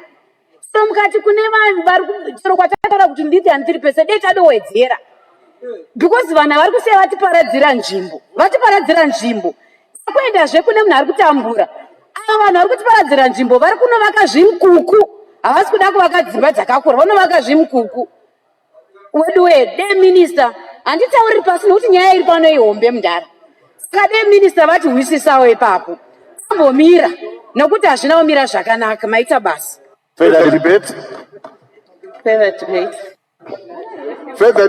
Honorable. Thank you, Madam Speaker. Ndinoda kuti nditsoropodze clause iri batwe chigaro. Zvimwe zvacho zvinoda kuti batwe chigaro tipote tichimbotenderera. Minister vanofanira kumbopota vachipinda mumageto munoona mbare mose muya vachinzwisisa kuti vanhu vari kumborarama sei.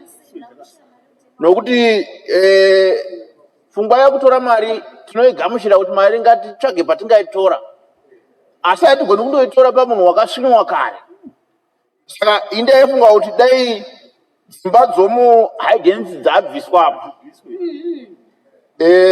dzemuhigh density dzikabviswa kulow density kwacho ngatindobatai vaya vanenge vachishandisa maresidential properties as commercial premises vanenge vakaita machange of use vaya kubva kuresidential kuenda kucommercial. Nokuti zvokwadi vanhu vedu ava vari kuremerwa. Kana tafunga kuti titore mari ndovasa kuti ngativei pamwe neminimum renda uyo ari kuwana munhu iyeye kana tikaisa kana pa 1,500 kana pa 2,000 at least mukanotorawo something ipapo pamwe zviri nani kwete kundobata mugeto. Vanhu varimo ndo mapensheni aya ari kupuwa $30 ndo paari kuraramira padzimba idzi. Saka mukanosvika mukavabatira mutero pazimba zvavanazvo izvi hazvichabudi zvakanaka. Tatende.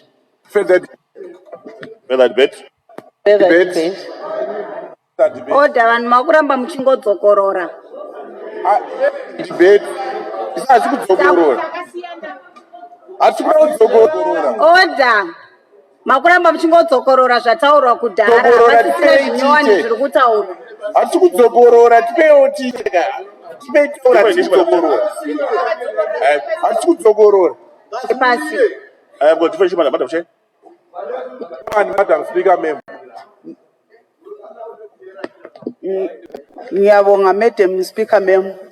Minister sami ku minister ukuthi aqale ayenze isurvey before impose ama taxi lawo ngoba ungakhangela amanye amalokishi akhuluma ngawo athi ufuna ukuyathatha itaxi abantu bahlala khona phana landlord is not even getting a single cent for nearly 6 months.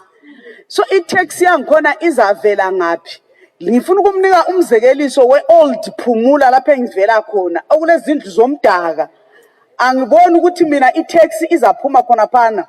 So esikucelayo kuyi minister ukuthi aqala yenze i-survey before impose i-tax ezindlini ngoba abanye abantu vele abayenelisi ukuthi babhadale that tax ngoba iyabe isiningi kakhulu ngoba bakukwanisa ukuhamba bebhadala ku-city council kuphela. Ngiyabonga. Debate. Yes, Honorable Gumede. Ngiyabonga ithuba elinikeze lona mina okwami ukuthi ngibuze u-honorable minister ukuthi njengoba lisisho ukuthi kokhona i-tax policy lay yi-one size fits all. Lizayenza njani ke endaweni lezi zokuthi kebe kulabantu kwezinye isikhathi ababe defaultile ku-rent kwezinye isikhathi ungakukhangela abantu abaningi abadependa wona ama-rentals wona lawa ukuthi baphile bathatha ama-rentals wona lawa bethembe ukuthi yiyo abazaphinda babhadale ngawo i-school fees bakhangele ezinye indleko. So mzukana, for example, umuntu nxa kuyikuthi uyehlulekile ukuthi abhadale kumbe nxa kuyikuthi okhonakala tenant ngenyanga yona leyo njengoba lisitsho ukuthi okhona lina ku-umbrella ngendlela elabelitheksa ngayo kuzayenzakala njani? Ikhona yini provision yokuthi libone ukuthi ngabe ukuthi ngenyanga yona leyo ayila muntu osemqashweni wami but kodwa mina ke kumele ukuthi ngibhadale i-tax kumele ukuthi likukhangele ukuthi liza kubamba kanjani khona lokho. Ngiyabonga. Honorable Minister. Further debate. Thank you. If I can assist, because I think we can make progress as we'll be here all evening.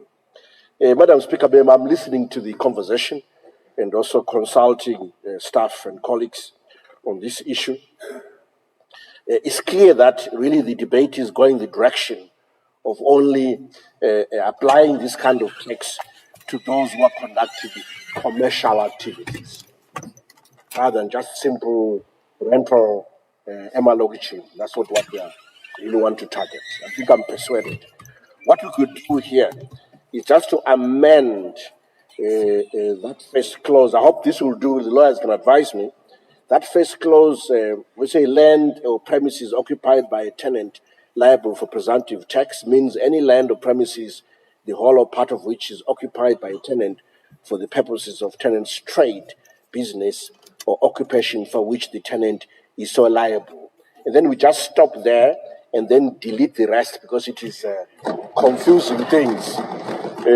So that, Madam Chair, lokalo kukhulume honorable member othe yena kwesinye isikhathi siyathala nzima ukuzuza ama-tenant hayi le mali imadlana esilayo yiye ukubhadela i-school fees abantwana lezibhedlela hayi sesithe khona siza kwesula lokho sithi focus on commercial activities.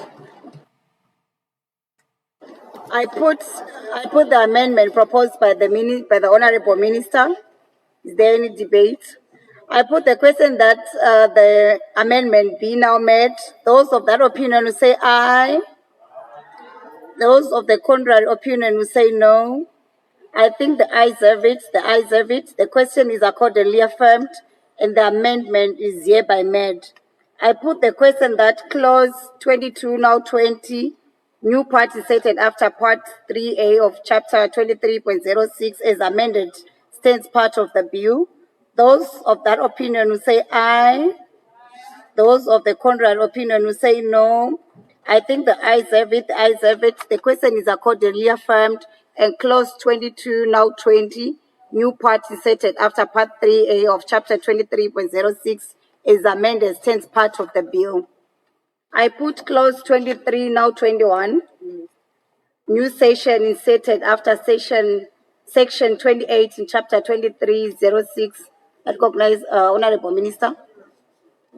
Madam Chair, I propose that this clause be excluded from the bill, be repealed, be expunged, because we believe that the implications may be more than the intended consequences. So I propose that it be removed from the bill. Thank you. I put the amendment proposed by the Honorable Minister. Is there any debate? I put the question that the amendment be now made. Those of that opinion will say aye. Those of the contrary opinion will say no. I think the ayes have it, the ayes have it. The question is accordingly affirmed and the amendment is hereby made. Section 23, now 21, is now repealed.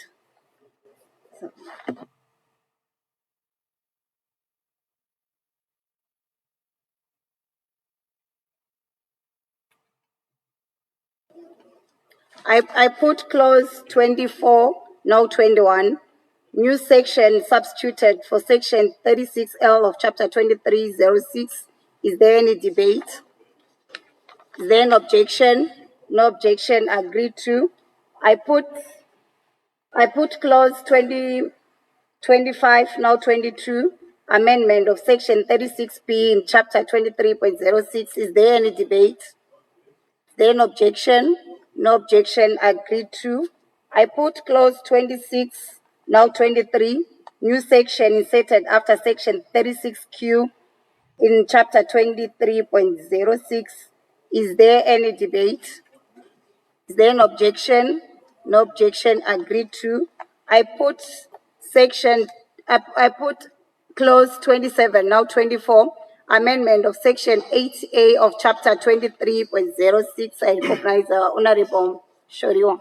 No, thank you, Madam Chair. Madam Chair, I had an amendment where I sought to put a new clause, 27, and then renumber the other one accordingly.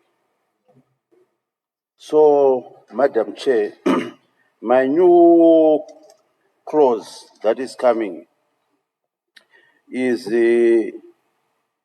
on the Health Levy Fund, which was established under the Finance Act as amended in the 2017 National Budget.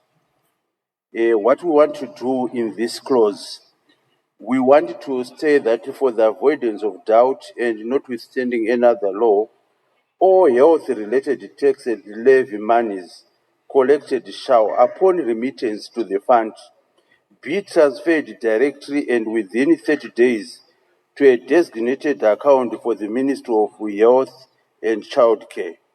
And the monies that we are talking of include the monies from revenue from airtime and mobile data, revenue from sugar and sweetened beverage tax, revenue from fast food and restaurant, a prescribed portion excise duty on alcoholic beverages, any other public health levy established by an act of parliament. And the proposal goes to say that the monies, the fund shall be administered, the committee that shall administer that shall include the Permanent Secretary of Health, the PEMSEC of Finance, the Commissioner General of ZIMRA, the Accountant General, and two other senior employees from Ministry of Health appointed by the Minister. The basic issue here is that members, you will be aware that the Honorable Minister of Finance has done a very important thing in the sense that he has told us and the nation at large the trajectory of government towards the question of our health, improving our health system, more so with the coming in of Donald Trump and what has also been happening where our health system now we no longer have external supporters. So the idea is to simply aid what the Honorable Minister policy trajectory is to ensure that in this bill, we come up with this, we simply say that these funds should go to this fund. The fund is already there, that those monies should go there, safeguarded, and the monies, according to my amendment, shall not be used for salaries. But these monies shall be used to ensure that we do help in terms of our health, generally in the rural areas, even in the urban areas. So this is the basic tenets of my amendment, which dovetails with the government position of making sure that you leave no one and no press behind. Honorable Minister. Madam Chair, I thank Honorable MUSHORIWA for trying hard to ring-fence these revenues to go towards supporting the health sector, which they are targeted for health sector in the first place. So I can assure you, Madam Chair, that these resources are targeted for the whole sector. I think perhaps an impression has been created that the resources are being diverted elsewhere and so forth. That is not the case. These resources are targeted for the health sector. We have said so, and they're being applied to that sector. There's really no need to then throw those into some health levy fund and so forth. But look, he has made a proposal. So at this stage, I'm not able to accept his proposal, but I undertake, and my team is listening to me, they're sitting at the back, to study this carefully to see if we could proceed with this at the earliest opportunity. But that's for afterwards. But for now, I don't think I want to accept that. It will cause us some unnecessary indigestion. I thank you. Further debate? Honorable Hlachwayo. Thank you, Madam Chair. Madam Chair, I just want to ask the Minister. The Minister told the House that the funds are being used for them they're meant to be used for. But at the same time, he's rejecting the proposal to ring-fence these particular funds. I'm not getting his argument in terms of why, if he is using them for the purposes they are meant to be used for. So what is the point of saying no to ring-fencing those particular funds? Can he tell us what are his reasons for saying no? Debate. The debate. Honorable Tobayo. Maita basambato echigaro. Minister, ndinowisisa zvamuri kutaura but handisi kunyatsonzwisisa.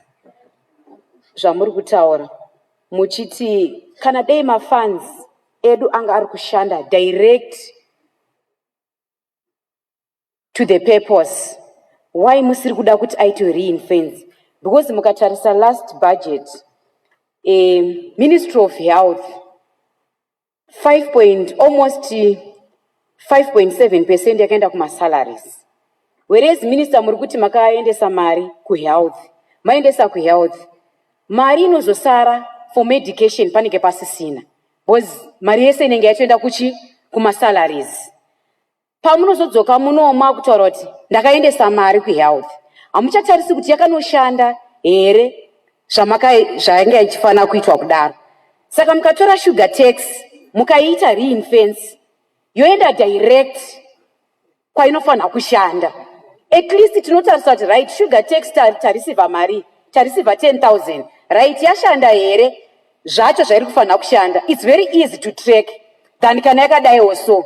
Hatizivi kuti yashandei. At the end of the day, there is no one who will be able to explain to us.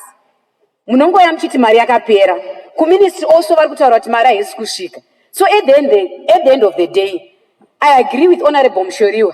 There is need to ring-fence mari iyoyo so that it can be protected. Yorega kushandiswa zvimwe zvinhu zvisiri zvainofana kushanda. Maita basi. Further debate? Debates. Yes, I recognize Government Chief Whip. Thank you, Madam Speaker.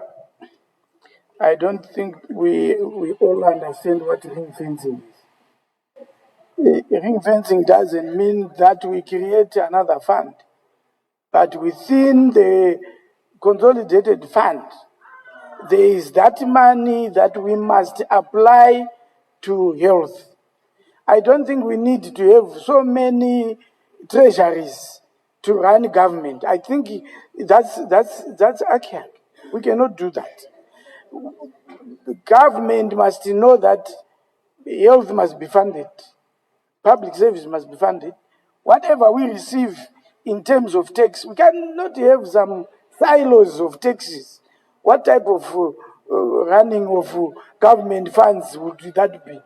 No, I think it would be that's not the correct way of doing it. Let's have the money in the consolidated revenue fund, and the minister be responsible enough to look after the health, the Ministry of Health, not taking money into some silos. When money comes to government, it becomes the responsibility of government to distribute it, not to have here as parliament running. The debate. The debate. Debate. Further debate from this. Debate. Further debate. Madam Speaker, Maita Basa.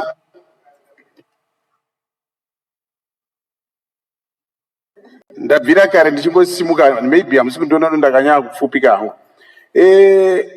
Ini ndanga ndichifunga mufungiro wakasiyana nezviri kutaurwa nagovernment leader of the house. Isu tiri kuti mari ikaenda consolidated fund takamboona muno vanhu vakuexchange namawords ekunzi mari haina kuuya uye achiti mari iri kwamuna kuishandisa yese.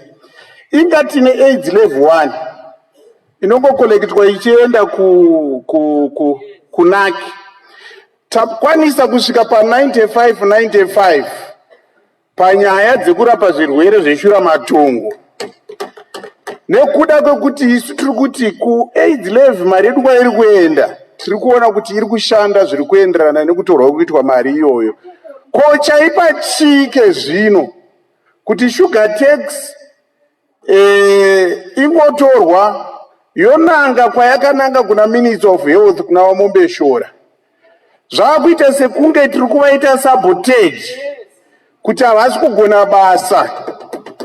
Asi isu tiri kuti munhu wese ari muno ane utano hwakasvika. Ndiri kutoona hangu government chief whip edu haiwa vane utano hwekuti unonyatsoona kuti vari kupenya.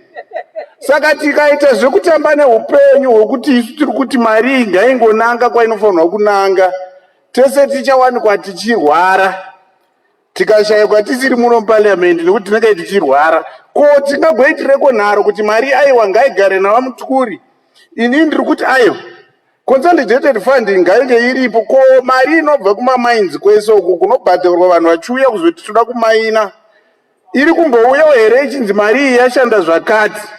Saka iyi mari chaipa chii kuti iende kunoshandiswa kuMinistry of Health?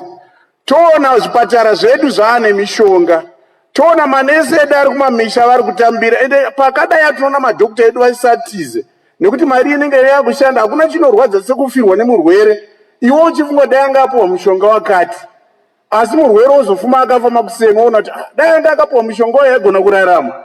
Saka tiri kuti mari ngairege kuenda consolidated fund, ngaiende direct to the Ministry of Health inoshanda zvairi intended to work. Ndatenda. Thank you. Further debate. Honorable Joayo.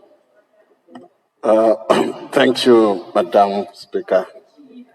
I think it's better to have two ministries or two departments accounting for the same money than to have one. So I think the current scenario is most favorable for accountability. We can follow up with the Minister of Finance. At the same time, we can also follow up with the Minister of Health. So I think the current position is common. Further debate? Honorable Minister. Thank you. There's further debate here. Further debate, please. Rated specifically at the agency. So for now, there is no need to debate this. Taxation goes to the Minister of Finance, very responsible. He pays our salaries, he pays the whole country. So what is the huge difference? Thank you. Further debate? Further debate. Further debate?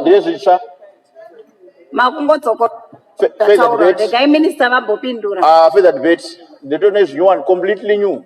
Completely new.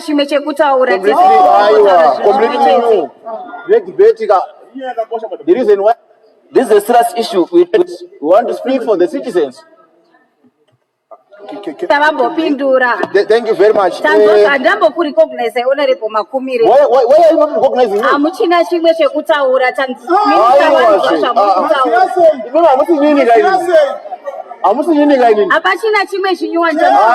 recognizing Honorable Minister. There are some very bits that Honorable Mr. has proposed. I just want to go to that clause and we read it very carefully. Because really what he's asking for is for the recreation of an institution, a whole institution. And we're expected to approve that within a 10-minute debate. It can be. Let me explain. So if you look at that, he said that we amend the Health Levy Act, okay? But then we throw in the revenues for airtime, a mobile data levy, a sugar sweetened beverage tax, fast food tax, fiscal portion for alcohol, and then any other public health levy established by an act of parliament. I don't know what that is, so it's open-ended. And then it says that what shall the funds be used for? Procurement and distribution of essential medicines and drugs, vaccines, that looks okay. Acquisition and maintenance of critical medical equipment seems okay-ish. Procurement of specialized drug for high-burden diseases, that's all right. Strengthening of health supply chain systems, that is unclear. I now turn to the no-go areas. No monies from the fund shall be used for salaries, allowances, administrative overheads, or to offset general budget shortfalls of the Ministry of Health and Childcare. But this is for the Ministry of Health and Childcare. So how can it not be applied then to the Ministry of Health and Childcare? Then all assets or liabilities of the fund shall vest in the fund without interruption. And then the fund shall be expressly prohibited from being used to offset budget shortfalls in the general vote of the Ministry of Health and Childcare. But we raise these taxes with great pain and ingenuity to support the Ministry of Health and Childcare. So how come now we can't use it for that? And then, Madam Chair, then the proposal goes on now to create a health fund committee. The committee will be chaired by the Permanent Secretary for Health and Childcare as chairperson. The other member is the Secretary for Finance. The other member is Commissioner General Zimra. Then the Accountant General. And then 2 senior members of Ministry of Health and Childcare. The Accountant General shall authorize and so forth. We now have to debate the membership of the committee. So my view is that this is a profound reinstitutionalization.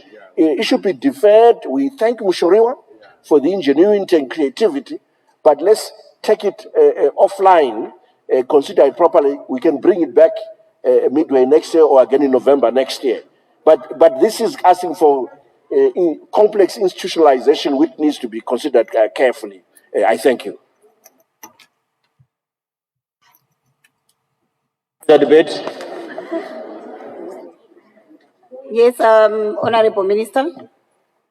Madam Chair, I think the Minister is very clear. This amendment, in its very nature, cannot be adopted here.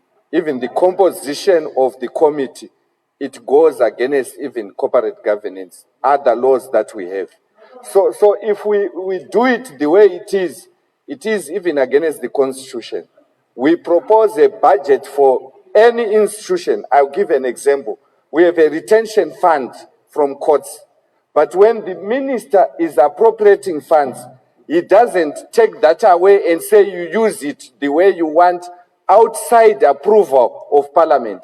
Now you are now saying we create the fund.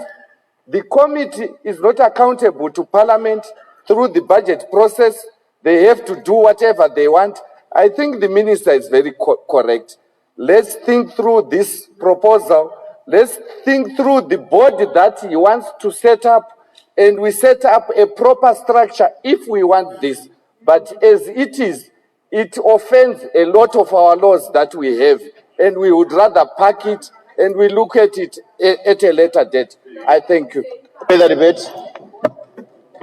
Honorable Makumire. Further debate. Honorable Makumire, Madam the ministers Speaker, have been... I agree. Honorable Makumire, I'm still talking. The ministers are very clear. They've been very clear in their responses. But why are you blocking me? What's there to debate? The minister... Okay, you may go ahead. I want to say what Honorable Minister Mtulingwe and what Honorable Minister Shambi have said. I partially agree with them. We cannot throw away the baby with the bathwater. And let's panel beat the proposal that is being brought in here by Honorable MUSHORIWA. Because as it batsiri kuti 2 years, chikolekta sugar tax, hakuna kana one cancer machine yatengwa. And you expect us to smile, tonyarara. 2 years, more than 60 million or 70 million was collected panyaya the sugar taxes. One vari kumusha uko vari kutambura, people are dying of cancer. Anditi, Maria has kuenda. So what we want is kuti Maria collect ngaiende kuma cancer machines. 2 years, mchitenga ma cancer machines. Satamane wani mimi. Debate. Madam Speaker. Yes, Honorable Minister. Debate. Suppose that we proceed. Part of the problem is with Parliament committees that do oversight on Ministry of Health. They must follow up that. But what is being proposed now, Madam Speaker, is not implementable. There is a usurping of the function of the executive, and me and the minister, we cannot allow ourselves to sit here and constitute a committee or even panel beat it. It's not practical. It needs a lot of thought to be put into it. It needs a lot of input that we need even our own officials to interrogate. Part of what they are saying is not implementable. So let's proceed, Madam Speaker. And point of order. Point of order. May we have order? Would like to respond to that, Madam. May we have order? Point of Let's vote. Point of order. I have a point. Yes. Honorable Khatshwayo Ndrukumbotaura. My ministers, this is not an overnight job. The order. This is not an overnight job. Messages as no follower. My ministers have been very clear, and we have to do that for progress. This is a serious issue. Madam Speaker. Honorable Chair. The last question. Honorable Chair, when we of arguments and disagreements on a straightforward law-making or policy-making structures where people want us to do things. I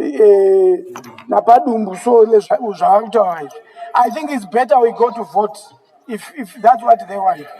But Chief, it's still going to be going to say point of order. No, Honorable Chair. Point of order.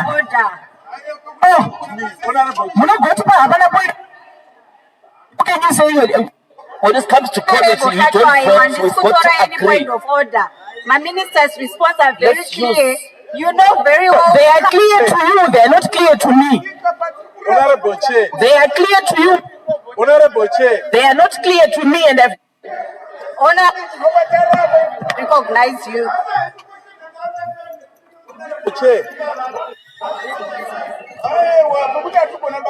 Madam Chair. Propose that we divide the House. Madam Chair. I propose. Order. More please have order in the House. Honorable Mauswa, I'm not entertaining this anymore. No, I put the amendment proposed by the... No, Madam Speaker, ma'am. But we must be allowed to. By Honorable MUSHORIWA. We must be allowed to debate, Madam Chair. Honorable Khatshwayo. But I want to say my point of order. Divide the House. Let's divide. Leader of the point of order. I've got a point of order. Honorable Khatshwayo. Yes, I've got a point of order, Madam Chair. Divide the House. Honorable Khatshwayo. I said I've got a point of order, Madam Chair. I want to speak. Honorable Khatshwayo, put yourself to order. I put the amendment. I've got a point of order. You may proceed. Thank you. Madam Chair, this issue is so important to us. It is important because it speaks directly to the issues that are affecting citizens. Not only that, we have a point of order. Order, that's not a point of order, Honorable Khatshwayo. It's a point of order. You need to listen. You cannot rule before I say it out. I haven't even finished. It's not a point of order. It's not a point You're of not West order. Town. You are raising that order. You have to listen first, then give your ruling. Into which standing order? That's not a point of order. But how do you Point know of order, you know, finish? raise wakana munataura zvinhu zvekuyeka. Before I finish. That's not a point of order that you are raising. I put the amendment proposed by Honorable Madam Chair. Mushoriwa. Is there any But Madam debate? Chair. Honorable Mauswa. When Can you Madam please Chair, take your seat? Mira, that's one thing. Patakaita this tax. Tairamba sema honorable members kuti sugar tax. Honorable Mtulinyuwe wakati nyengetedza. Wakati honai varume Zimbabwe iri kufa nekenza. Chiitai kuti mima honorable member. Honorable Mauswa, I did not recognize you. Vakati mutibvumidze. Vakati mutibvumidze. Honorable Amauswa, my minister was very clear in his response. This is not the right platform. This is not the right platform for it. It cannot be done over 24 hours. You can't do that. But if they need time to go and consult, they can go and consult. This is so important. Order. Honorable Changirai Garai Pasi. Which cancellations did you buy since 2022? Not graduated one patient since 2022.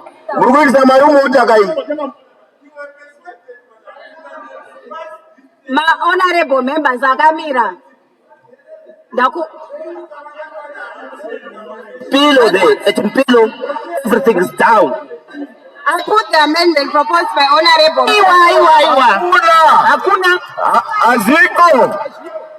Aziko. I said that the amendment be. No, also that.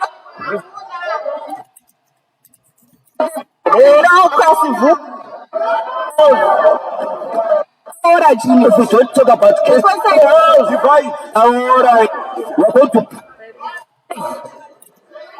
number with a ring fence. let's divide the house. 27 or 24 amendment of section 80A of chapter 23.06.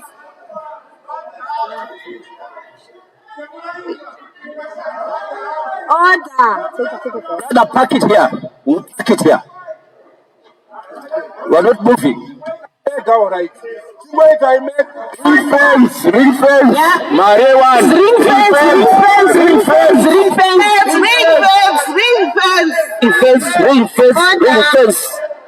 Ring fence, the man. What's the problem?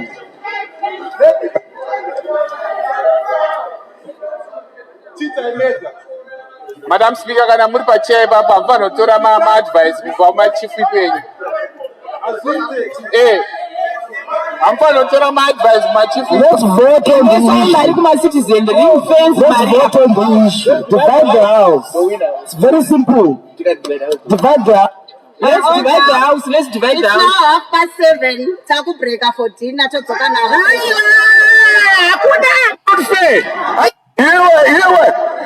We can break. Ring fence. after dinner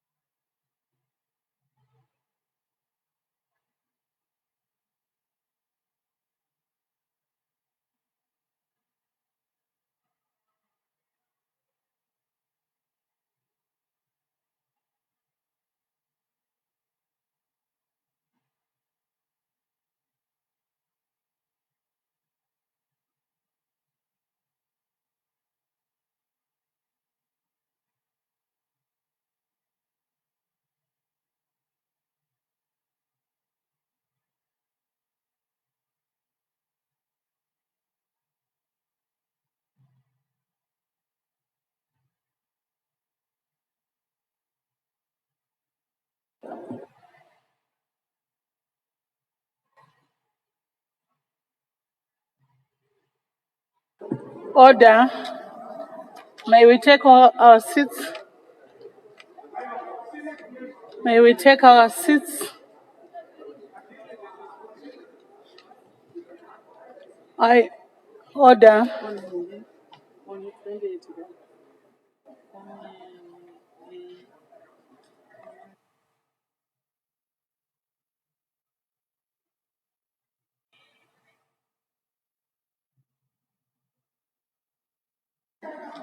Order. I put clause 8, now 25, amendment of third schedule to chapter 23.6, and I call upon the Honorable Minister.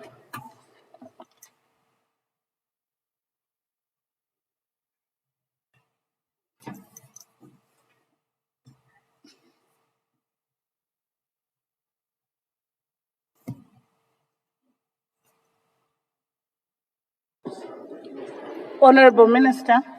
28, now 25.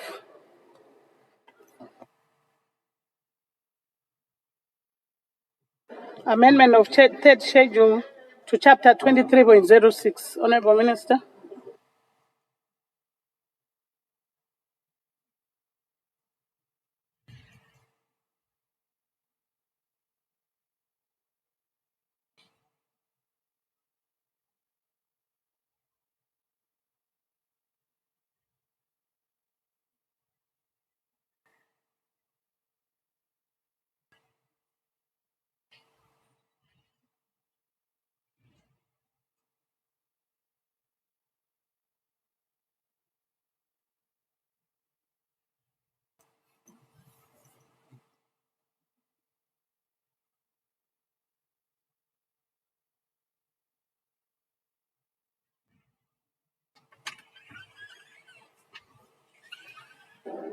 Madam Chair, thank you. I think I got my bearings now. In clause 28, we have got an amendment. I'll read it out as follows. That one, the third schedule, exemptions from income tax to the Income Tax Act, Chapter 23, subsection 6. That paragraph K should read as follows. That we should delete it and then substitute it as follows. That any pool pension Order, fund. Honorable Minister. You have A, I. On A, you have I and J.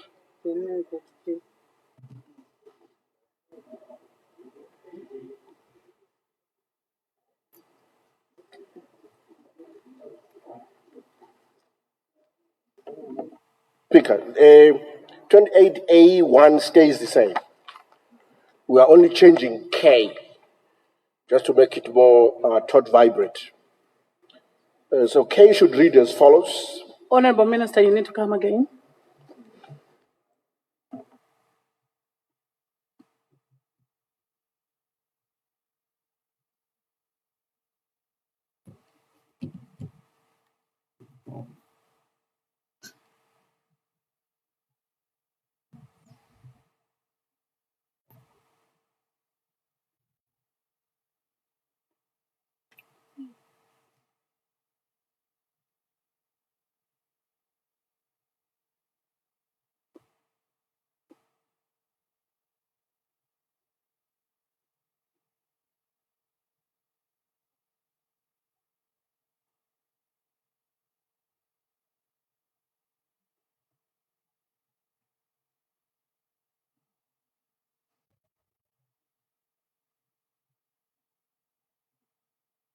But Madam Chair, now I understand. Madam Chair, if I could read that clause 28, amendment to third schedule of chapter 23, subsection 6 of the third schedule, exemptions from income tax to the Income Tax Act, chapter 23, subsection 6 is amended with effect from 1st of January 2026 to read as follows. A, by paragraph 1, Roman numeral 1, Infralink Private Limited, a company wholly owned by the Zimbabwe National Road Administration, established in terms of Section 6 of the Road Act, Chapter 13, subsection 18, on revenue accruing from toll fees along the Plumtree, Harare, Mutare Highway as part of the support for road infrastructure development on condition that the revenue shall be utilized for road maintenance and rehabilitation. For paragraph B, in paragraph 3, by insertion of the following subparagraph after subparagraph J. So we insert paragraph Honourable K as Minister, follows. can you please approach the chair? Please approach the chair. Is this still a problem?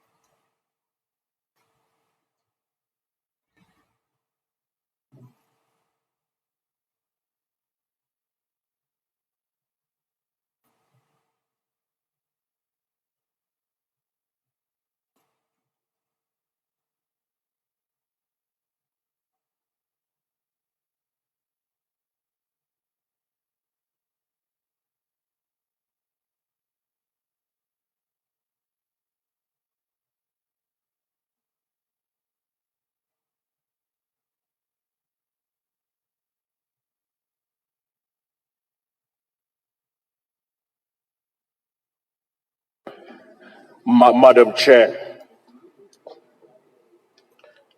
I'll start all over again.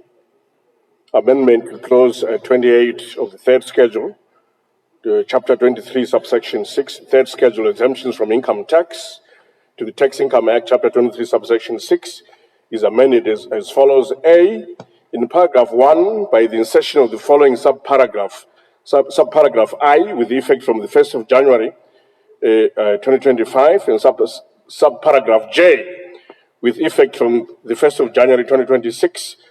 Roman numeral 1 is the Mutapa Investment Fund, being a sovereign wealth fund established in terms of Section 3 of the Sovereign Wealth Fund of Zimbabwe Act, Chapter 22, subsection 20, number 7 of 2024. And then J, Infralink Private Limited, a company wholly owned by the Zimbabwe National Road Administration, established in terms of Section 6 of the Road Act, Chapter 13, subsection 18, on revenue accruing from toll fees along the Plumtree-Harare-Mutare Highway as part of the support for road infrastructure development, on condition that the revenue shall be utilized for road maintenance and rehabilitation. And then I'll now read a B, with effect from 1st of January 2026, in paragraph 3, by insertion of the following sub-paragraphs after paragraph J. And now I turn to Order, Honourable K. Minister. K comes before B. K should come before B. For me, amendments, K comes before B.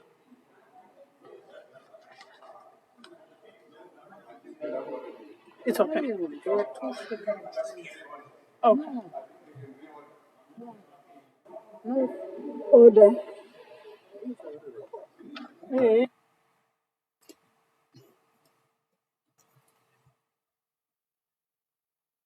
Honourable Minister, you can carry on. Section B, there's K.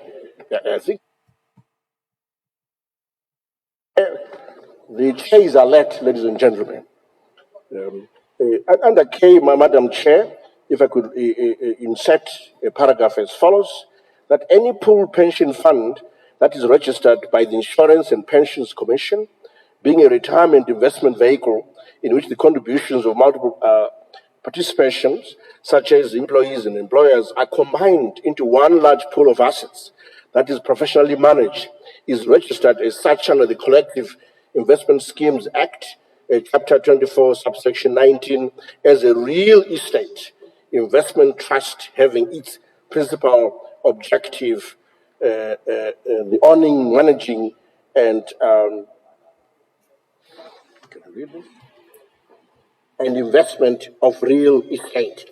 if we could amend it as such, that should do, Madam Chair. Let me just double check that we've covered all the amendments. If I could just read the rest, then under, is that L? Is that the Victoria Falls International Financial Center and its subsidiaries being entities within the Victoria Falls International Financial Center that was declared in terms of Section 78B of the Banking Act, Chapter 24, Subsection 24.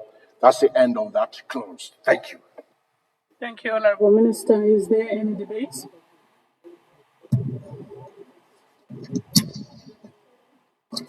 Thank you, Madam Chair. Madam Chair, the original clause was fine. Infralink, we know the purposes, the pension funds and the Victoria Falls Stock Exchange. I don't get why this amendment is come now to include the Mutapa Investment Fund.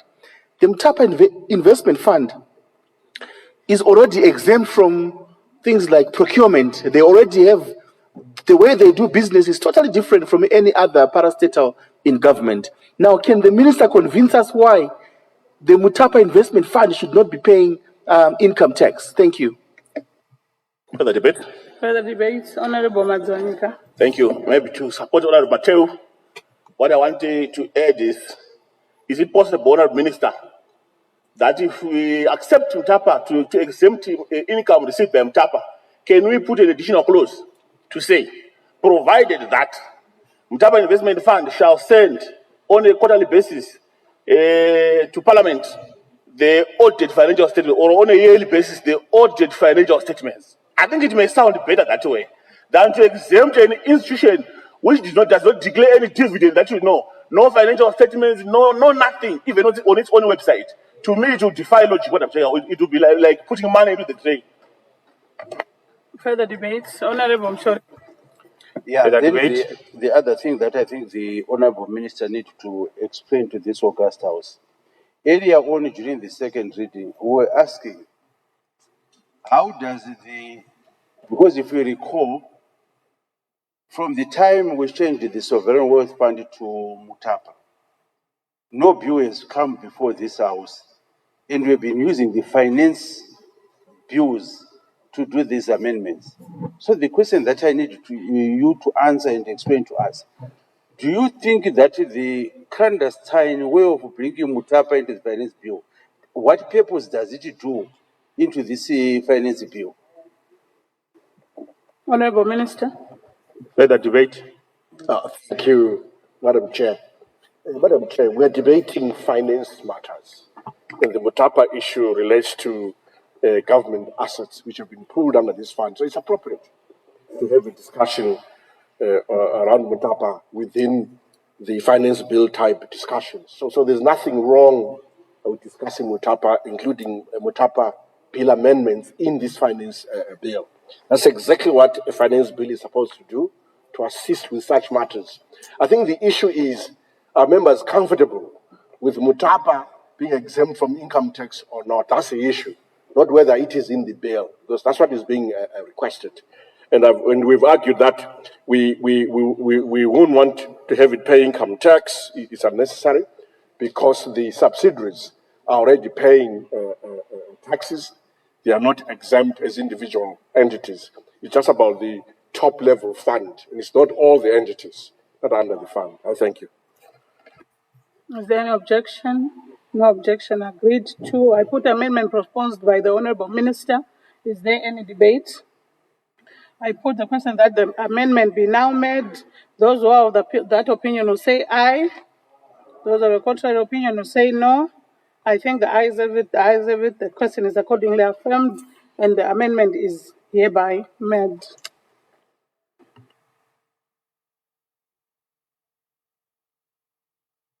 I put clause 29, now 26, amendment of the 5th schedule to chapter 23.06. Is there any debate? No debate. Agreed to. I put. Sorry, Madam Chair. If you look at clause 29, it is just repealing talks about the issue of capital redemption allowance on the mining companies, which was a deduction before.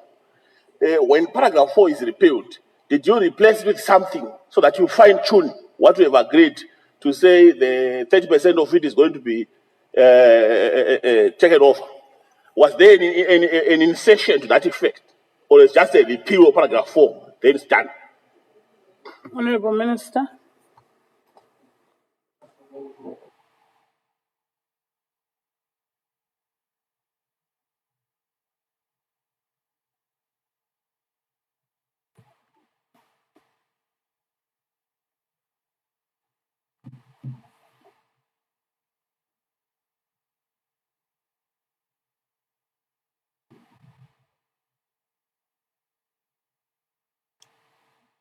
Madam Chair, I propose that we repeal the whole clause. Thank you. I put the amendment proposed by the Honorable Minister. Is there any debate? I put the question that the amendment be now made. Those who have that opinion will say aye. Those who have a contrary opinion will say no. The ayes have it. The question is accordingly affirmed and the amendment is hereby made. I put clause 30, amendment of the 9th, now 27, amendment of the 9th schedule to chapter 23.06. Is there any debate? No debate, agreed to. I put clause 31, now 28, amendment of the 13th schedule to chapter 23.06. Is there any debate? Yes, Madam Chair. Honorable Madzanyika. Thank you. Madam Chair, I just want clarity from the Honorable Minister as to maybe, let me try to put these things into perspective. If you are an employer, this clause, Madam Chair, is saying if you are an employer now, if you employ 10 people, you must make sure that you have got a form, a prescribed form, where you write the name of that employee, address, the amount that he gets, tax. And on a monthly basis, you should have a tax certificate for that same employee. So, assuming government is the biggest employer, all kinds of government should have individual prescribed forms for each individual. Isn't this monotonous? Can we find a way? What do you want to achieve by this kind of provision clause, Mr. Speaker? Mr. Speaker, sir. Further debates? I call upon the Honorable Minister. Further debate, Madam Chair. Honorable Makume. Thank you very much. Madam Chair, technically this clause is very strong, but in terms of administration, I think it burdens the employer. So if we can stick to the existing scenario, I think that will help a lot. We also need to be considerate. There are some rural businesses and some small businesses that may not be able to cope up with the new demands. Thank you. Honorable Minister. But Madam Speaker, this clause is really meant to compel employers to submit the ITF 16 forms monthly to make sure that our data is up to date in terms of employees, those who are subject to PAYE, but also understanding what is in the company. This is consistent with what I said in paragraph 895 in the budget statement. I think when we actually start implementing it, it won't be as cumbersome as it looks in the bill. It's just an administration issue and making sure that you've got those monthly returns coming through. I thank you. Is there an objection? No objection agreed to. I put clause 32, now 29, amendment of the 15th schedule. Sorry. Okay. To chapter 23.06, I call upon the Honorable Minister. Madam Speaker, ma'am, there is an addition to this clause, and is numbered K. We should read any amount so distributed by the Mutapa Investment Fund, being a sovereign wealth fund established in terms of Section 3 of the Sovereign Wealth Fund of Zimbabwe Act, Chapter 22, subsection 20, number 7 of 2014 of the Government of Zimbabwe. Really, the insertion is just to add Mutapa to that clause regarding the Income Tax Act. Thank you. Thank you, Honorable Minister. Is there any debate? No debate. Agreed to. I put clause 33, now 30. New schedule inserted after 15th schedule in chapter 23.06. Is there any debate? This one is repealed, Madam Chair.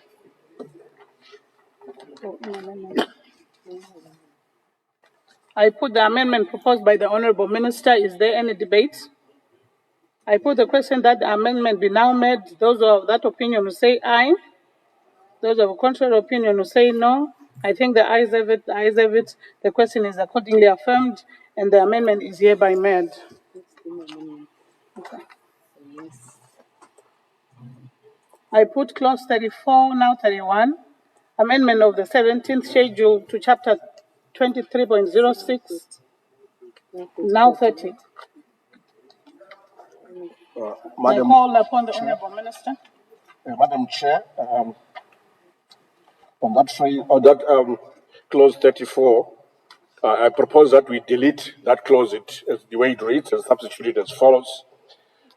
With effect from the year of assessment, beginning on the 1st of January 2025, the 17th schedule, in open brackets, a non-residence tax on fees, close brackets, to the Income Tax Act, Chapter 23, subsection 6, is amended in paragraph 1, interpretation, in brackets, 1, in the definition of fees by the insertion of the following paragraphs. And here a G should read as follows, that services rendered to a company operating exclusively in an international financial services center declared in terms of Section 78A of the Banking Act, Chapter 24, subsection 20. H, services rendered by the Mutapa Investment Fund, being a sovereign wealth fund established in terms of Section 3 of the Sovereign Wealth Fund Act, or Sovereign Wealth Fund of Zimbabwe Act, Chapter 22, subsection 20, number 7 of 2014. I thank you. Thank you, Honorable Minister. Is there any debate? Is there any objection? No objection. Agreed to. I put amendment proposed by the Honorable Minister. Is there any debate? I put the question that the amendment be now made. Those of that opinion will say aye. Those of the contrary opinion will say no. I think the ayes have it. The ayes have it. The question is accordingly affirmed, and the amendment is hereby made.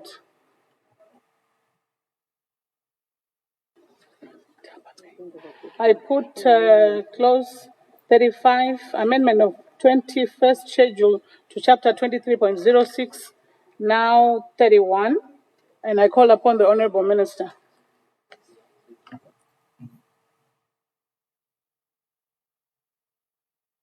Paragraph 35 is in order, Madam Speaker, but I've got an amendment on the following paragraph 36. It's okay. It's okay. Is there any debate? No debate. Agreed to. I put clause 36, now 32, amendment of the 13th of the 30th schedule to chapter 23.06. Is there any debate? I call upon the Honorable Minister. Madam Chair, could we make the amendment in that clause as follows?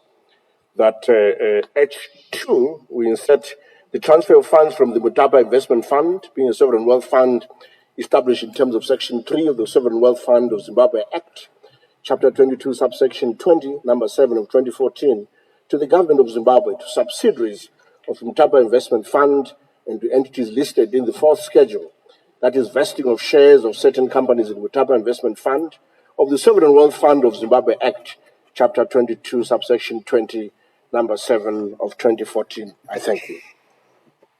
Is there an objection? No objection. Agreed to. I put the amendment proposed by the Honorable Minister. Is there any debate? I put the question that the amendment be now made. Those of the opinion will say aye. Those of contrary opinion will say no. I think the ayes have it. The ayes have it. The question is accordingly affirmed, and the amendment is hereby made.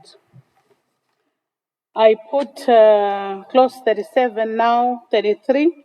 Amendment of 35th schedule to chapter 23.06. Is there any debate? No debate agreed to. I put clause 38, new schedule, substituted for 36 schedule in chapter 23.06, and it's now 34. And I call upon Honorable MUSHORIWA. And I withdraw the amendment.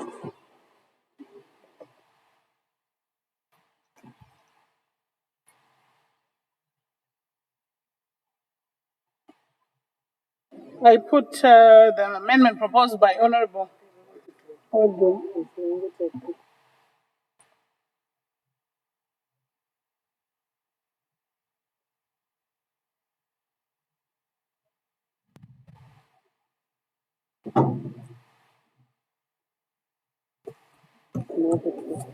I put 38 now 34. New schedule to substituted for 36 schedule in chapter 23.08. Is there any debate? No debate agreed to.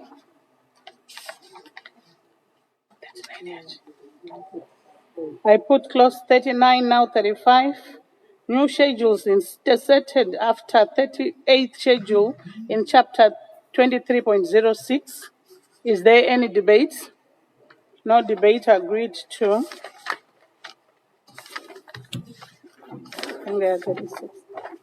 Chapter 35. I put clause 40 now 35. Amendment to schedule to chapter 4 of chapter 23.4. Is there any debate? No debate agreed to. I put clause 41 now 36. Amendment of section 2 of chapter 23.12. Is there any debate? No debate agreed to. I put clause 42 now 37. Amendment of section 7 of chapter 23.12. Is there any debate? No debate agreed to. I put clause 43, amendment of section 10 in chapter 23.12. Is there any debate? No debate agreed to. I put clause 44, now 39, amendment of section 11 in chapter 23.0, sorry, on point 12. Is there any debate? Yes, there's debate. Honorable Wende. Okay, thank you very much. I think first I want to thank the Honorable Minister. This is the clause that we had several meetings between ourselves on behalf of the Energy Committee and the Minister and his officials.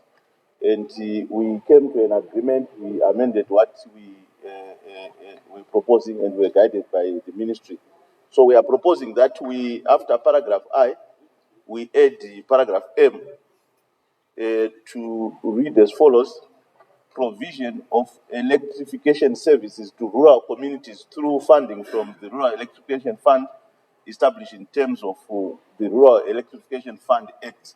So we are adding the provision of electricity service to rural communities as part of the VAT exempted services. I thank you. Further debates?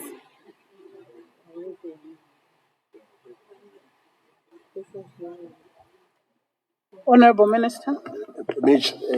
Madam Chair, I concur with Honorable Wende. This we discussed with the Humans Committee Chair and other members, and we agreed that we should include the rural electrification activities under the VAT exemption provision in the way that he has proposed, using exactly that language. I thank you.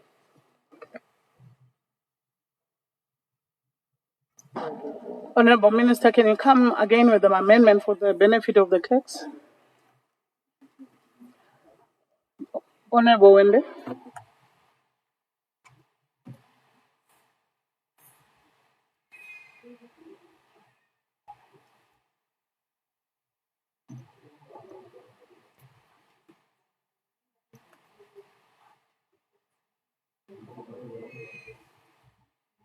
Can you switch on your mic?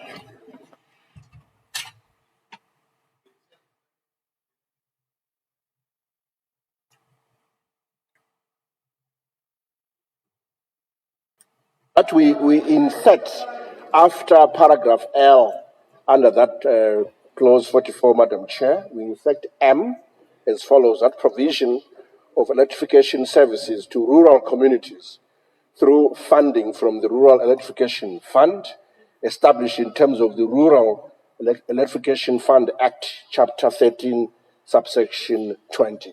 I submit. Thank you.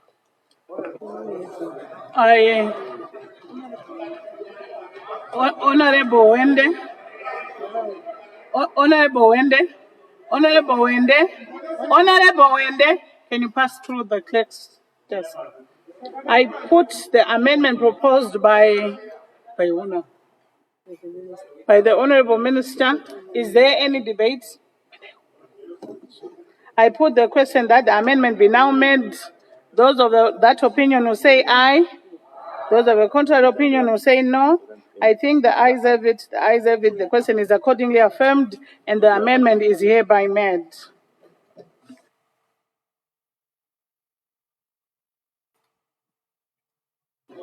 I put clause 45, amendment of section 12B in chapter 23.12. It is now 41. Is there any debate? No debate agreed to. I put clause 46, now 42. Amendment of section 12D in chapter 23.12. Is there any debate? Madam Chair. Honorable Mazwanika. Thank you, Madam Chair. Madam Chair, the principle for levying and exporting value-added tax on unbeneficiated minerals is to promote local beneficiation. And if you look at clause 45, on lithium, we put a 10%, but on chrome, we are putting a 3%. I just want to understand the difference. Why would the minister discriminate? Because those who are in lithium may say the minister is discriminated against those in chrome. Why are we putting 3% on chrome instead of the same 10% with the lithium? So that the message is very clear from government. Thank you.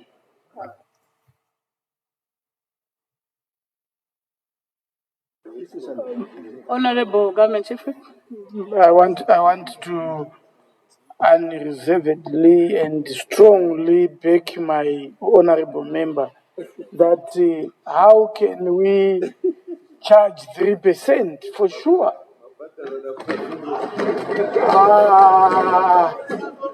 Minister, I think the best way is just to equate with lithium. Yes.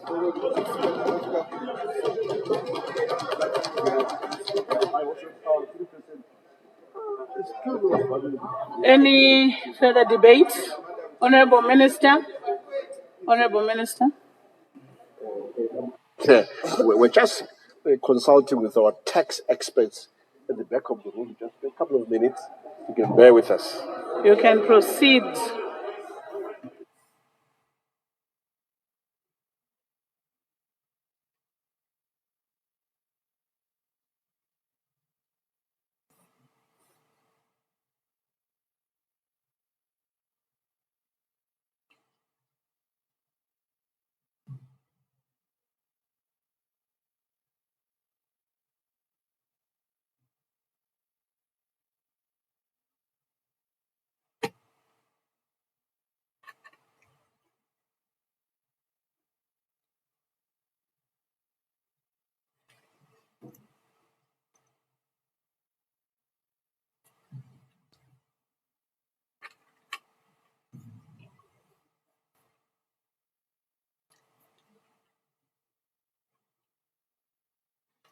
You can proceed and switch on your mic, please.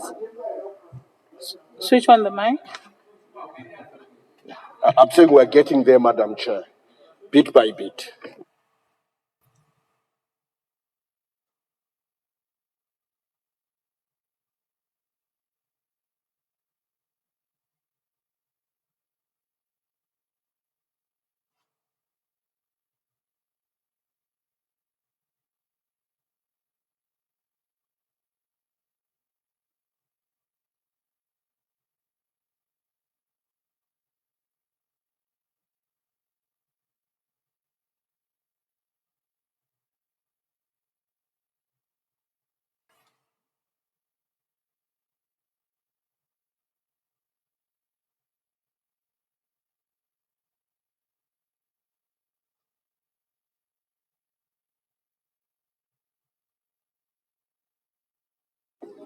But Madam Chair, we were debating about time framing.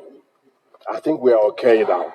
If I can just take everybody to that paragraph 46, which says that with effect from the 1st of January 2025, which is this year, and for a period of 12 months, which ends on the 31st December 2025, the VAT Tax Act is amended by the repeal of paragraph A and substitution as follows.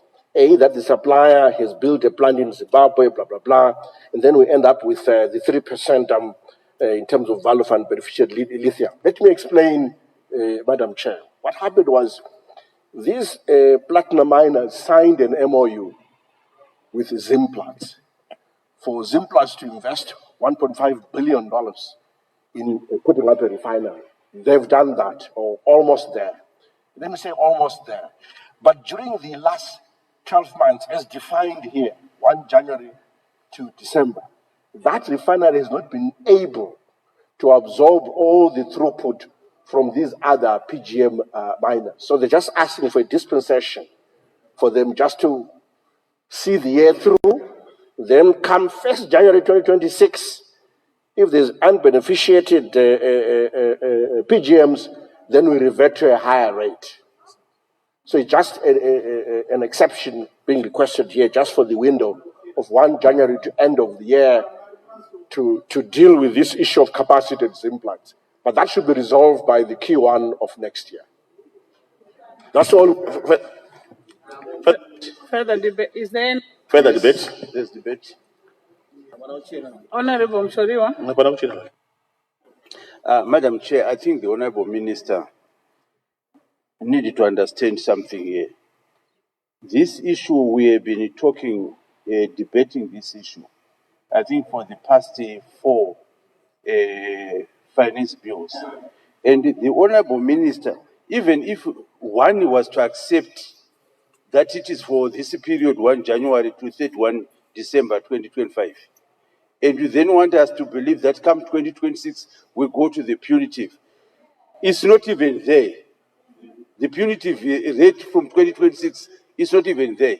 What will actually happen, Madam Chair, is that by the time next year we'll be discussing the budget for 2027, the Honorable Minister will be seeking another up to 2026. So we cannot allow this to pass through unless the Minister is prepared to come up with an amendment to then say, if they fail from 1 January 2026, the rate will be 10%. Anything without saying that, I think is not necessary. Debate? Further debate? Further debate. Honorable Wende? Much. Minister, I think even Pandakatanga Guyam Parliament, I remember you defending Zimplats, you know, and we even questioned you because one not good defender. Israel, vari ku London, vari ku France, vachimwa tea nekudya madina, nemari dzezvicherwa zvemuno. When we can't pay our workers, vari kutishandira mazuva ese. So on this one, this year, like what we did last time when you pleaded with us, that you were asking for them for the last time. This time, Tagutsema MP, we want them to be taxed so that Mari iende kuvashandi vedu vari kushanda munyika muno mari dzive zvicherwa zviri kucherwa nevana. So apa panhasa apa minister mumbotiregererawo. Tiri kuda kuti that tax must be increased so that tifambire mberi. because we can't protect vanhu vari kutotora mari muno. Further debate. Further debate. Further debate. Honorable Tobayo. Maita basa mbatwe chigaro. Minister, mukatarisa nyika yedu inoi tine upfumi hwakanyanyisa. Vanhu vatiri kureverera vaminister vari kuwana mari yakawandisa. Do you know kuti minister vanhu ava blendi sorry ava uyu lithium yavo yakadaro vanoblenda needu because ours is very strong. Zvine zvazvinoreva minister, tikavasiya vanhu ava vari kuita mari nesu. Isusu minister patinozoda kunodhila navo nyika yedu inenge yaparara, vana vedu vanenge vasisina kana chiro. We are benefiting nothing. Ivo ndo vari kubenefita. After vabenefita takuchida kunobatira kwatachingopopota kuya kunotora zvimateksi izvo zvimateksi nyana, asi vanhu vari kutora upfumi hwese munyika munomu. Minister, mukaenda pajoni apa mukanoona zviri kuitwa zvakaoma, mari yedu iri kuenda yakawandisa. Honorable Tobayo, straight to your point. Remember, we are emphasizing the point because tiri kuluza a lot of money. So ndikuti ndikukuhwisisai ndoda kusvika panyaya minister 10% minister. It's normal negotiations because we are losing a lot of money. Ishinda nevanhu isu tichishaya chokuita munyika medu. We are suffering minister. Vana mai vedu vari kusafa uko asi mupfumi tinawo. Patinozonosvinira mada kunobata 10% yacho mari yese inenge yaenda tinenge tasara nei? Whether debates. Honorable Diwayo. Thank you, Madam Speaker. Honorable Minister, on this one, I think you don't have to be apologetic. I think since this finance bill that we are debating already relates to the 2026 period, I don't think it will it will harm anyone if we include that 10%. Already we know it will come into effect into 2026 for those who haven't already built those plants that you are referring to. So I think the 10%. Further debate. Further debate. Further debate. Order. Further debate. Order. Let us avoid repeating what has already been Further debate, Madam Chair. I'm not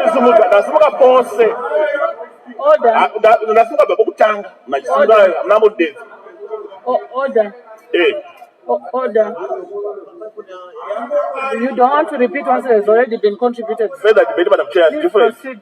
Thank you.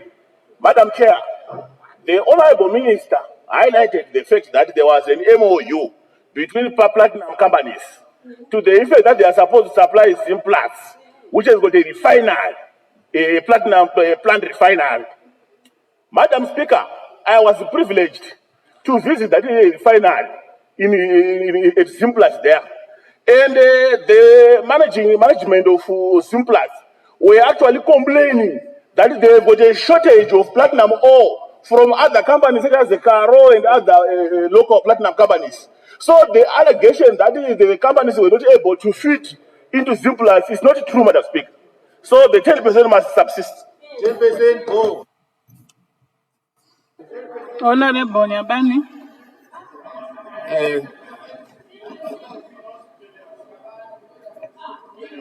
Honorable Nyabani. Maita basa mbake chigaro. Ngatitenderei Honorable Nyabani vanzwike.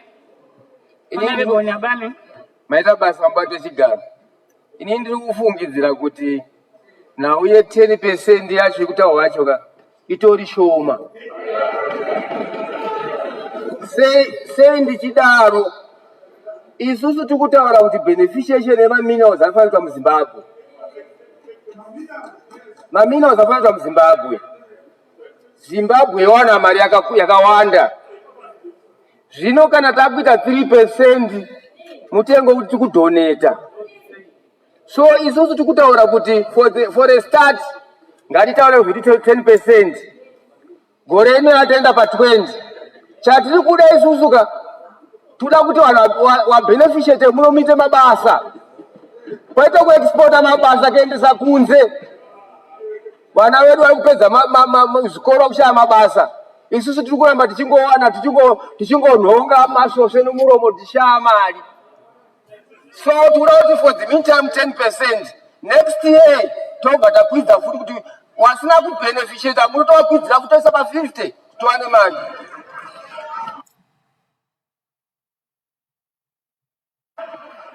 Further debate, Honorable Joe. Mazvita. Order. Honorable Joe. Mazvita, Madam Chair. Ndasumukira kuti ndingotsigira panyaya yokutinde even pa 15% nokuti minister tiri kuona kuti zimplants chaiyo payakadoita that plant yokuti pakaisa refinery muno munyika yanga ine donzo ine muono wokutiko maminerals ange achibeneficiatwa muno yakabva yaita nemagetsi esolar aya akanovhurwa napresident vedu vaMnangagwa vachiratidza kutoti vane donzo rokuti vaite chibeneficiation. Saka isusu kana takuda kudzosera urongwa hwebeneficiation kumashure tichiisa percentage diki zvinenge zvisingacharevi kutoti isitokoshesa maminerals edu muno munyika. Saka ndongokumbira minister tinde pa 15% maita henyu. Honorable Chidowa. Ndinotenda Madam Chair. Pa pre-budget gore rapera honorable members vakapa lithium and platinum mines 3 months. Ndoba taenda ku factory finding mission and ndiri head of delegation. Tikandopinda kuma mines kwacho kwese. Apa tatava pa 3 months. Minister vakazobvuma kuti no, ngatichivapa another 12 months. But iye zvino kuti ti-extende hazvichabviri.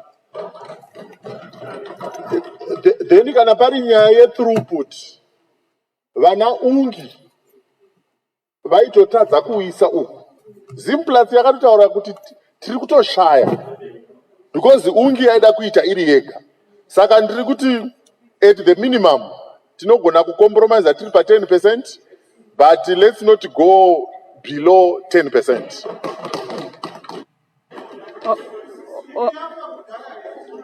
Honorable Minister, you need some more minutes. Honorable Minister, I think he needs a few more minutes. Honorable Gumede, you're ready. Honorable. Madam Chair, thank you. Thank you for your patience while we were trying to unravel this. Madam Chair, I've listened carefully to the debate. I propose we amend this clause as follows. With effect from the 1st of January 2026, the value-added tax, chapter 23, subsection 12, is amended in section 12D, collection of tax on exportation of unbeneficiated lithium, determination of value thereof, 2, by the repeal of paragraph A and substitution of A, if the supplier has built a plant in Zimbabwe capable of producing platinum group concentrates and has been approved by the minister responsible for finance in consultation with the minister responsible for mines, tax at the rate of 10% on the value of unbeneficiated platinum. I put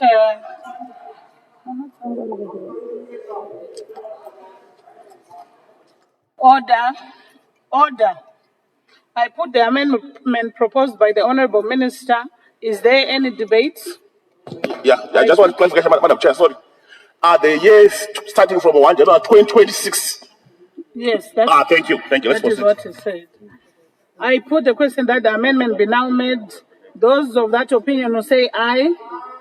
Those of a contrary opinion will say no. I think the ayes have it, the ayes have it. The question is accordingly affirmed, and the amendment is hereby made. I put 47, now 43. Amendment of section 12E of chapter 23.12. Is there any debate? No debate, agreed to. I put clause 48, now 44. New sections inserted in chapter 23.12. Is there any debate? Madam Chair. Honorable Madzanika. Yeah, the same situation, Madam Chair, continues. Now we are on Chrome. Chrome is being levied 5% and beneficiary the VAT on export. We still continue to say that let it go to 10%, Madam Chair. So get more man. Honorable Minister. Madam Chair, I concur with Honorable Mativanyika. Let's amend that paragraph and remove 5%, replace it with 10%. Thank you. I put amendment proposed by the Honorable Minister. Is there any debate? I put the question that the amendment be now made. Those of that opinion will say aye. Those of a contrary opinion will say no. I think the ayes have it. The ayes have it. The question is accordingly affirmed, and the amendment is hereby made. I put clause 49, now 45. Amendment of section 13 of chapter 23.12. Is there any debate? Yes, Madam Chair. Honorable Madzanika. Yeah, Madam Chair, this section, this clause relates to VAT on imported services. But then there is a proviso to this clause to the effect that VAT on imported services it must be paid exclusively in foreign currency or in US dollars or any other foreign currency. This statement, Madam Speaker, is sending the wrong signal to our local currency. These are the things that put a dent on the confidence crisis that we are fighting against as a nation. It is my suggestion, Honorable Chair, that if an importer has got an equivalent of ZIC, let them use it for improving the demand of the ZIC and also improving confidence on behalf of the business people. Because this shows that we have got a lot of appetite for foreign currency. We must also have an appetite for local currency. Many companies are having ZIC balance which are not being used. Let them use that. So I'm actually putting forward. Let's also agree to also receive it in the equivalent of local currency. Any further debate? Honorable Minister. Thank you. I think on this one, Mativanyika, Honorable Mativanyika has to yield, Madam Chair. All we are saying is that is pay your VAT in the currency of trade. You bought your services in US dollars, pay your VAT in US dollars.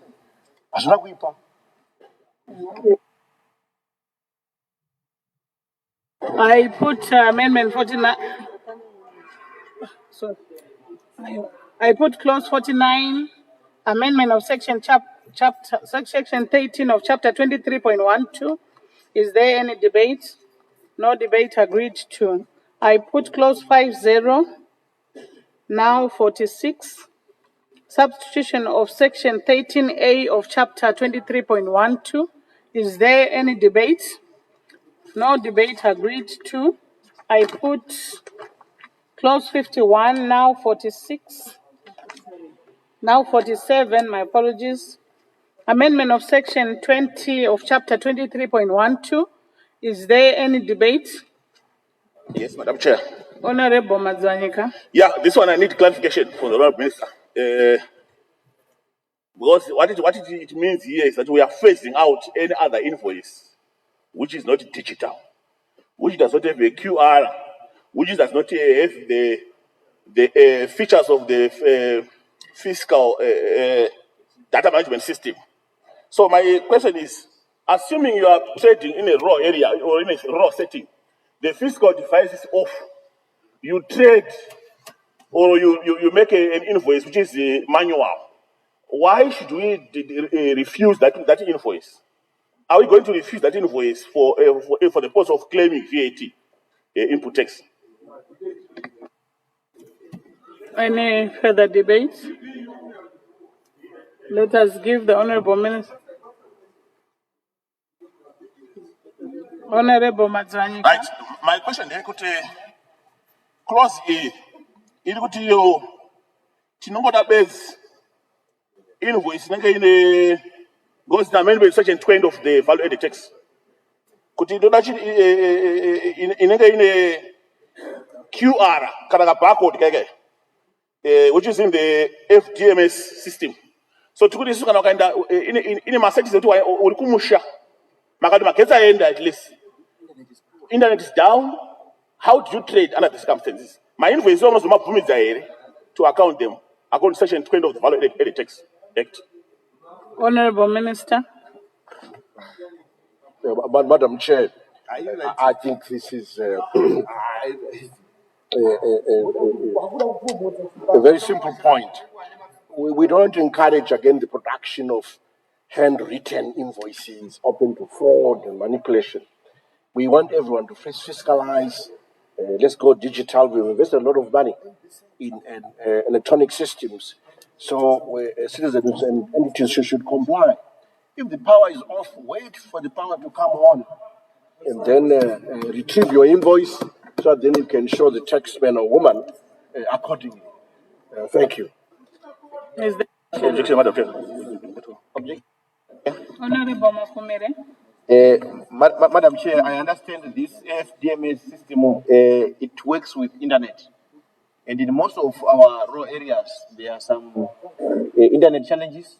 How does this then work in such areas? Thank you. Honorable Minister.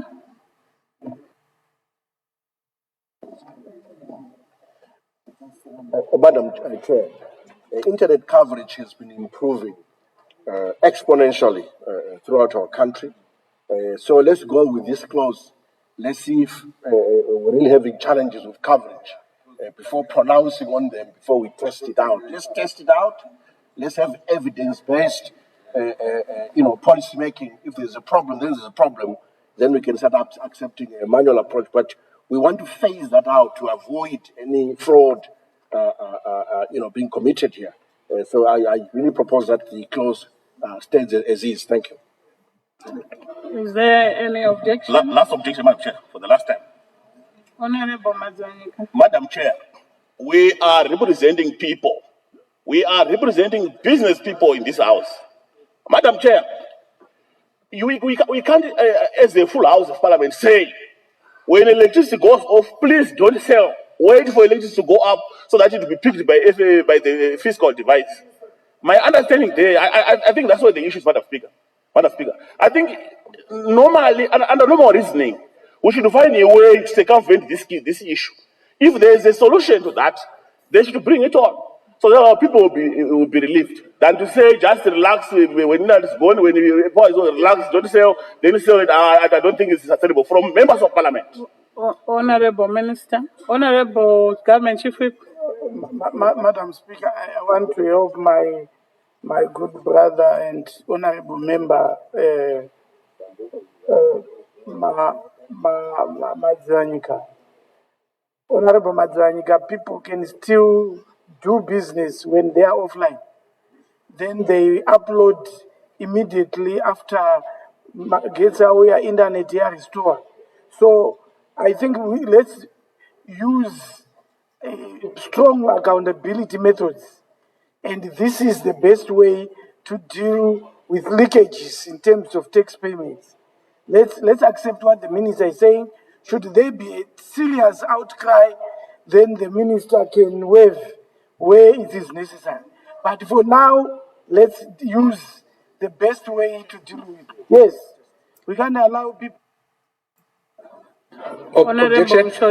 Objection. Yeah, thank you, Chair. I think we need to. We are Zimbabwean MPs here. Honorable Mshoriwa, can I request that you raise your voice? We Yes, can hardly hear you. thank you, Chair. I'm saying I was going to propose to the Honorable Minister that we need to put an additional sentence there. In as much as we want the quick response code and the other stuff, but we need to put a proviso that says, that gives a leeway for any reasonable excuse that is understood by the Commissioner General, something that allows some play here. Because if we think that Harare is Zimbabwe, then I think we are actually missing the point. Let's try to leave a room to maneuver. And as long as the Commissioner General thinks that the excuse is reasonable, I think it will be okay. Honorable Chigu. Objection. Madam Chair, it would be helpful if Honorable MUSHORIWA could, let's say, propose for some phrase that we could, or line that we could insert. MUSHORIWA. Thank you, Chair. So the proposal is that, or can I just write it, Minister, then I bring you to you? Yeah. We can revert back to clause 51, now 47. I put clause 52, now 48, amendment of section 23 of chapter 21.13. Is there any debate? No debate, agreed to. I put clause 53, now 49, amendment of section 39 of chapter 21. I'll take that again. Amendment of section 39 of chapter 23.12. Is there any debate? No debate, agreed to. I put clause 54, now 50. Amendment of section 81A of chapter 23.12. Is there any debate? No debate, agreed to. I put clause 55, now 51, schedule inserted in chapter 23.12. Is there any debate? No debate, agreed to. I put clause 56, now 52, and I call upon the Honorable Minister. Thank you, Madam Chair. I propose we add subparagraph S under that clause as follows. That the receipts and accruals of the Mutapa Investment Fund, being a sovereign wealth fund established in terms of Section 3 of the Sovereign Wealth Fund of Zimbabwe Act, Chapter 22, subsection 20, number 7 of 2014. I thank you. I put the amendment proposed by the Honorable Minister. Is there any debate? Yes, Madam Chair. Honorable Mazwanika. Madam Chair, I vehemently disagree. On what basis? This clause, we need to pay particular attention to it, honorable members. A capital gains tax is charged whenever you are selling an asset, be it movable or immovable. In this case, what we're actually saying is, when Mutapa Investment Fund sells assets, they are no longer liable for capital gains tax. That is the meaning of this input. I think this is deepening the opaqueness of Mutapa Investment Fund activities. And to me, where are we going to get revenue as a country? When Mutapa is exempted in terms of its income, exempted on paying on other. Right now, we are exempting it on capital gains. Whenever it's selling an asset, it will be done clandestinely because there is no track record on what happens in terms of capital gains tax. When there is capital gains tax, Madam Chair, it gives a trail for other members to give a trace to see this transaction happened because it has to go through Simura. So it will be found. So whenever a sale is going to be made without any trace, Madam Chair, I think this is the most dangerous thing that we can do with our national assets. And as honorable members, I think let's resist this. Honorable Minister.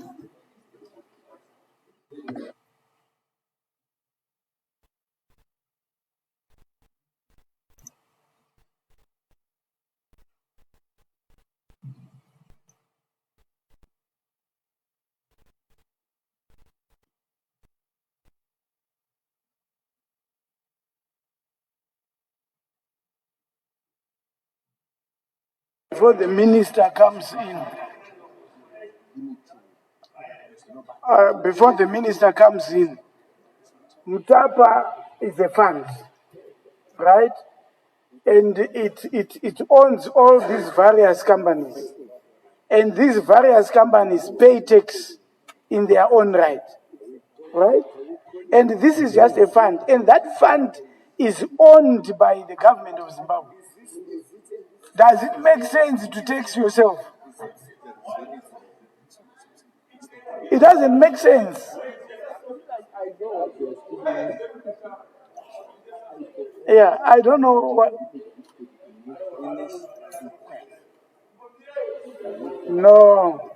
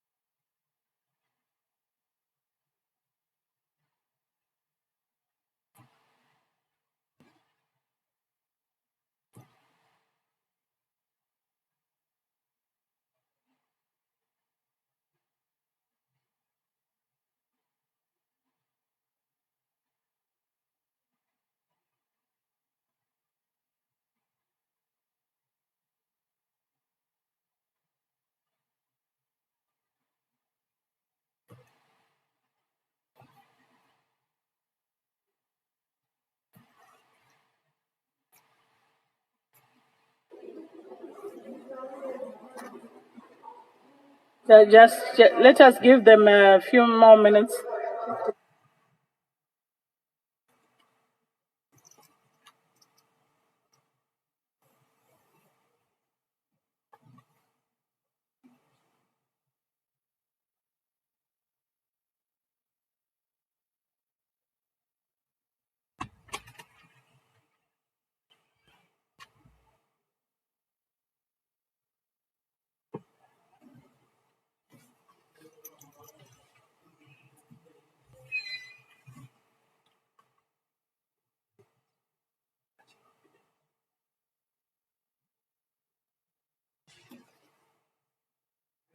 Madam Chair, Honorable Minister, proceed. I think that we are comfortable repealing the whole of that clause. I put the amendment order. I put the amendment proposed by the Honorable Minister. Is there any debate? I put the question that the amendment be now made. Those of that opinion will say aye. Those of the contrary opinion will say no. I think the ayes have it. The ayes have it. The question is accordingly affirmed, and the amendment is hereby made. I put clause 57, now 53, new section, order.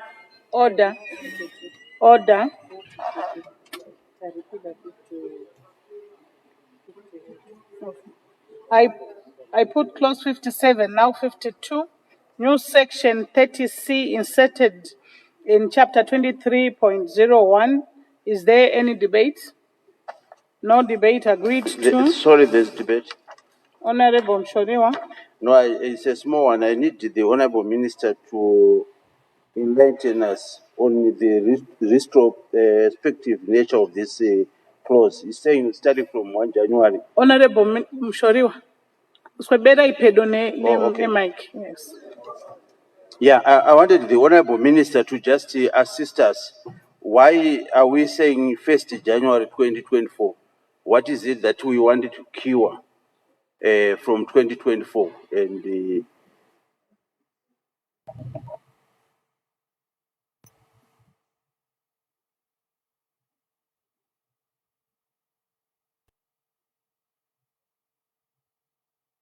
Madam Chair, that's a typo. It should be 1st of January 2026.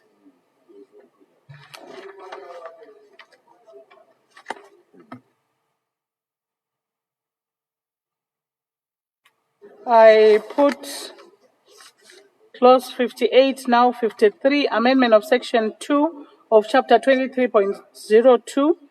Is there any debate? No debate, agreed to. I put clause 59, now 54. Honorable MUSHORIWA. Thank you, Madam Chair. It's on clause 59, where it's proposed that that will be amended by the deletion of the entire subsection B.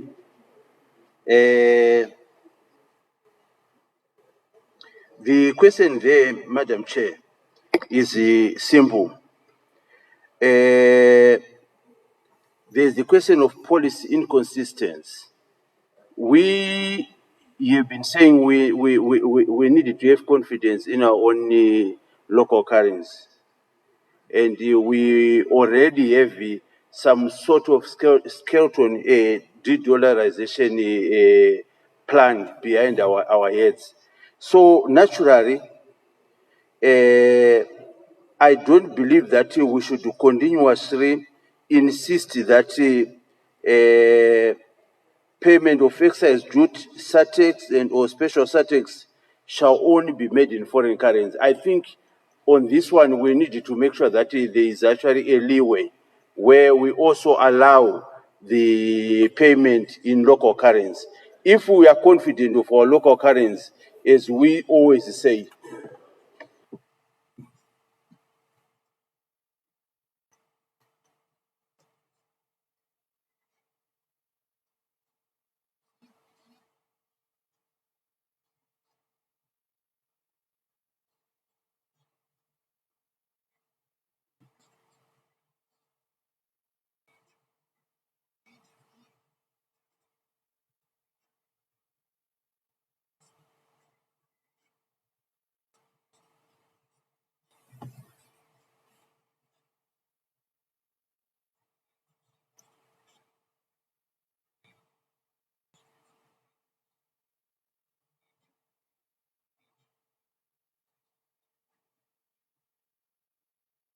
Honorable MUSHORIWA.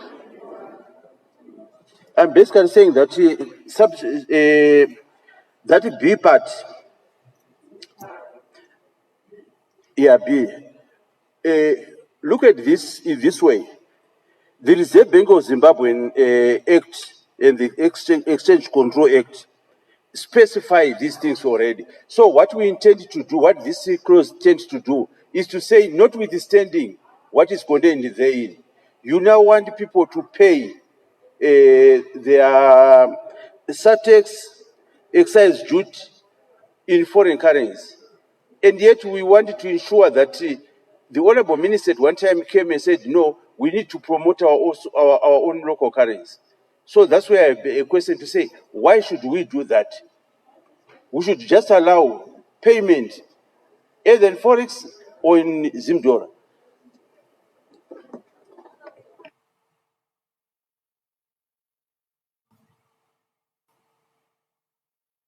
Honorable Minister. They need a few minutes.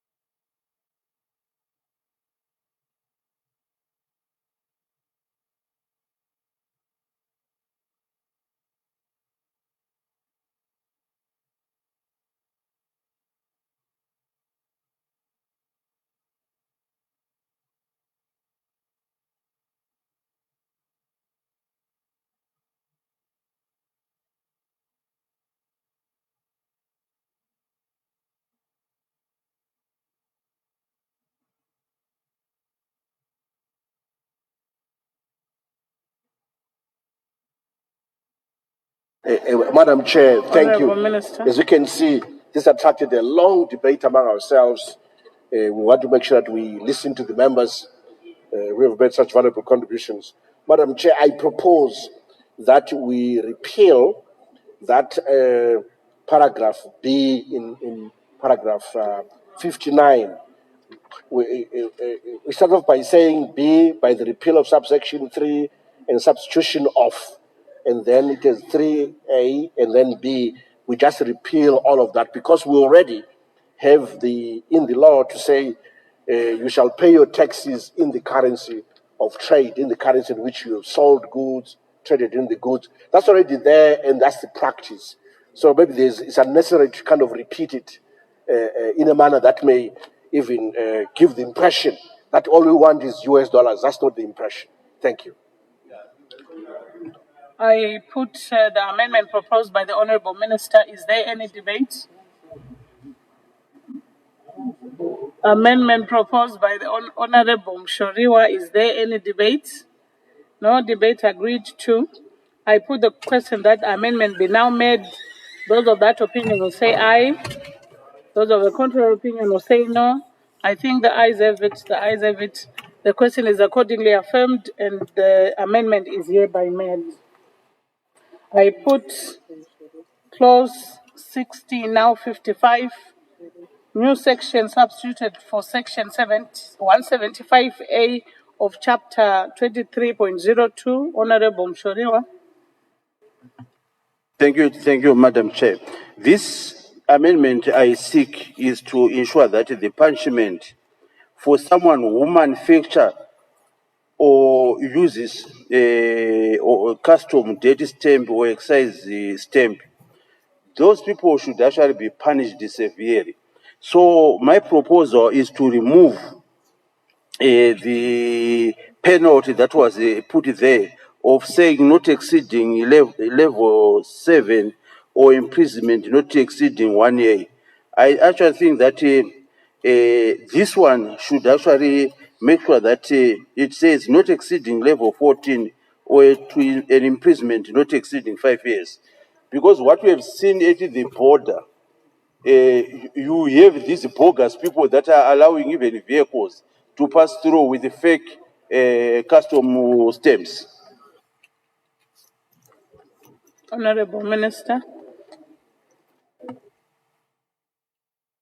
Madam Chair, I concur with the proposal for stiffer penalties on this kind of potential fraud. I thank you. So the paragraph then should read as proposed that we change the fine to read not exceeding level 14 or imprisonment for a period not exceeding 5 years, or both such fine and such imprisonment. Thank you. I put the amendment proposed by Honorable MUSHORIWA. Is there any debate? I put the question that the amendment be now made. Those of that opinion will say aye. Those of a contrary opinion will say no. I think the ayes have it. The ayes have it. The question is accordingly affirmed, and the amendment is hereby made. I put clause 61, now 56. Amendment of section 182. Honorable Madzanyika, can you take your seat? Thank you, Madam Chair. Yes. Order, Honorable Madzanyika. Yeah, I understand where the Honorable Minister is coming from. Honorable Madzanyika, just a moment. I'll take that again. I put clause 61, now 56, amendment of section 182 of chapter 23.02. Is there any debate? Honorable Madzanyika. Thank you, Madam Chair. I would like to, I understand where the Honorable Minister is coming from. To be honest, smuggling is a serious offense, and the relevant punishment must be meted upon those people who do it. But I'm a bit concerned, Madam Chair, on subsection 4, the second paragraph, which says that any person convicted for the second offense of this case of smuggling is liable to an imprisonment of not less than 5 years. My issue there is, Madam Chair, there is some kind of smuggling which is trivial. For example, someone smuggles a bed, and normal must pay duty. So if someone smuggles a bed, you can understand this person was trying to it's not such it's not causing a lot of serious issue. So I was thinking of commercial smuggling. One who has got a second count of commercial smuggling. We can't penalize 5 years for someone who smuggle a bed. Then next time he smuggle a radio. It becomes two offenses. So I was just suggesting let's put it as commercial smuggling or commercial goods. 30% is a criminal, a non-criminal. Thank you. Debate. Further debate. Honorable Wende. Agree with the Honorable Mazwani because the truth of the matter is that non-commercial smuggling, we are all candidates for jail because everyone who is here has tried to smuggle one or two things. So we don't want to create a law that ends up with unintended consequences. And I want to persuade the minister that please let's look at the commercial smugglers because those ones vanonetsa kubata because vanenge vatobhadhara vanhu choko mumwe. But the innocent person ari kungotiwo panapa jutira yadhura rikandivige t-shirt yangu pasi pehembe wakabatwa onzi 5 years ipapo I think tinge tanyanya. Let's distinguish. That's my proposal. Thank you. Debate. Further debate. And please avoid repeating what has already been contributed by your fellow honorable members. Honorable Makomere. Ndinoda kutaura pamusoro pemutongo waiswa uyu bato chigaro 5 years ndinoona sokuti tinenge tanyanya kusunga vanhu vedu zvakanyanya. Ndaifunga sokuti vaya vanenge vaita zveukopo-kopo nezvicherwa firearms nezvimwewo zvine ukoshi hwakanyanya asi vaya vanotengesawo hembe pamusika mubato wechigaro vana vedu zvinongovadzoreredza pane kuti ndobva tavakanda mutirongo kudai vanhu vanenge vachida kuzama kuriritira mhuri dzavo. Saka ndaifunga sokuti vanosmagula zvinhu zvakaita seana mafirearms negold nechichi zvine ukoshi hwakanyanya kana kuti zvinokonzera njodzi mukati menyika 5 years ndinoona sokuti itori shoma. Ngatitokwidzai tine kana chiro pa 10 years nokuti utasara kuti kana pakasmaguliwa mafirearms injodzi iri kuuya mukati menyika. Saka tigone kuzvipa mutongo wakandodai souyu ngauite so unoti wedzerei asi avo vanotsvaga kurarama memisika ngatingovanzwira urombo tinongokuvabhadharisawo kafaini zvinogona kutibetsera kana 100% duty still none. Honorable Minister. Let us give him a few minutes. Chair. You can proceed. Again, this has been a subject of intense debate and consultation. I propose that we just repeal the whole of this clause. Yeah. Because the current law is already in place, is effective.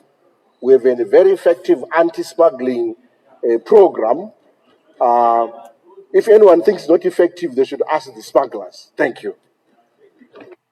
I put the amendment proposed by the Honorable Minister. Is there any debate? I put the question that the amendment be now made. Those of that opinion will say aye. Those of contrary opinion will say no. I think the ayes have it. The ayes have it. The question is accordingly affirmed, and the amendment is hereby made. I put clause 62, now 56, amendment of section 20. Sorry, I'll take that again. Amendment of section 216A of chapter 23.02. Is there any debate? No debate. There's debate actually. Honorable MUSHORIWA. I think the Honorable Minister, this one says that provided that any company whose license is cancelled shall not be relicensed as a clearing agent for a minimum period of 5 years. I want to just check with the Honorable Minister whether in the current legislation, does it also have a condition that says that provided that the reasons for cancellation has been fully corrected? Is it there? If it is not there, I think it is important to ensure that in addition to the time frame of 5 years, but the reasons for the cancellation should have been fully corrected by this company or directors. Because we cannot just give them 5 years. What if they have not reformed? Honorable Minister. I think that's not a harmful addition at all. That what Mushoria is suggesting, that we could say, provided that that any company, these directors whose license is cancelled, shall not be relicensed as a clearing agent for a minimum period of 5 years, and correction of the reasons for cancellation should be met before relicensing is granted, something like that. Honorable Minister, if you could have that written for the benefit of the clerks. I put the amendment proposed by the Honorable Minister. Is there any debate? I put the question that the amendment be now made. Those of that opinion will say aye. Those of a contrary opinion will say no. I think the ayes have it. The ayes have it. The question is accordingly affirmed, and the amendment is hereby made. I put clause 63, now 57. Amendment of section 216 in chapter 23.02. Is there any debate? No debate, agreed to. I put clause 64, now 58.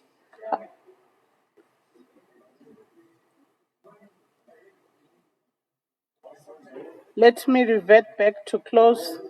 I am at clause 64.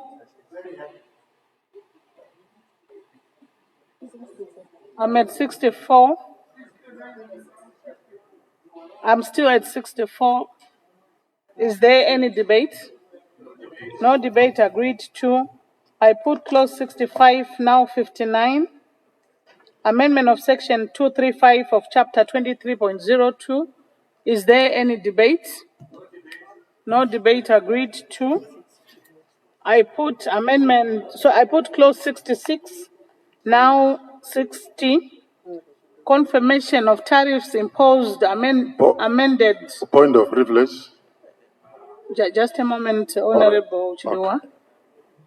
I'll take that again. Confirmation of tariffs imposed, amended, or replaced by Minister under section 225 of chapter 23.02, and I call upon Honorable Chidua. Thank you, Madam Chair. I want to move for the insertion of a new clause. That's clause 66. The bill is amended on page 47 after line 3 by the insertion of the following clause.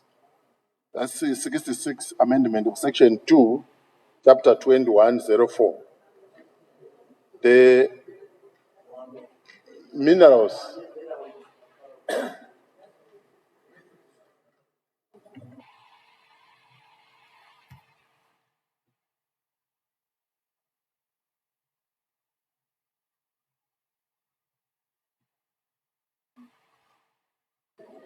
Honorable Minister, you are in agreement? If you could continue with the submission he was making. Now I have full attention. I was clearing the royalties, which is the next. Honorable Chidua, can you please come again? Thank you, Madam Chair. I move for the insertion of a new clause. That's clause 66. The bill is amended on page 47 after line 3 by the insertion of the following clause. That's 66 amendment of section 2 of chapter 2104. The Minerals and Marketing Corporation of Zimbabwe Act, chapter 2104, is amended in section 2 by the repeal of the definition of mineral and the substitution of the following. Mineral means any naturally occurring solid material, aggregate or substance extracted from the earth's crust via mining or quarrying operations, which has not undergone any chemical transformation, smelting, or pyrometallurgical processing, and the subsequent clauses shall accordingly be renumbered. Honorable Chair, if you look at the current MMCZ Act, it defines a mineral as a product which is derived from beneficiation and manufacturing. Products are treated as minerals. And I would want to give you an example of what is happening, especially with the iron ore. For iron and steel, the manufactured products like blocks, ingots, pigs, billets, rods, bars, and angles, they are treated as minerals. And this new definition is going to achieve reclassification of the manufactured products, and this is going to exclude them from being categorized as minerals. Madam Chair, I think these changes will promote mineral resource value addition, which we are all clamoring for, the ease of doing business, and the competitiveness of our products in the export market. So if we are going to accede to this proposal, I'm sure this is going to enhance our drive for industrialization and transformation. I so submit. Honorable Minister. Sorry, can I just Madam Chair, I concur with the proposal from Honorable Chidua, because what's been happening is that when it comes to steel products, in our acts, we're still classifying steel as a mineral, when in fact it is a beneficiated product. So his proposal will cure that anomaly. So then in that case, I will read as follows, because now we have to adopt it, that we insert the following in paragraph 66, which is amendment of section 2 of chapter 21, subsection 4.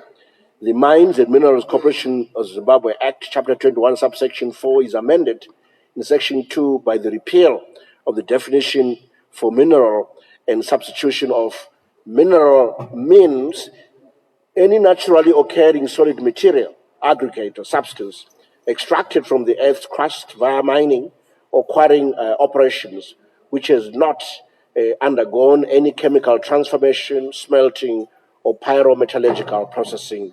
Thank you. Thank you, Honorable Minister. I put the amendment proposed by Honorable Chidua. Is there any debate? I put the question that the amendment be now made. Those of that opinion will say aye. Those of a contrary opinion will say no.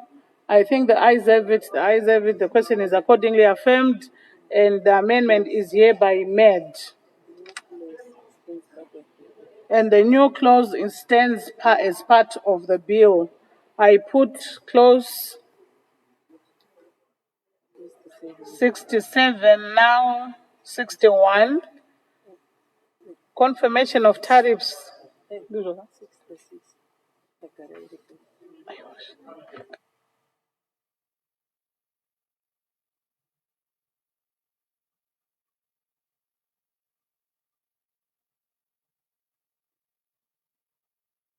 Confirmation of tariffs imposed, amended, or replaced by the Minister under Section 225 of Chapter 23.02. Is there any debate? It is the existing 66. Honorable Minister. On 66, we are covered. I've already considered that we insert that clause from Honorable Chidua, which I've read out. And I think it's been accepted. We have moved on and called the current 66 now 67, which is 61. Thank you. Then I'll continue on 67. I propose the amendment as follows. Let me explain. Order, Honorable Minister. 60, the current 66 is now 61. Yes.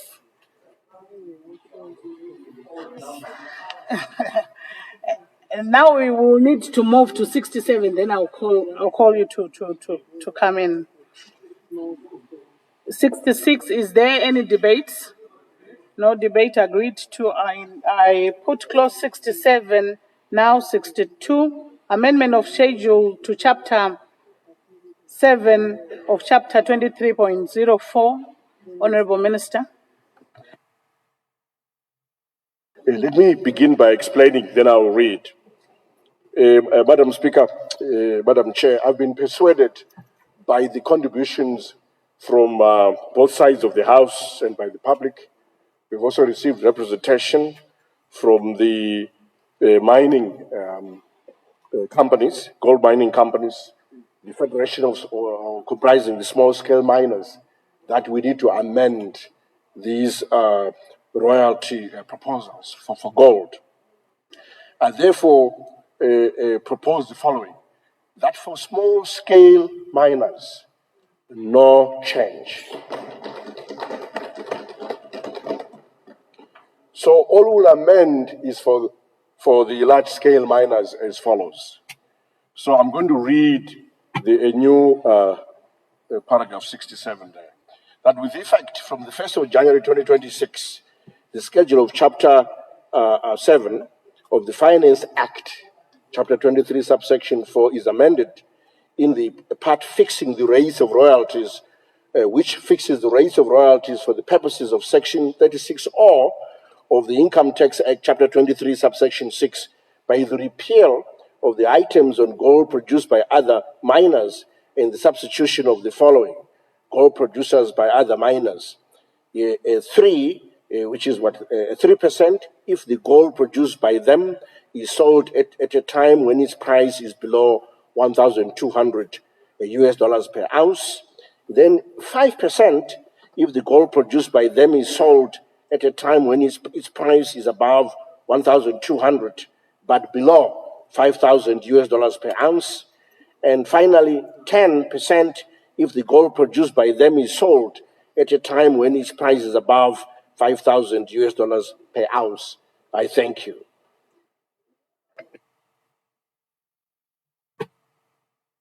Is there an objection? No objection. Agreed to. I put clause 68, now 63. Amendment of section. Right, amendment. My apologies. I'll need to put the amendment. I put the amendment proposed by the Honorable Minister. Is there any debate? I put the question that the amendment be now made. Those of that opinion will say aye. Those of a contrary opinion will say no. I think the ayes have it. The ayes have it. The question is accordingly affirmed, and the amendment is hereby made. I put clause 68, now 63. Amendment of section 34F of chapter 23.11. Honorable MUSHORIWA. Thank you. This amendment is very simple. It's inserting the words "but not exceeding 180 days" between the word "fit" and. The current proviso says that the commissioner, it says, can cause a premise to be locked for so long as the commissioner deems fit. And I've got a problem with the word "deems fit." This is the reason why I've said, after the word "deems fit," then we add "but not exceeding 180 days." Because if you say "deems fit," it's an open check. Honorable Minister. I'm very comfortable with that amendment for us to limit to 180 days. Deems fit could be indefinite. And I don't think that's what we're trying to cure. So a limit of 180 days.